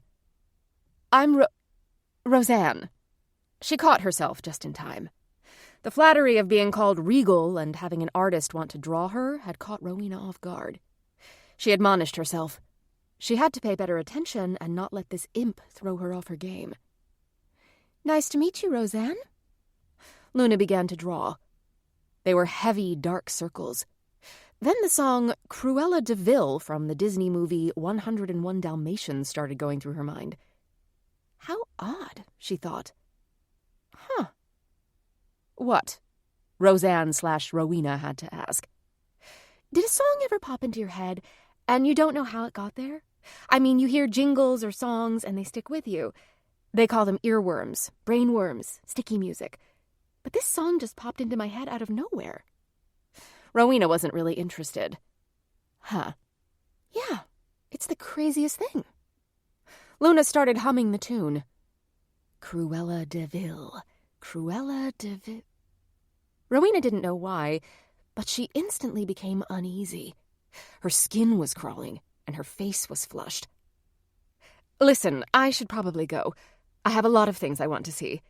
Why don't I leave my phone number with you? Then Cullen can call me. That's his name, correct? Rowena knew darn well that Cullen was his name, but she was playing it for all it was worth. Luna was relieved that the woman was ready to make an exit. She didn't know how she would explain the evil character on her sketchpad. Worst case, she would knock it over and spill coffee all over it.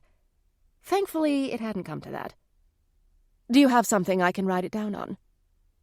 Luna handed the woman one of the cafe's business cards so she could write her number on the back.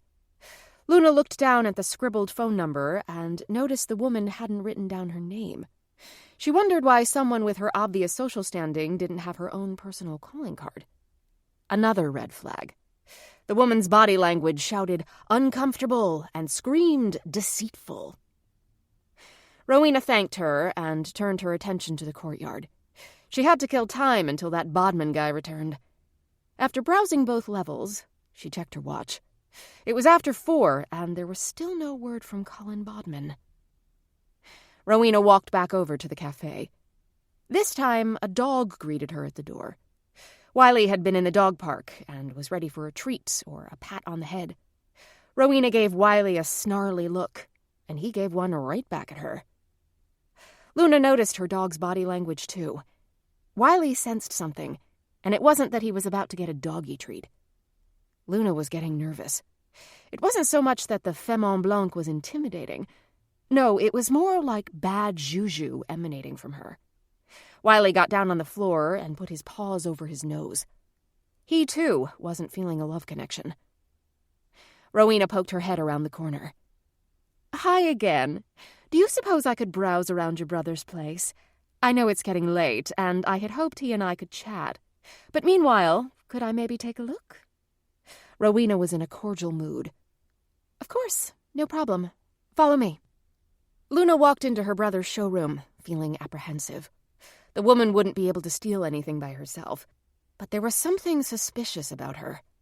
Luna would keep a close eye on Cullen's place without making it look like she was spying, which, of course, was exactly what she was going to do. Rowena meandered through the shop, pretending to admire several pieces. She casually worked her way toward the back, where Cullen had his workshop. She could always say she had gotten turned around if someone caught her. As she peered into the room, her heart skipped a beat. There it was. The table. The brass headboard. The old potting bench. Bingo. She had stopped in her tracks when a ding-dong sound indicated that someone else had entered the shop. She quickly moved back into the showroom area. It wasn't Cullen or Luna, just two browsers. She smiled and nodded to the couple. They nodded back. After a few minutes, they left through the door that led to the cafe. Rowena weighed her options. If the Bodman guy didn't return before they closed, she would have to come back the next day. She didn't want to risk time slipping through her hands. It would be risky, but she considered hiding in his showroom until after the art center closed. That would give her the entire night to go through the remains of the garage. There was a small lavatory in the back, so that solved one potential issue. Food?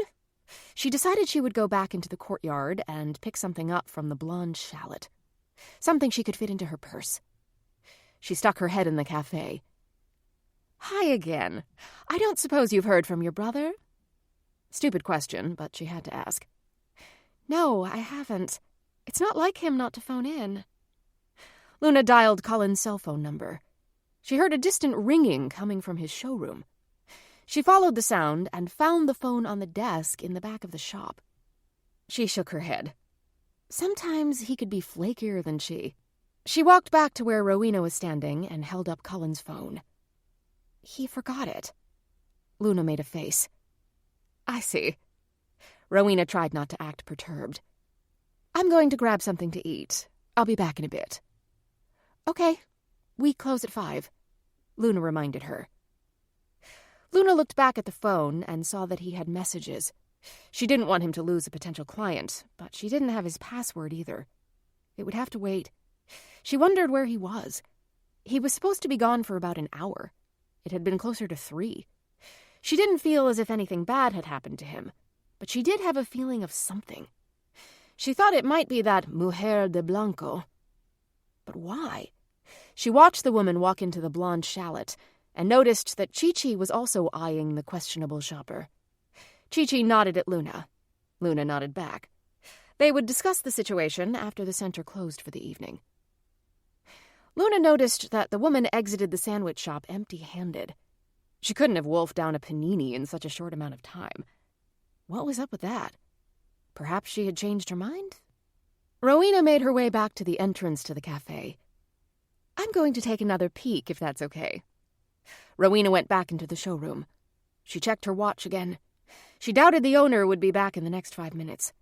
She had to make it look like she had left the premises. She noticed an armoire with caned panels. She could easily fit in there and be comfortable for maybe a half hour. Enough time for the sister to close up shop. Rowena stuck her head back into the cafe one more time and faked an exit. "I'd better be going. Please ask your brother to give me a call. Have a good evening." "Will do. Bye." Luna was clearing off the counter. As soon as Luna turned her back, Rowena dashed into the showroom, stepped into the cabinet, and closed the doors. She was glad it wasn't too tight. She could actually sit with her knees bent. Clever move, she thought. George and Leroy had been staking out the rear entrance of the barn all day. The door was open, but no one had come in or out the entire time. Leroy was squirming. "Hey, boss, I ain't feeling too good." "What in blazes is bothering you?" Leroy let out a burp that practically fogged the window. George held his nose with one hand and tried to wave the odor away. "I think it was the fried chicken." Leroy burped again. George opened the door of the truck and stepped out. "For Pete's sake! Man, you stink like a garbage dump. You better keep all that food you ate to yourself. I don't want no puking or any other disgusting things happening around here." Leroy held his stomach. "Seriously, boss, I'm gonna be sick." "For the love of all get out and go behind the pickup." George was getting frustrated, and he began to think that his good fortune was taking a turn for the worse. He had had no plan when they left the night before. The only thing George had on his mind was money. It had come so easily that evening, he figured he could get his hands on some more. He just hadn't figured out how, or even why that junk was in such demand. Even if he got it back, what would he do with it? Especially since he didn't know what all the fuss was about. Nope. The day had been long, and it was going to be nightfall soon enough. He had to figure out his next move. Driving with Leroy's gastrointestinal issues for hours was not appealing in the least. George kept staring at that back door. He peered to see if he could spot any security cameras. Nothing he couldn't get past. George thought for a few minutes while Leroy regained some of his composure. He had a plan. He'd make Leroy wait in the pickup while he sneaked into the back of the workshop. He'd hide until the place closed. Then he'd check everything out. Not having a clue about the layout, he knew he would be going in blind. He shrugged. He should have thought of that earlier. Check it out from the front? Too late now. If he got caught, he'd say he walked in the wrong way. No harm done. Now he had to plan his getaway. For sure, an alarm would go off when he came out of the building, so Leroy would have to be waiting for him. He told Leroy to rub dirt on the license plates so no one could read them. "Ain't that against the law?" Leroy asked, stupefied. "No fooling, but we don't want anyone to ID my pickup either. We can clean the plates when we're far enough away. I'll ring your phone once. Do not answer it. Got it?" George was questioning his own good sense and whether he had any left. George coolly walked toward the rear of the building, casually looking in both directions. Thankfully, he didn't look like a total mess. Just a worn-out handyman with a flannel shirt and a pair of jeans. Cowboy boots, scruffy beard. He surely didn't look like he was going to a black tie event, but he didn't look like he had crawled out from under a railroad trestle either. He sniffed his armpits. Ew. He hoped he didn't run into anybody, 'cause he was kinda stinky. George finally reached the rear doorway and peeked in. Nothing too different from any other workshop. Tools, wood, table saw. Paint and brushes. Nothing different except the brass headboard that caught his eye. It looked familiar. He inched closer. And the side table. Yep, this was the stuff. But what of it? Nothing looked particularly special. If anything, it looked pretty much the same as when he had sold it. Faded, broken, and in a state of disrepair. So why would anyone want it? And more than one person at that. George was going to do his darndest to figure out what was so valuable. His first thought was that perhaps the brass headboard was really made of gold.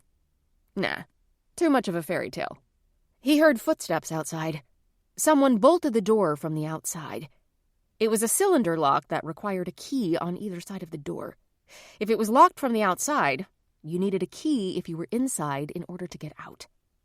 Much to his dismay, the interior key was not in the lock on his side of the door.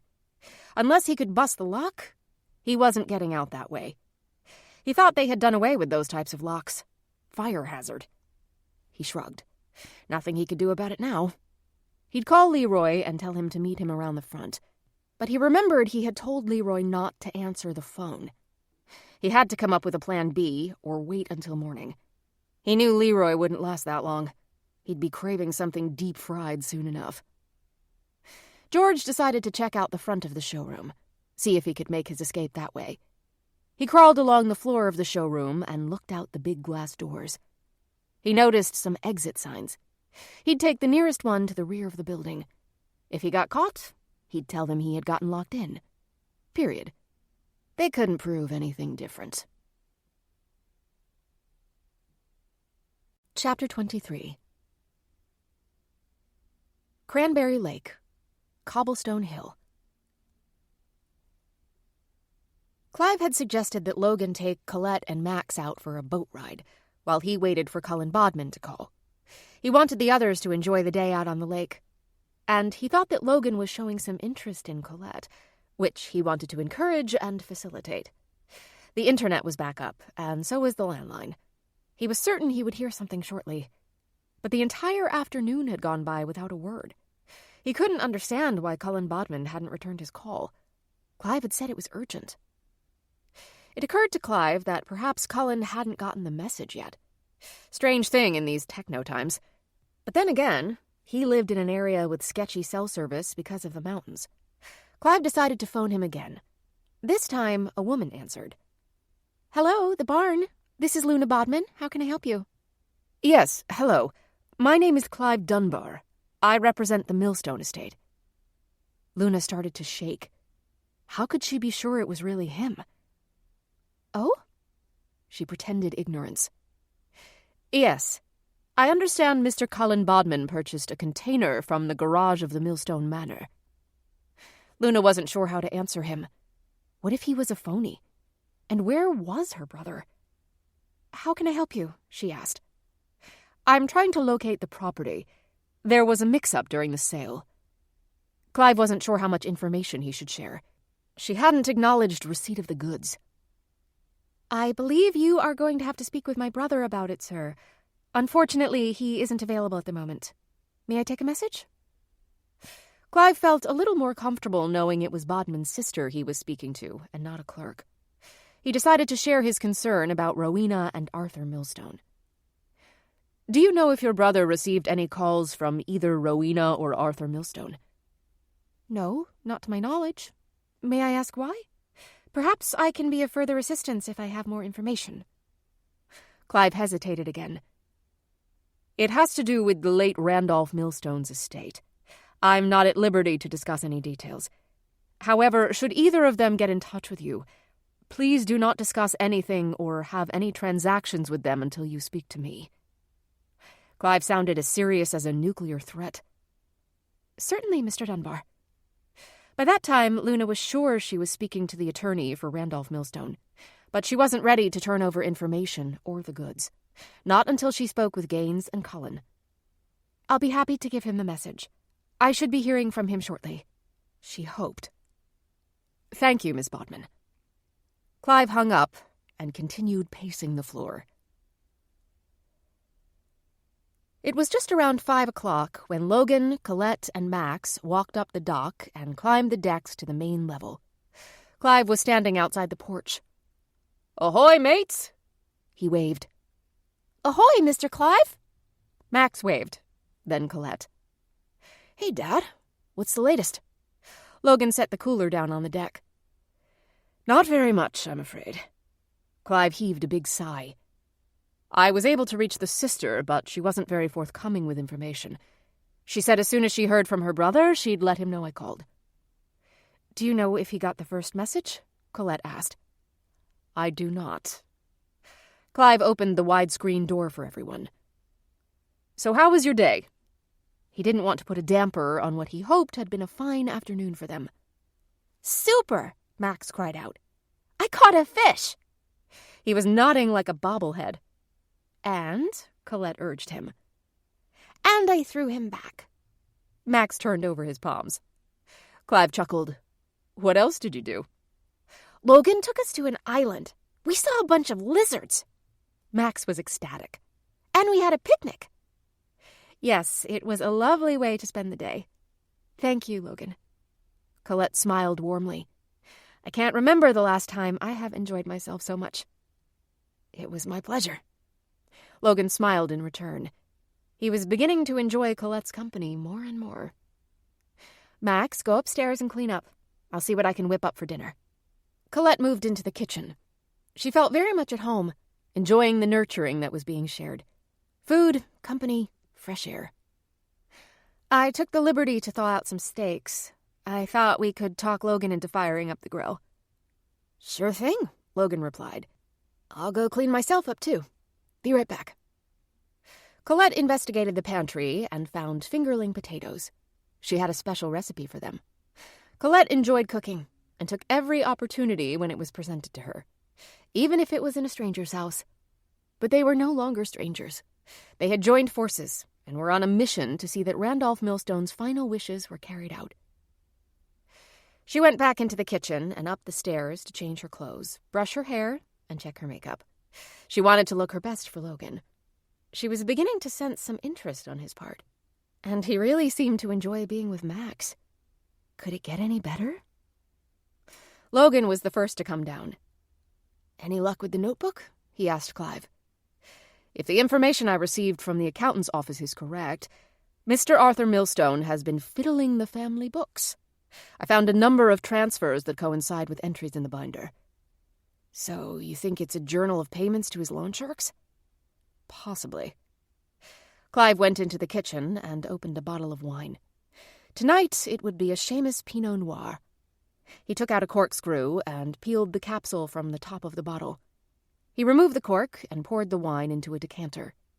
He turned to Logan. "And I think he's been selling off some of the holdings." "Doesn't he need the board's approval to do that?" Logan asked. "Yes, he does. But maybe he was hoping he could buy them back at some point." "Like a pawn shop?" Logan snickered. "Indeed." Stillwell Art Center. Luna was deep in thought as she tidied up the cafe. She was thinking about that strange call from the Dunbar man, or so he had called himself, that strange woman in white, and how strange it was that she hadn't heard from Cullen. She almost jumped out of her shoes when her cell phone rang. She looked at the caller ID. It was Marshall Gaines. She wondered if he would stop by. "Hey," she answered lightly. "Hey yourself," Gaines replied. "So as I was heading over in your direction, I came upon a man who had a flat tire. To his dismay, he didn't have his cell phone with him. Apparently, he had left it at his shop. I helped him unload the truck to get to the spare tire, which, of course, was flat as well." Luna interrupted him. "Are you with Cullen?" The words rushed out. "Well, I was about to say, the man was your brother. We've been sitting on the side of the road for the past 2 hours. You okay? You sound a little harried." "Cullen got a phone call today. It was from a man named Clive Dunbar. He claimed to be the attorney for the Millstone estate." "Isn't that who we were looking for? Millstone's attorney?" "Yes, but he mentioned Arthur and Rowena Millstone and that we should not talk to them if they call." Luna was speaking a mile a minute.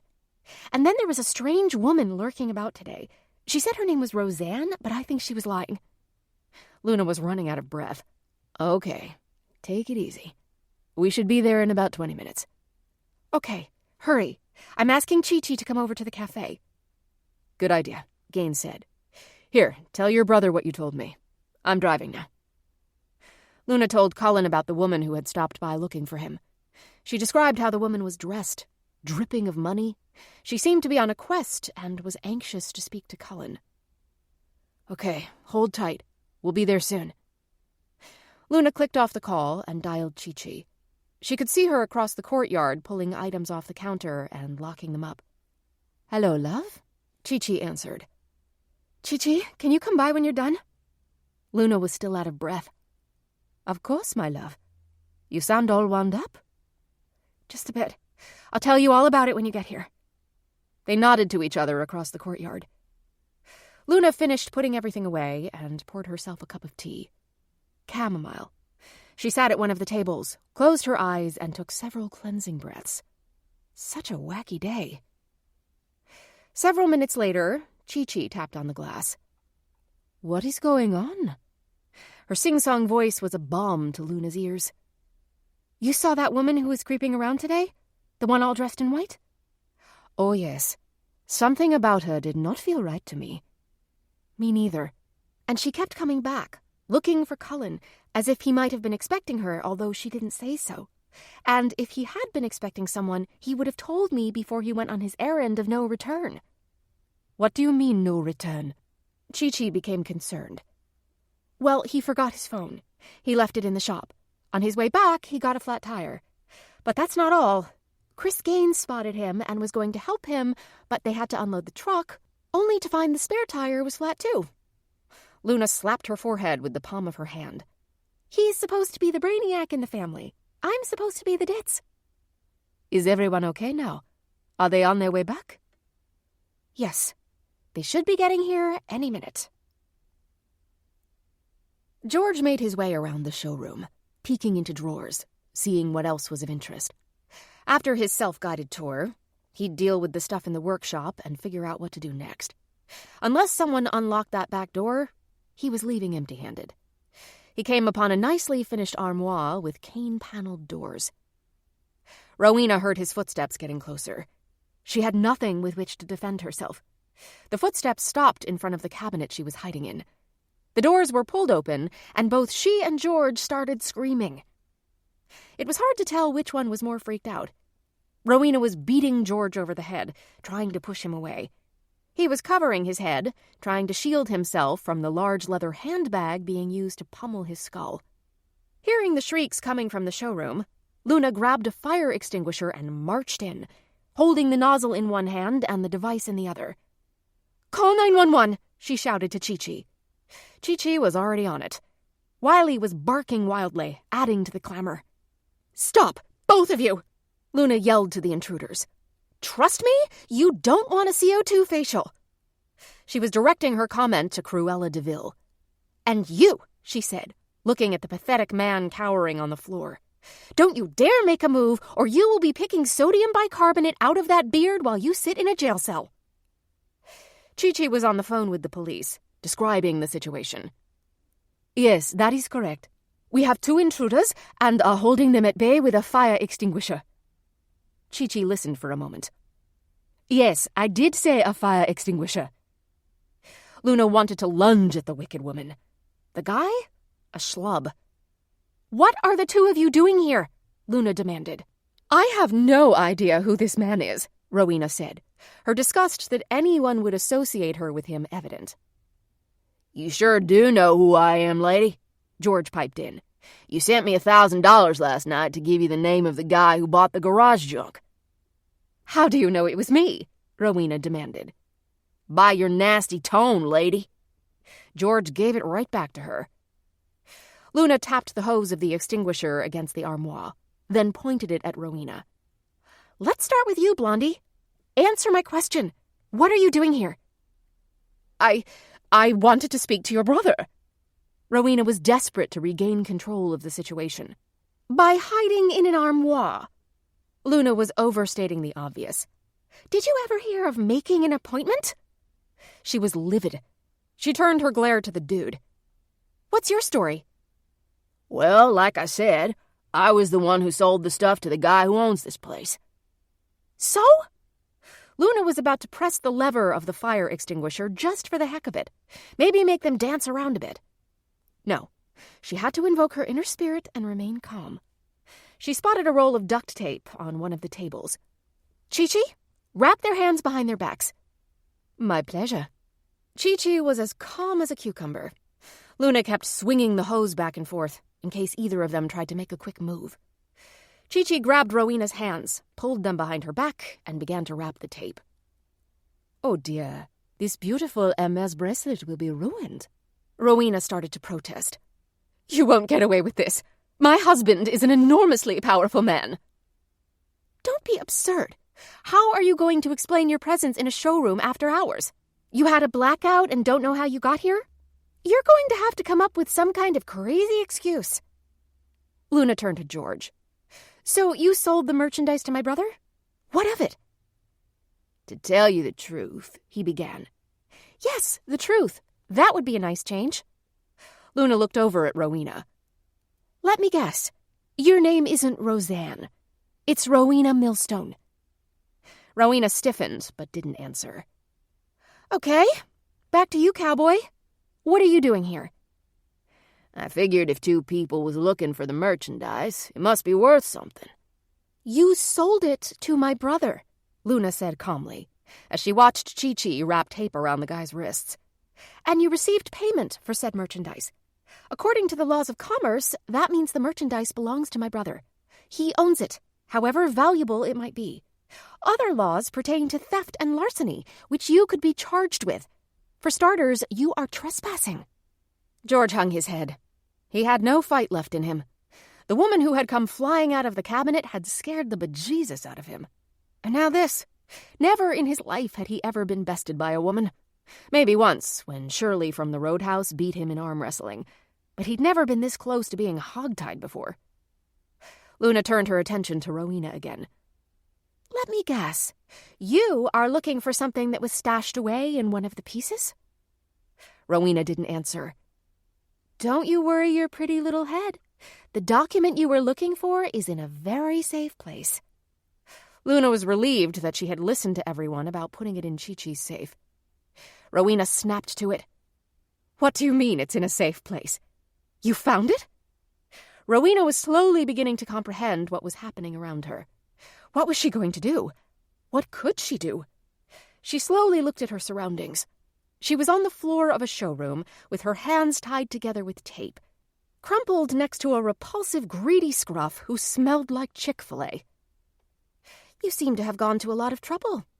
What exactly were you looking for?" Luna wanted to hear it from the red-lipsticked harpy.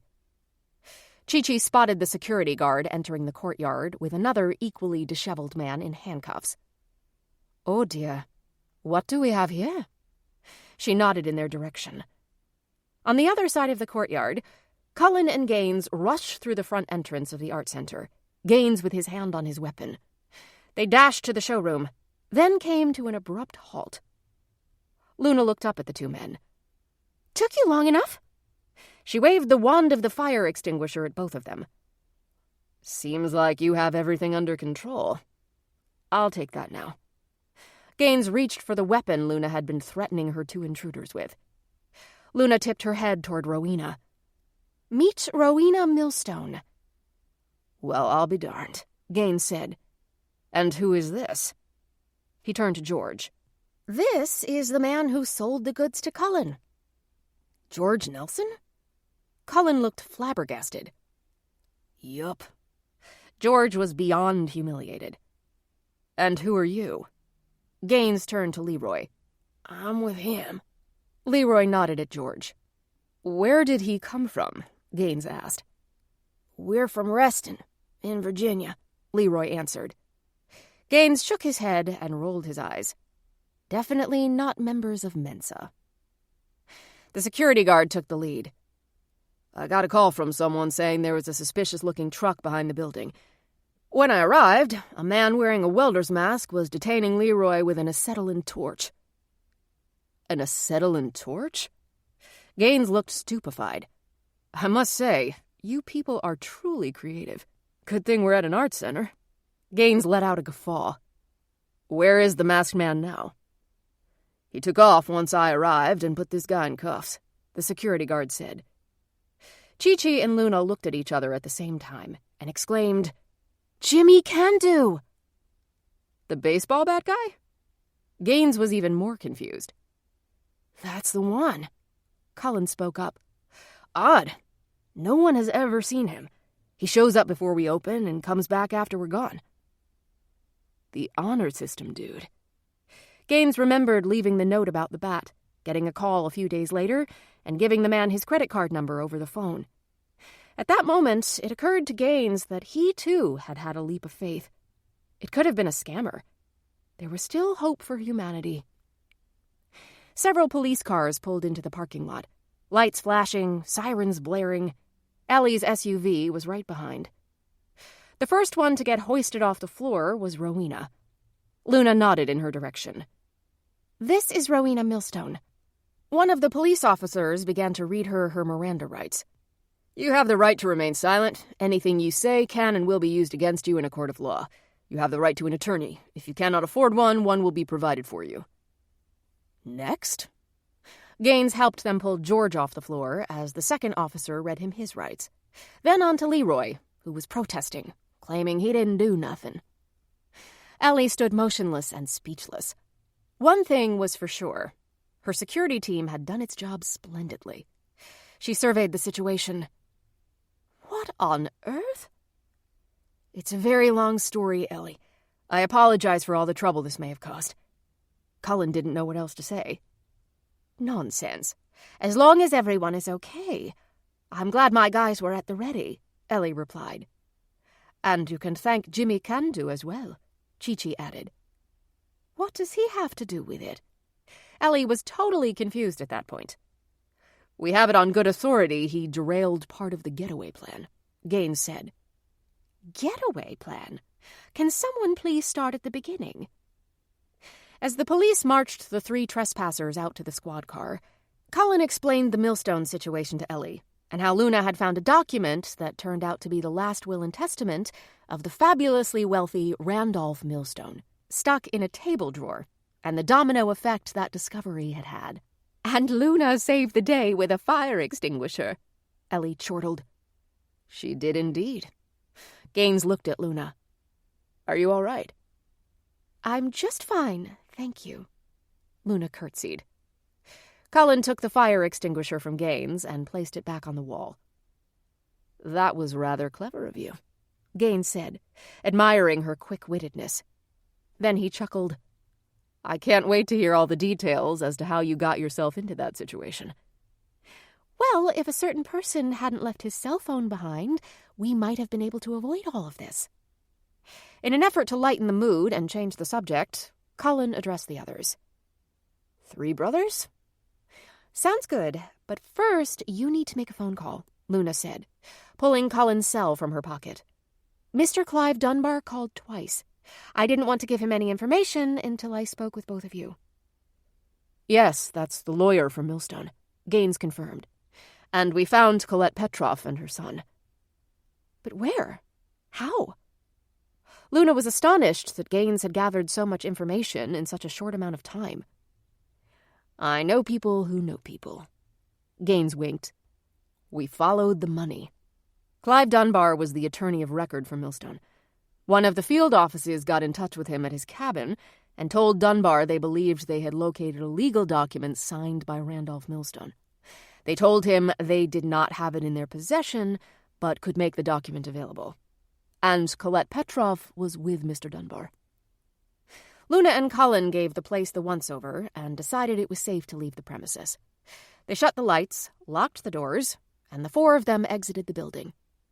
Ellie went back to her vehicle, where Ziggy and Marley were pacing in the back seat.